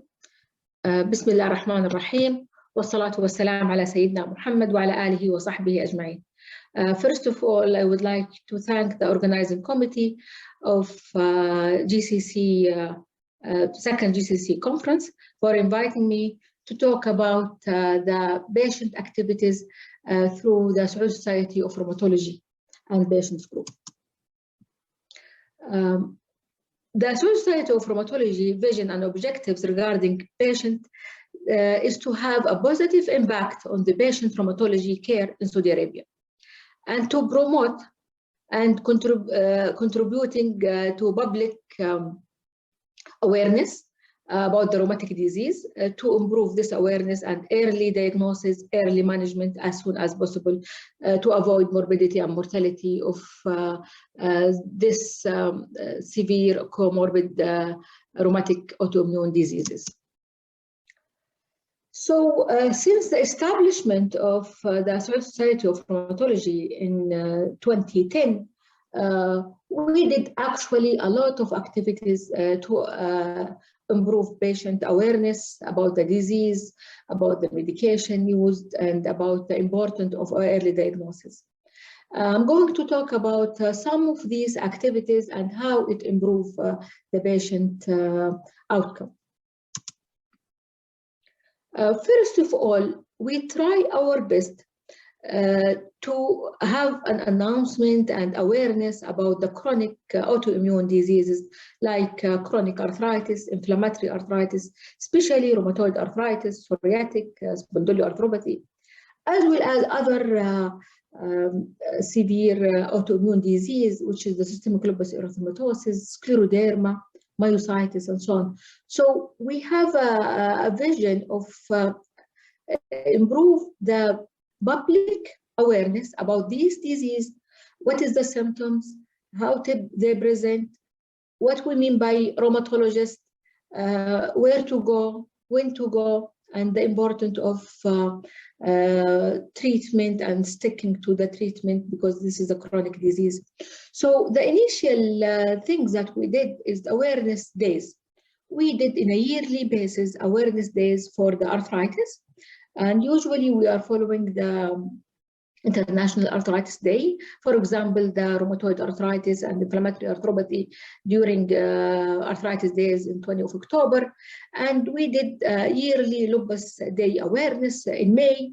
And recently, in the last 2 years, we started doing activity about myositis, scleroderma, and to some extent, the other diseases.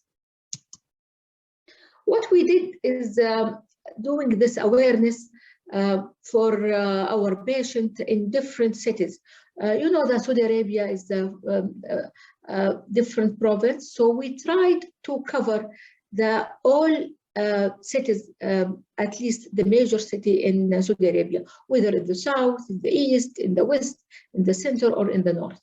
So at the same time, we used to do this activity, and we tried to do it in an area where we have good number of patients and population to get a benefit from these days, to get a benefit from the doctors.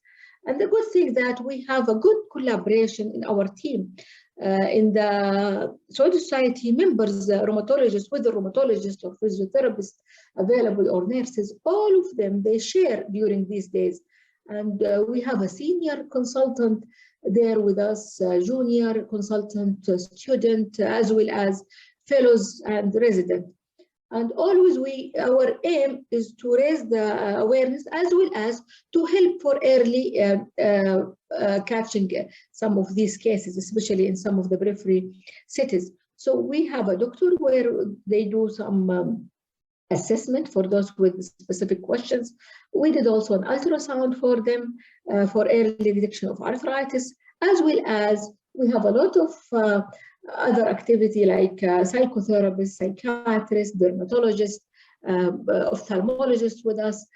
So the activity is good for the public to know about the disease and for the patient to meet, to ask, to take other opinion and so on. So we used to do it in different area. We do it in the malls. We do it in park, as well as we do it in some of the university hall. So we are doing it in different area at the same time. And during COVID period, we do it actually through Zoom meeting. But alhamdulillah, even last year, we managed to have it in the park of different cities. So as I mentioned, plus before, with the activity itself, we have some like lectures of awareness and question and answer during the arthritis day.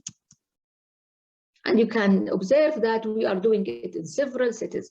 So each year we do it like in up to 10 cities, between 8 to 10 cities were involved in these activities.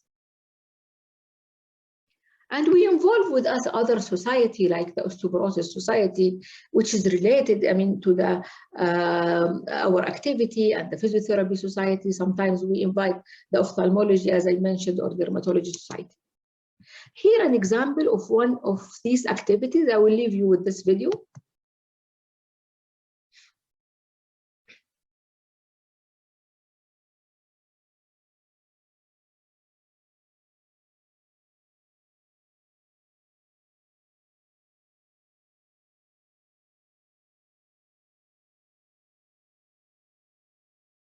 So this activity was in Riyadh, and it was in King Faisal University. So we involve a whole team from the society as well as from the university. We invite public and patient, and specifically patient group.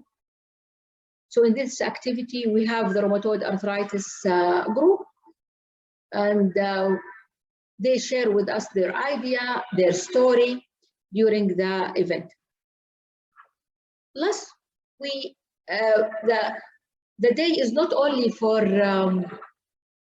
information and lectures, but we did for them activity like walking and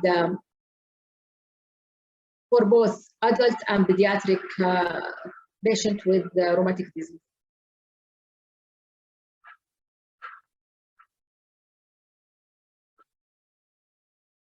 Plus, we have a marathon for those who are healthy enough to do the marathon.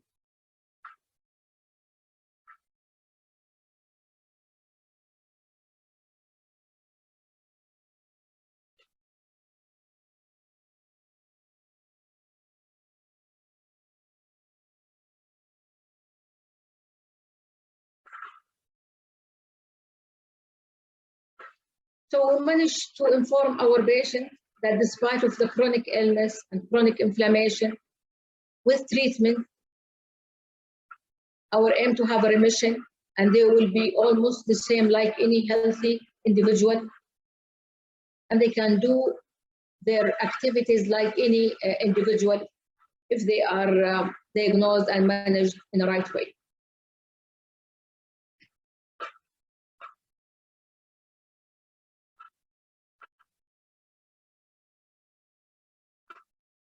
And actually, during my marathon, we have a good number of RA patients with us.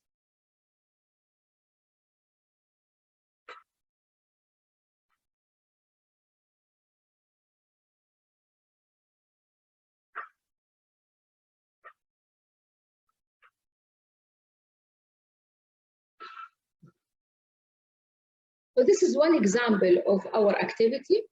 We used to invite a celebrity. In this, for example, activity, we invite one famous football player, who is Majid Abdullah, and he's known to most of our patients, so they are happy having him with them. And we have prize for a winner.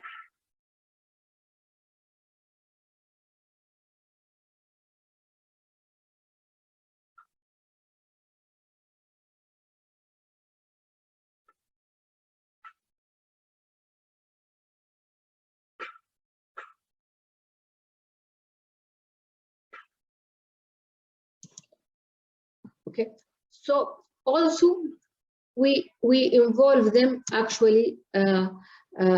We involve the social media to do the announcement of these activities and to take questions from the patient, stories from the patient to help to improve the awareness. Not only that, but also all the media were involved, like radio, TV, with an interview with the doctors, whether the adult rheumatologist, pediatric rheumatologist, or the patient in the media in order to raise the awareness of this disease. The same thing we did in the Lupus Day. We are doing it in a yearly basis, and we started actually this for the last 4 years. Is it only awareness? No. With awareness, we have also in our social media, whether our Instagram, our Snapchat, as well as Twitter and the website of the society, we introduce several infographic stories about RA, about lupus, about fibromyalgia, about management, about complication of treatment. And recently also we have a complete video about COVID-19, how to be managed, what to do, and also we introduce our Saudi society recommendation for COVID-19 vaccine and this type of patient, and how to take the treatment, when to stop it, when to resume it, and so on. So this is the most recent Arthritis Day.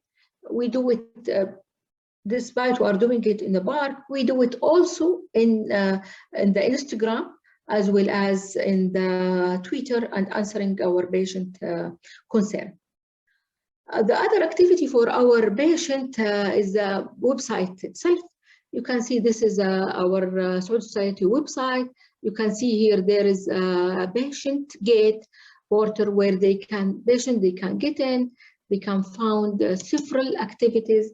The announcement will be there, and there will be a lot of booklet. We know that in the media, there is a lot of information about some of the disease, but not all of them respectful. Some of them from doctors who are not rheumatologists, for example, and some of this information from patients or from physiotherapists. We tried our best in the society to involve expert rheumatologists to write this booklet and to be reviewed by a scientific committee in the SSR.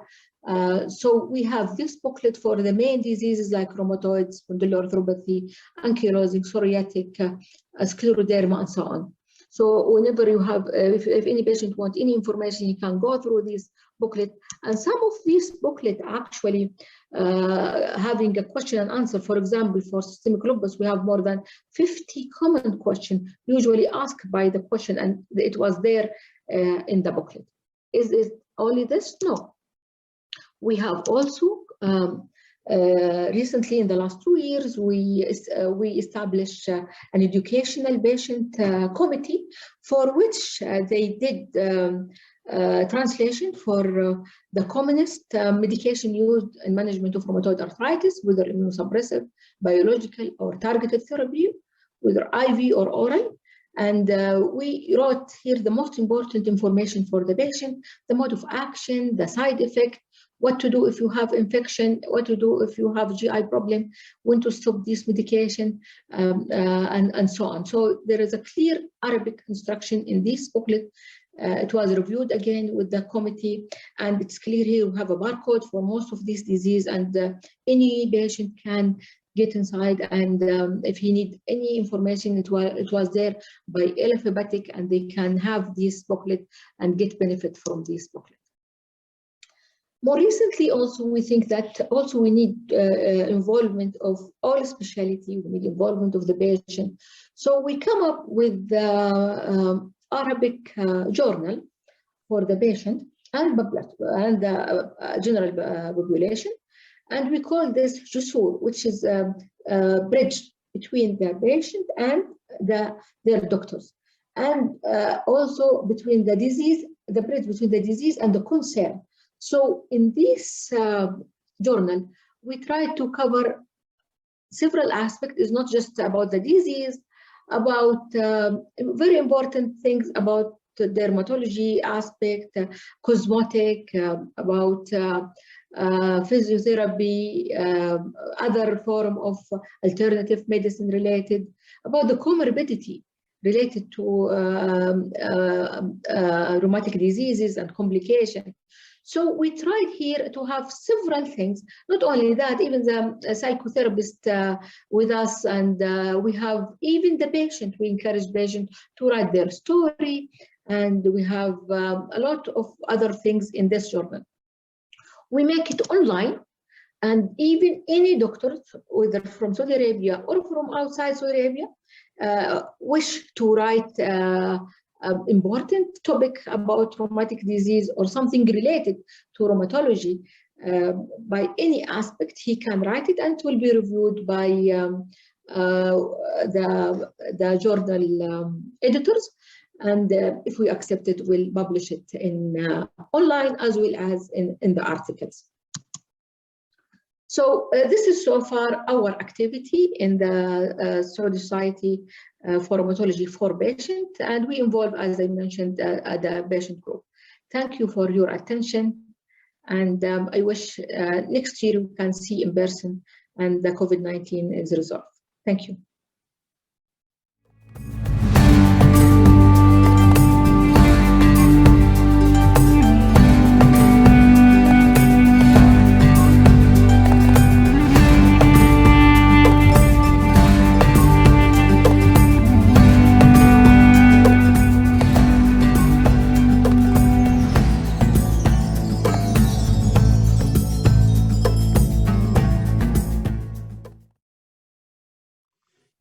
Thank you very much, Dr. Hanan Reyes, for the beautiful presentation. So next speaker is Ms. Mazzan Al-Farsi. Ms. Al-Farsi, she is a Human Resource Director at Bahwan Metal and Glass Engineering in the Sultanate of Oman. She holds 2 master's degrees from University of Liverpool in Global Human Resource Management and in International Business Law. She's a lupus advocate and is the founder of Lupus Oman support group that works with those affected by the autoimmune disease. Ms. Mazzan, the mic with you.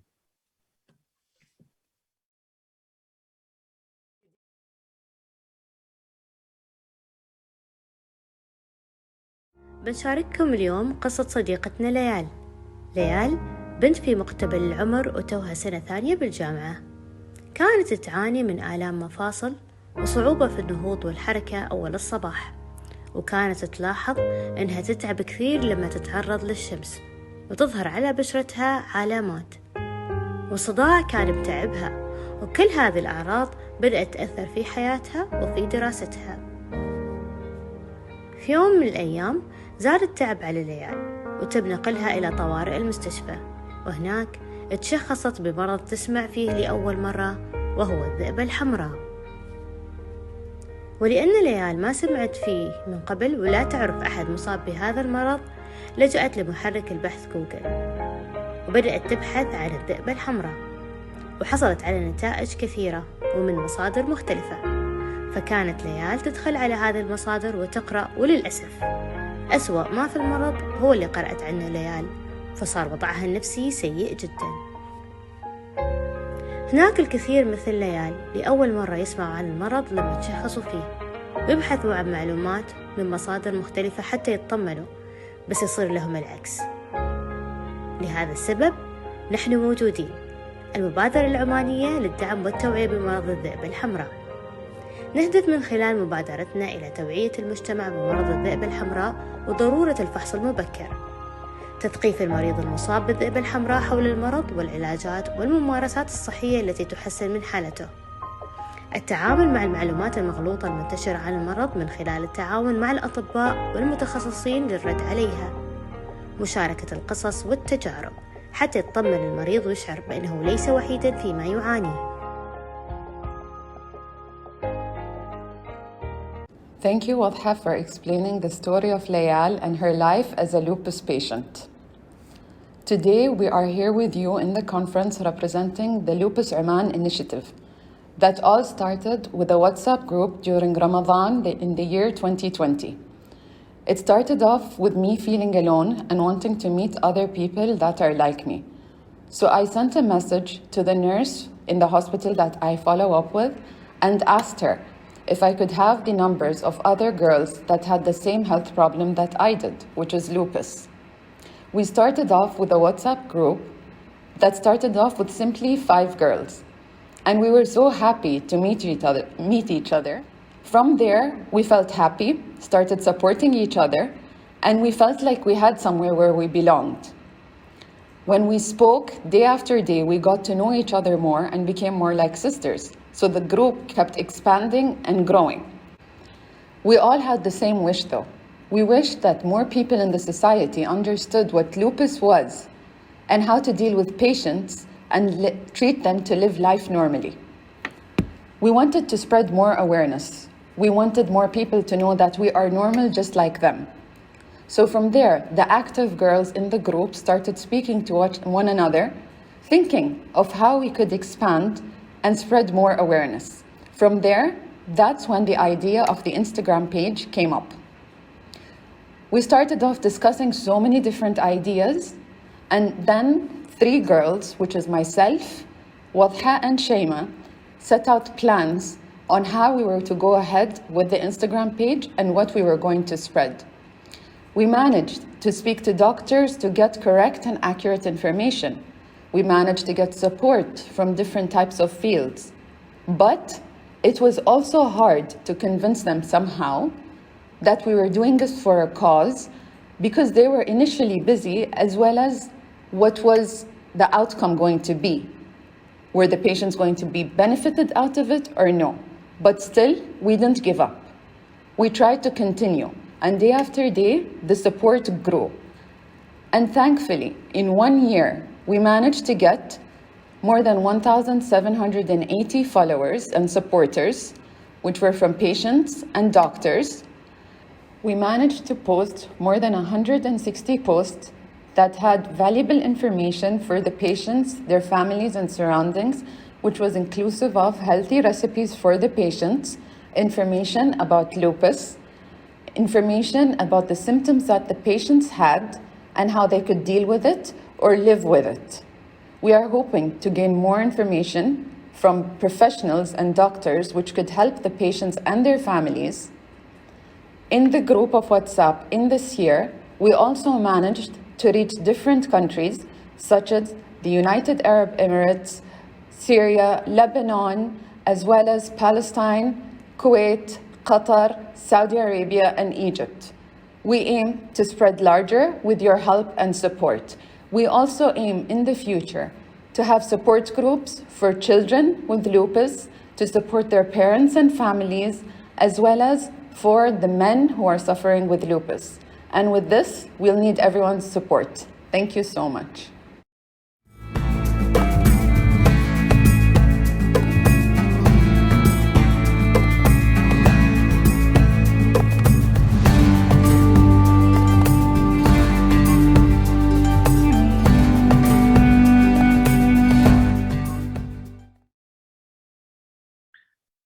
Thank you very much, Ms. Mazzan. That was really inspiring.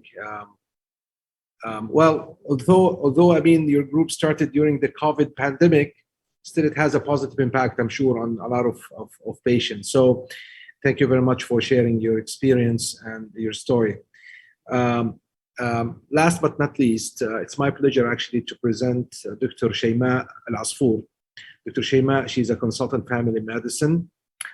She's actually, it happened that she's a lupus patient and affected since 2002.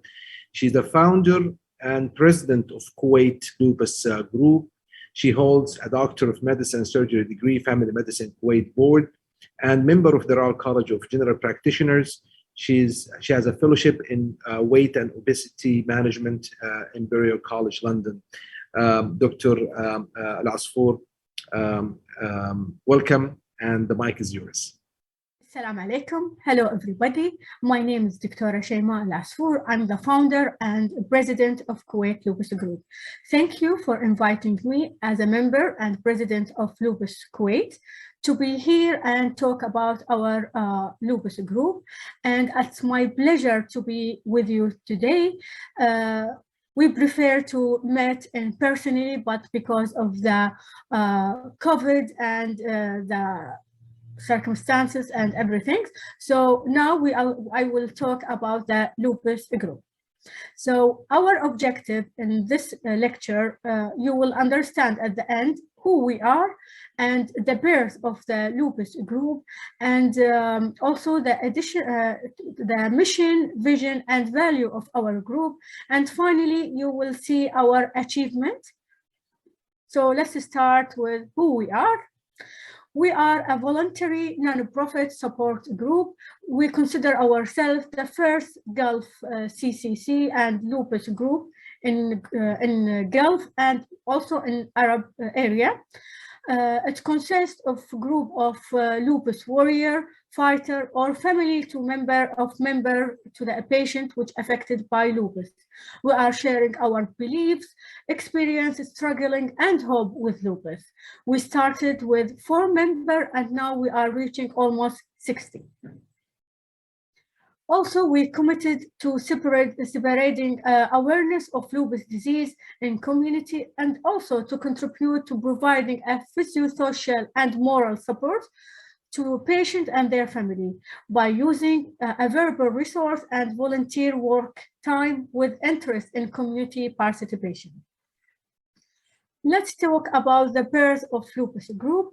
So the birth of Lupus group starts with personally my experience. So while I was pregnant in 24 weeks, I had a relapse with heart failure and admitted to ICU in maternity hospital, and finally with abortion.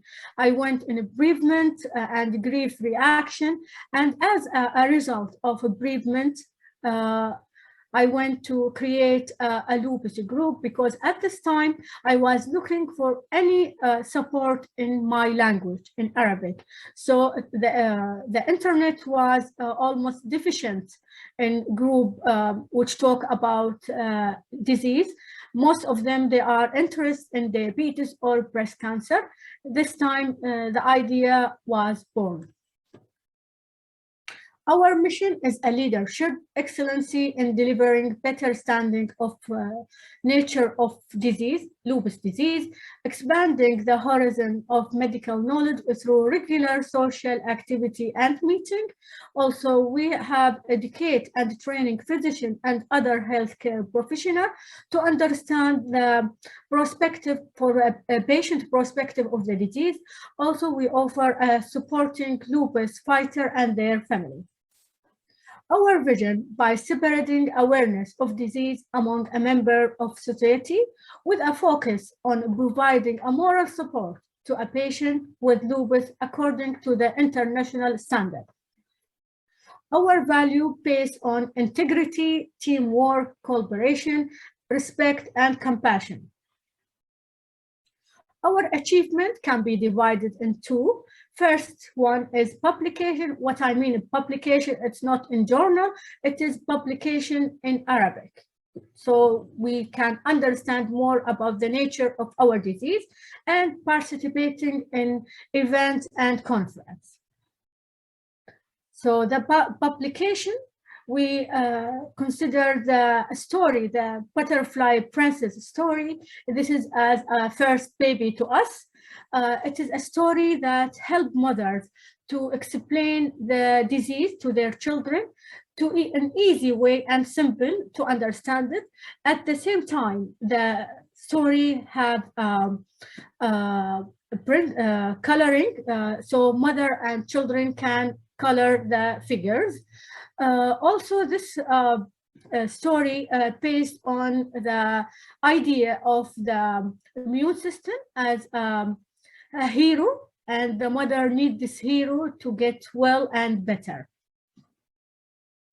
And the other things that we had accomplished, the translating of the spoon theory from English to Arabic, which is an American story, American way to explain the chronic disease or autoimmune disease, which is, depend on the spoon.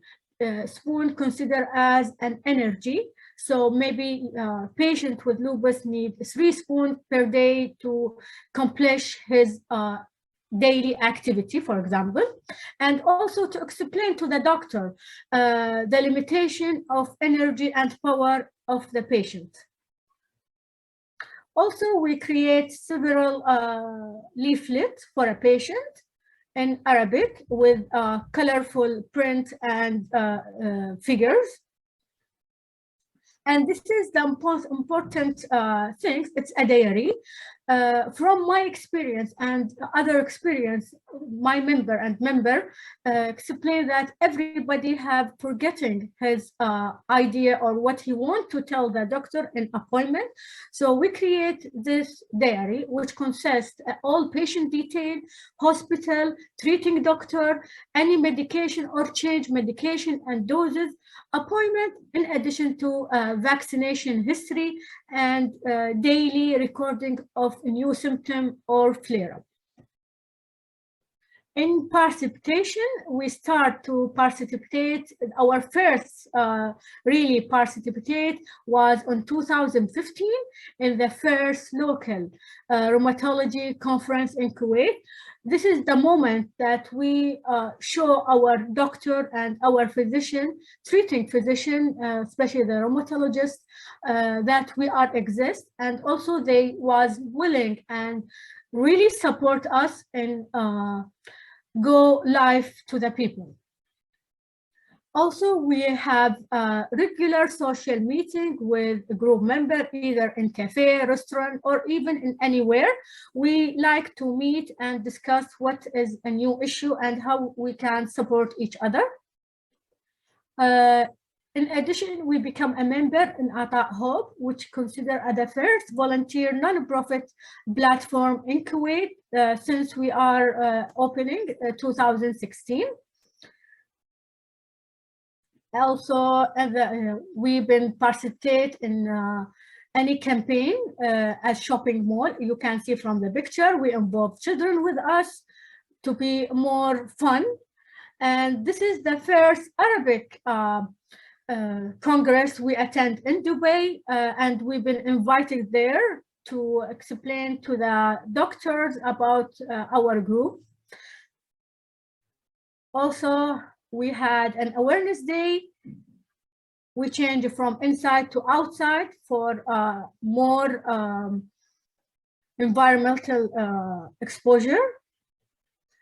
The most important day for us, the Lupus Day, we try to have one day for us in Kuwait. The event was only for lupus awareness, which composed of doctor and many specialty to explain the disease nature and answer the audience question. Not to forget Ramadan social gathering. You can see Miss Nida, she's also a member, very active member with us. She's also, and also we have a Rheumatology Day in 2018. Also, we've been invited to attend and participate by putting booths and explain to the people and audience. And the first rheumatology, Gulf rheumatology was done in Kuwait. Also, we've been attend and explain about lupus and aware people about lupus disease and show them and distribute leaflets.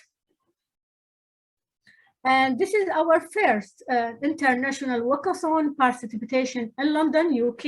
While I'm studying there, this is the idea was in my mind before I was studying in UK. So I show them that we have a Kuwaiti group about lupus, and they are so impressed that I attend with my son, and I met a different group from Malaysia, from UK, from America also. And this is the second day we carry it for lupus patient. This is about life with lupus. It's like a workshop held it for a patient with lupus and their family. As you can see from the picture, you can see Professor Al-Awadi and Dr. Adeeba Al-Herz, which was the first supported for us. Also, Ms. Nida, she tried her best to attend and explain to the people and give a speech about speech and lecture regarding the lupus, which done in the International Library in Kuwait. In addition, there is a national campaign to raise awareness, which done around 1 month in Kuwait. And we've been putting our booth with other rheumatology group and different hospitals in Kuwait regarding the lupus and explain to the doctor, public, and visitors. Finally, also we have a Children Fun Day. We like to involve children to the family and children who's affected by lupus to attend this event. Another type of event that we attend, it's talk show, radio and TV interviews. Now, during COVID, so this is all before COVID. During COVID 2020, all the activity was limited because of curfew and difficult for lupus patients to be exposed to public. So most of our event was in Instagram by putting and posting COVID advice and about the vaccine, and also about wearing mask and social separation. So this will help more, and also answer the patient regarding when to take the vaccine and what is the forbidden not to receive the vaccine. And finally, I participate myself in 2021 about the campaign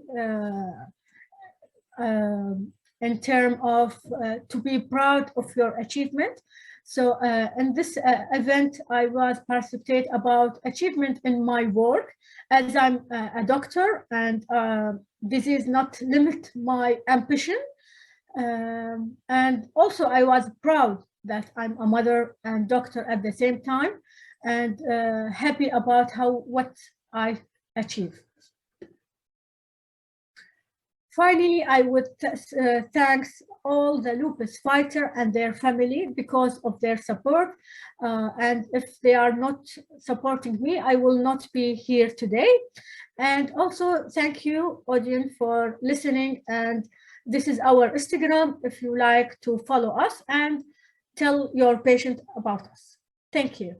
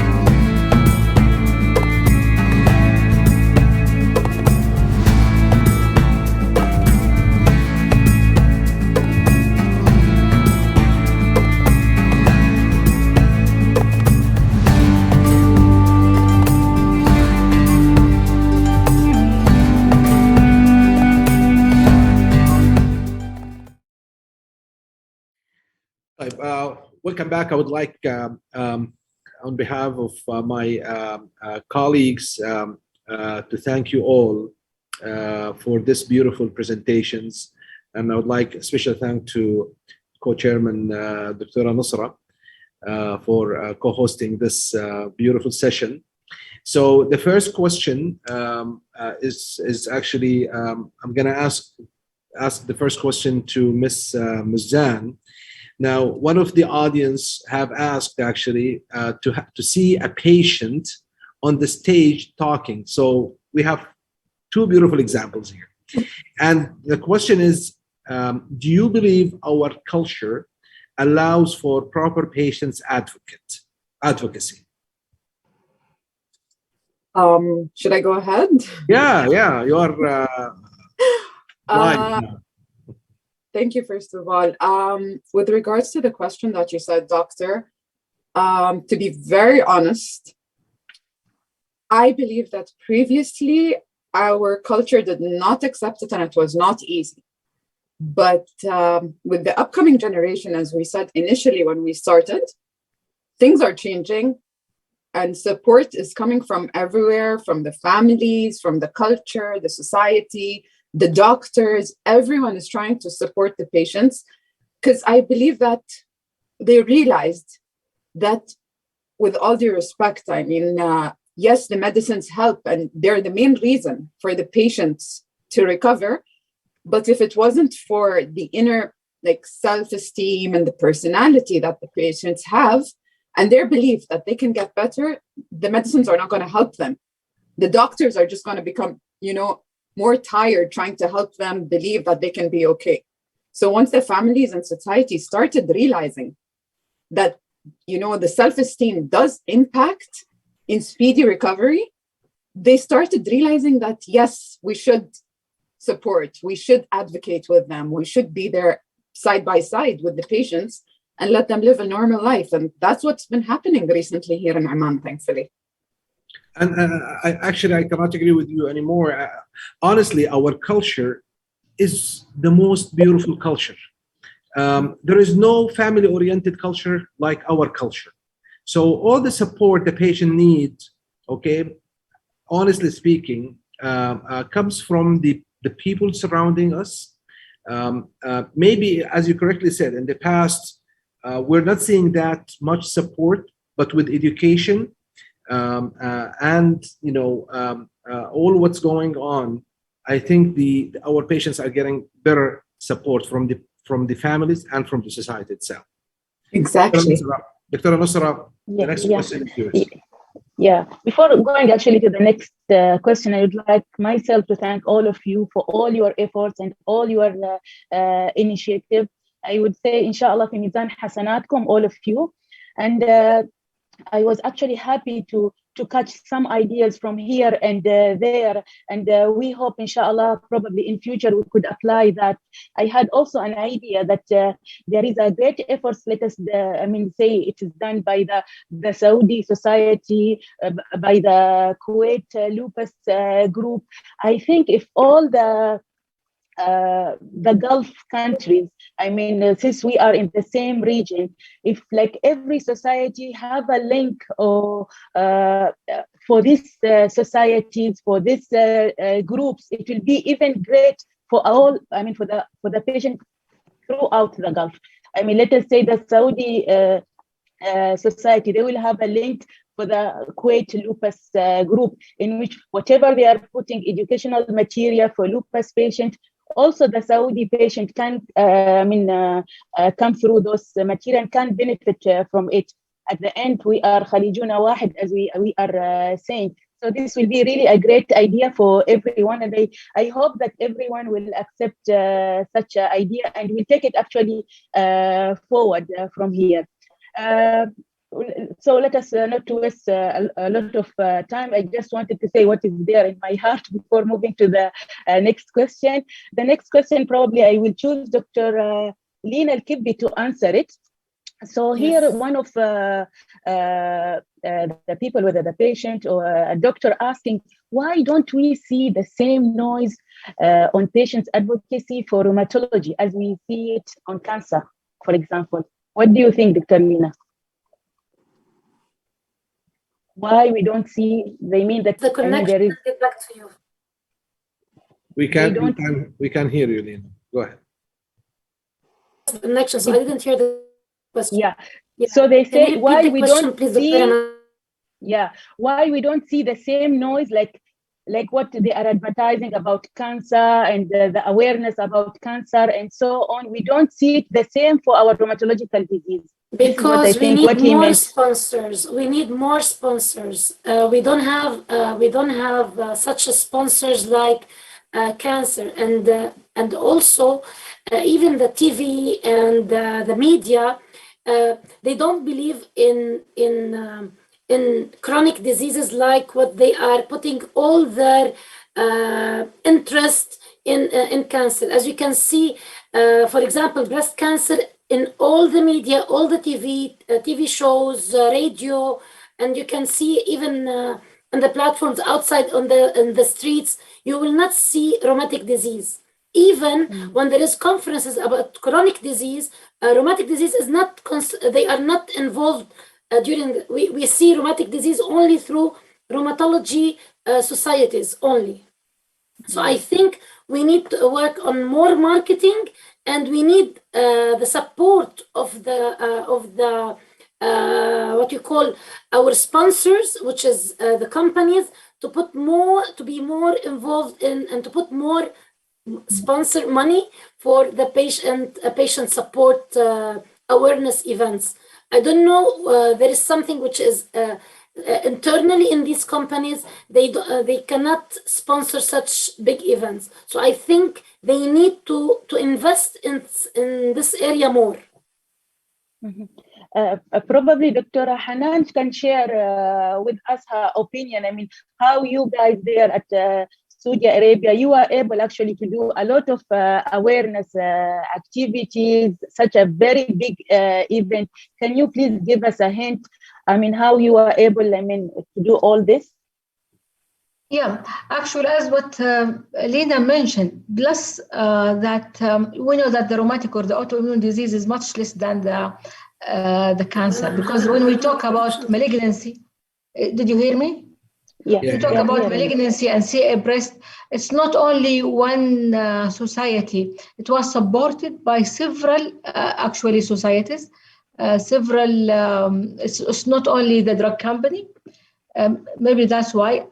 But again, the percentage of the disease or the chronic rheumatic disease is much less, say, than diabetes or the cancer. Maybe this is one of the reasons. But maybe by working together, all the like the Gulf countries, instead of doing each one alone, maybe we'll do like what they did now in RLR. Maybe we are doing all online activity, because being this is not visible to do it live in the country. But in the Gulf country, I mean, maybe if we combine more, we do more activities or I don't know, through the societies itself. I mean, combination. Maybe we can increase the awareness, but it's not like the cancer. I don't know why. I don't have an exact answer, but as I mentioned, cancer is different. The support to cancer totally different. They have a lot of support. And I think it has a psychosocial impact, and also an influence from pharmaceutical companies. There is a huge influence from pharmaceutical companies on the, shedding the light on cancer patients. They advocate for more support for cancer patients, and the families are quite touched by hearing the word cancer. So the word itself has an impact on the perception of the community on the disease itself. So when you say arthritis or joint pain, it's not as strong as a perception as the word cancer or heart disease. Okay, I mean, we know that diabetes, for example, Gulf is one of the highest prevalence of diabetes in the world, about 15-17%. So maybe sometimes it's because the prevalence of the disease itself. So prevalence of the disease, the psychosocial impact are probably the main player in advertising for acceptance, or making it more has impact on the community. Another question or comment, please advise on a method making RA more accepted for the society before patients. So basically, they're asking, how can we educate the community before we educate the patients? How can we make the community aware about the disease itself? So I think, Lina, maybe you can answer this question, because I think this is purely the job of the 4A group.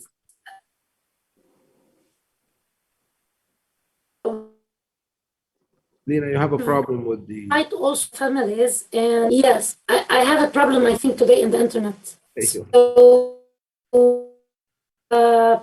we invite also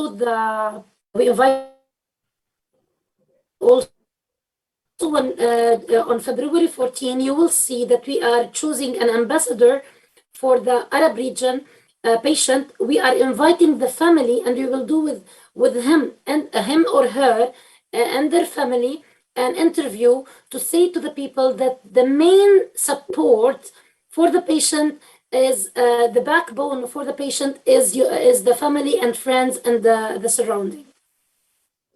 Mm-hmm.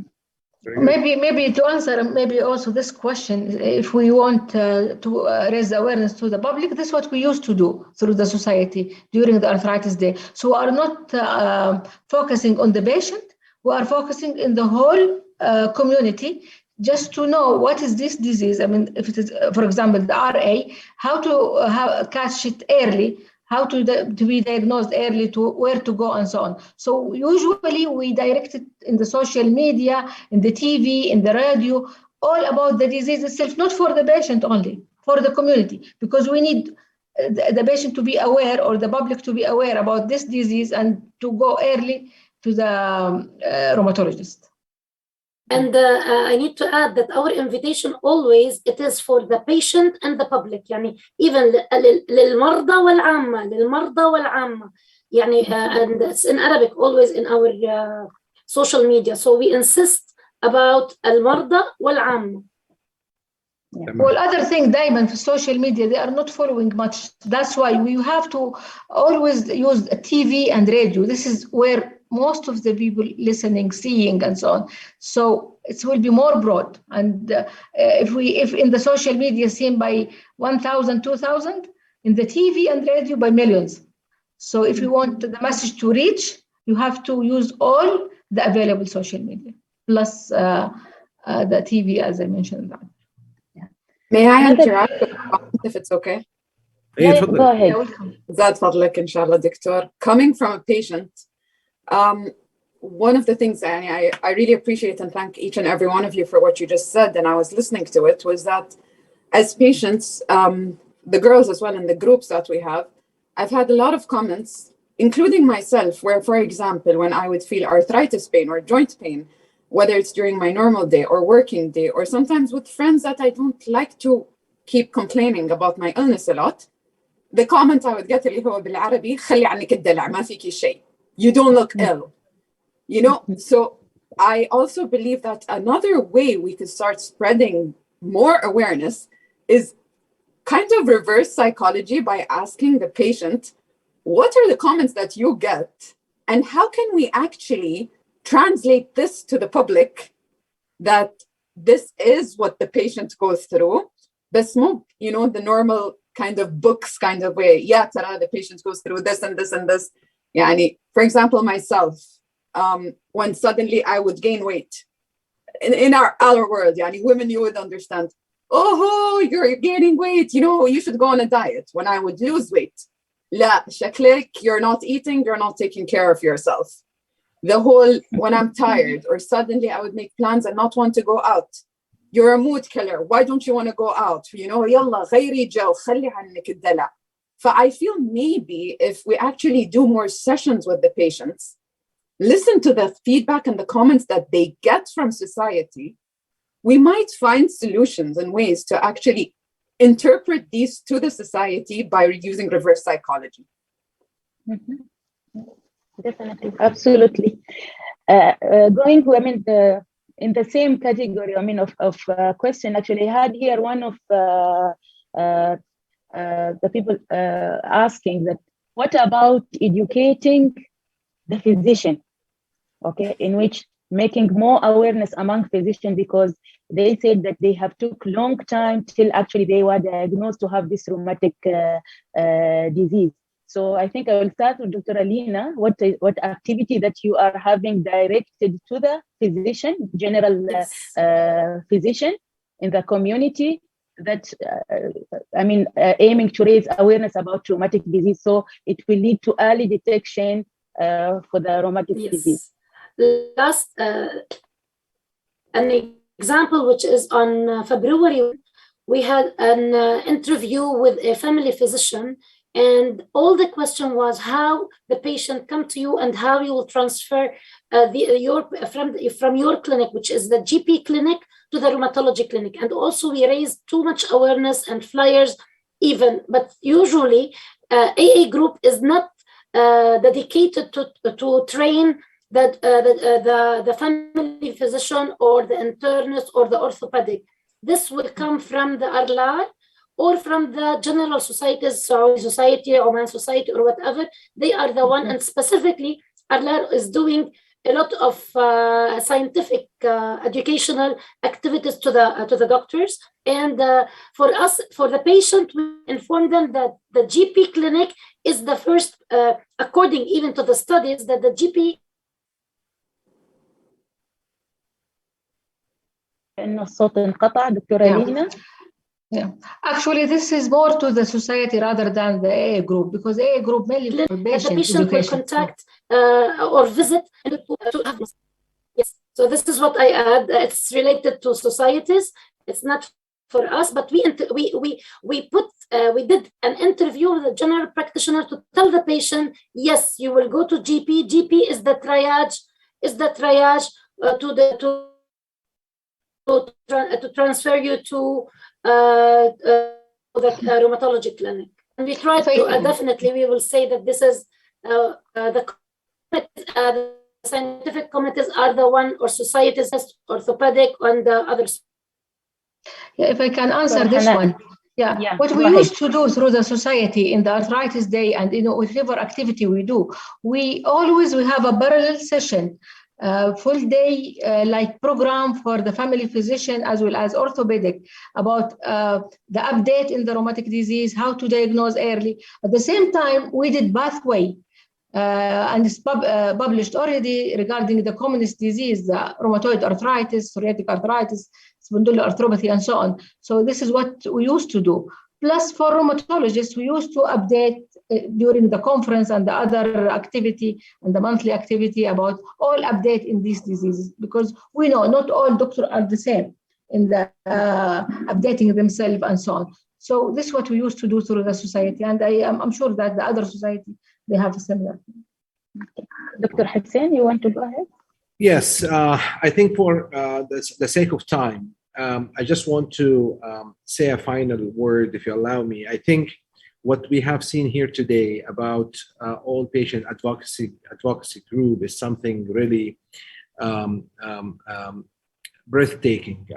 It's inspiring, and the experience that we've heard from patients themselves is also something additional and unique that we have never done that before at the level of conferences and symposia, what have you. I think one of the important keys is a collaborative work. I think we all should unite. We should all share experiences, and we should actually try to give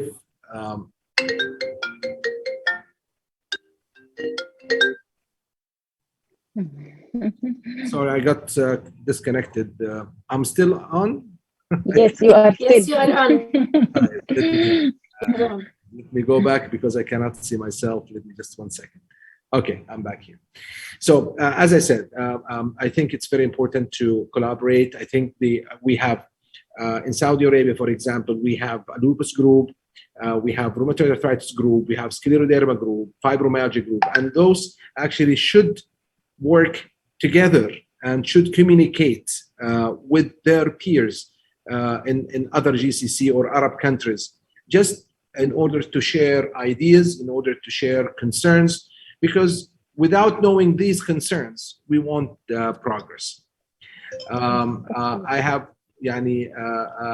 said the last comment. Dr. Nusra, if you want to close the session. Yeah, I would like to thank all of you actually for being with us this evening, and thanks for all your effort. Thanks for the co-moderator, Dr. Hussein Al-Halabi, and for all the doctors and the participants for their efforts. And I wish you are going to enjoy the remaining of your Thursday evening, hopefully with your family. Thank you very much for being with us, and have a nice evening. Goodbye. Thank you. Congratulations for Oman Rheumatology Conference.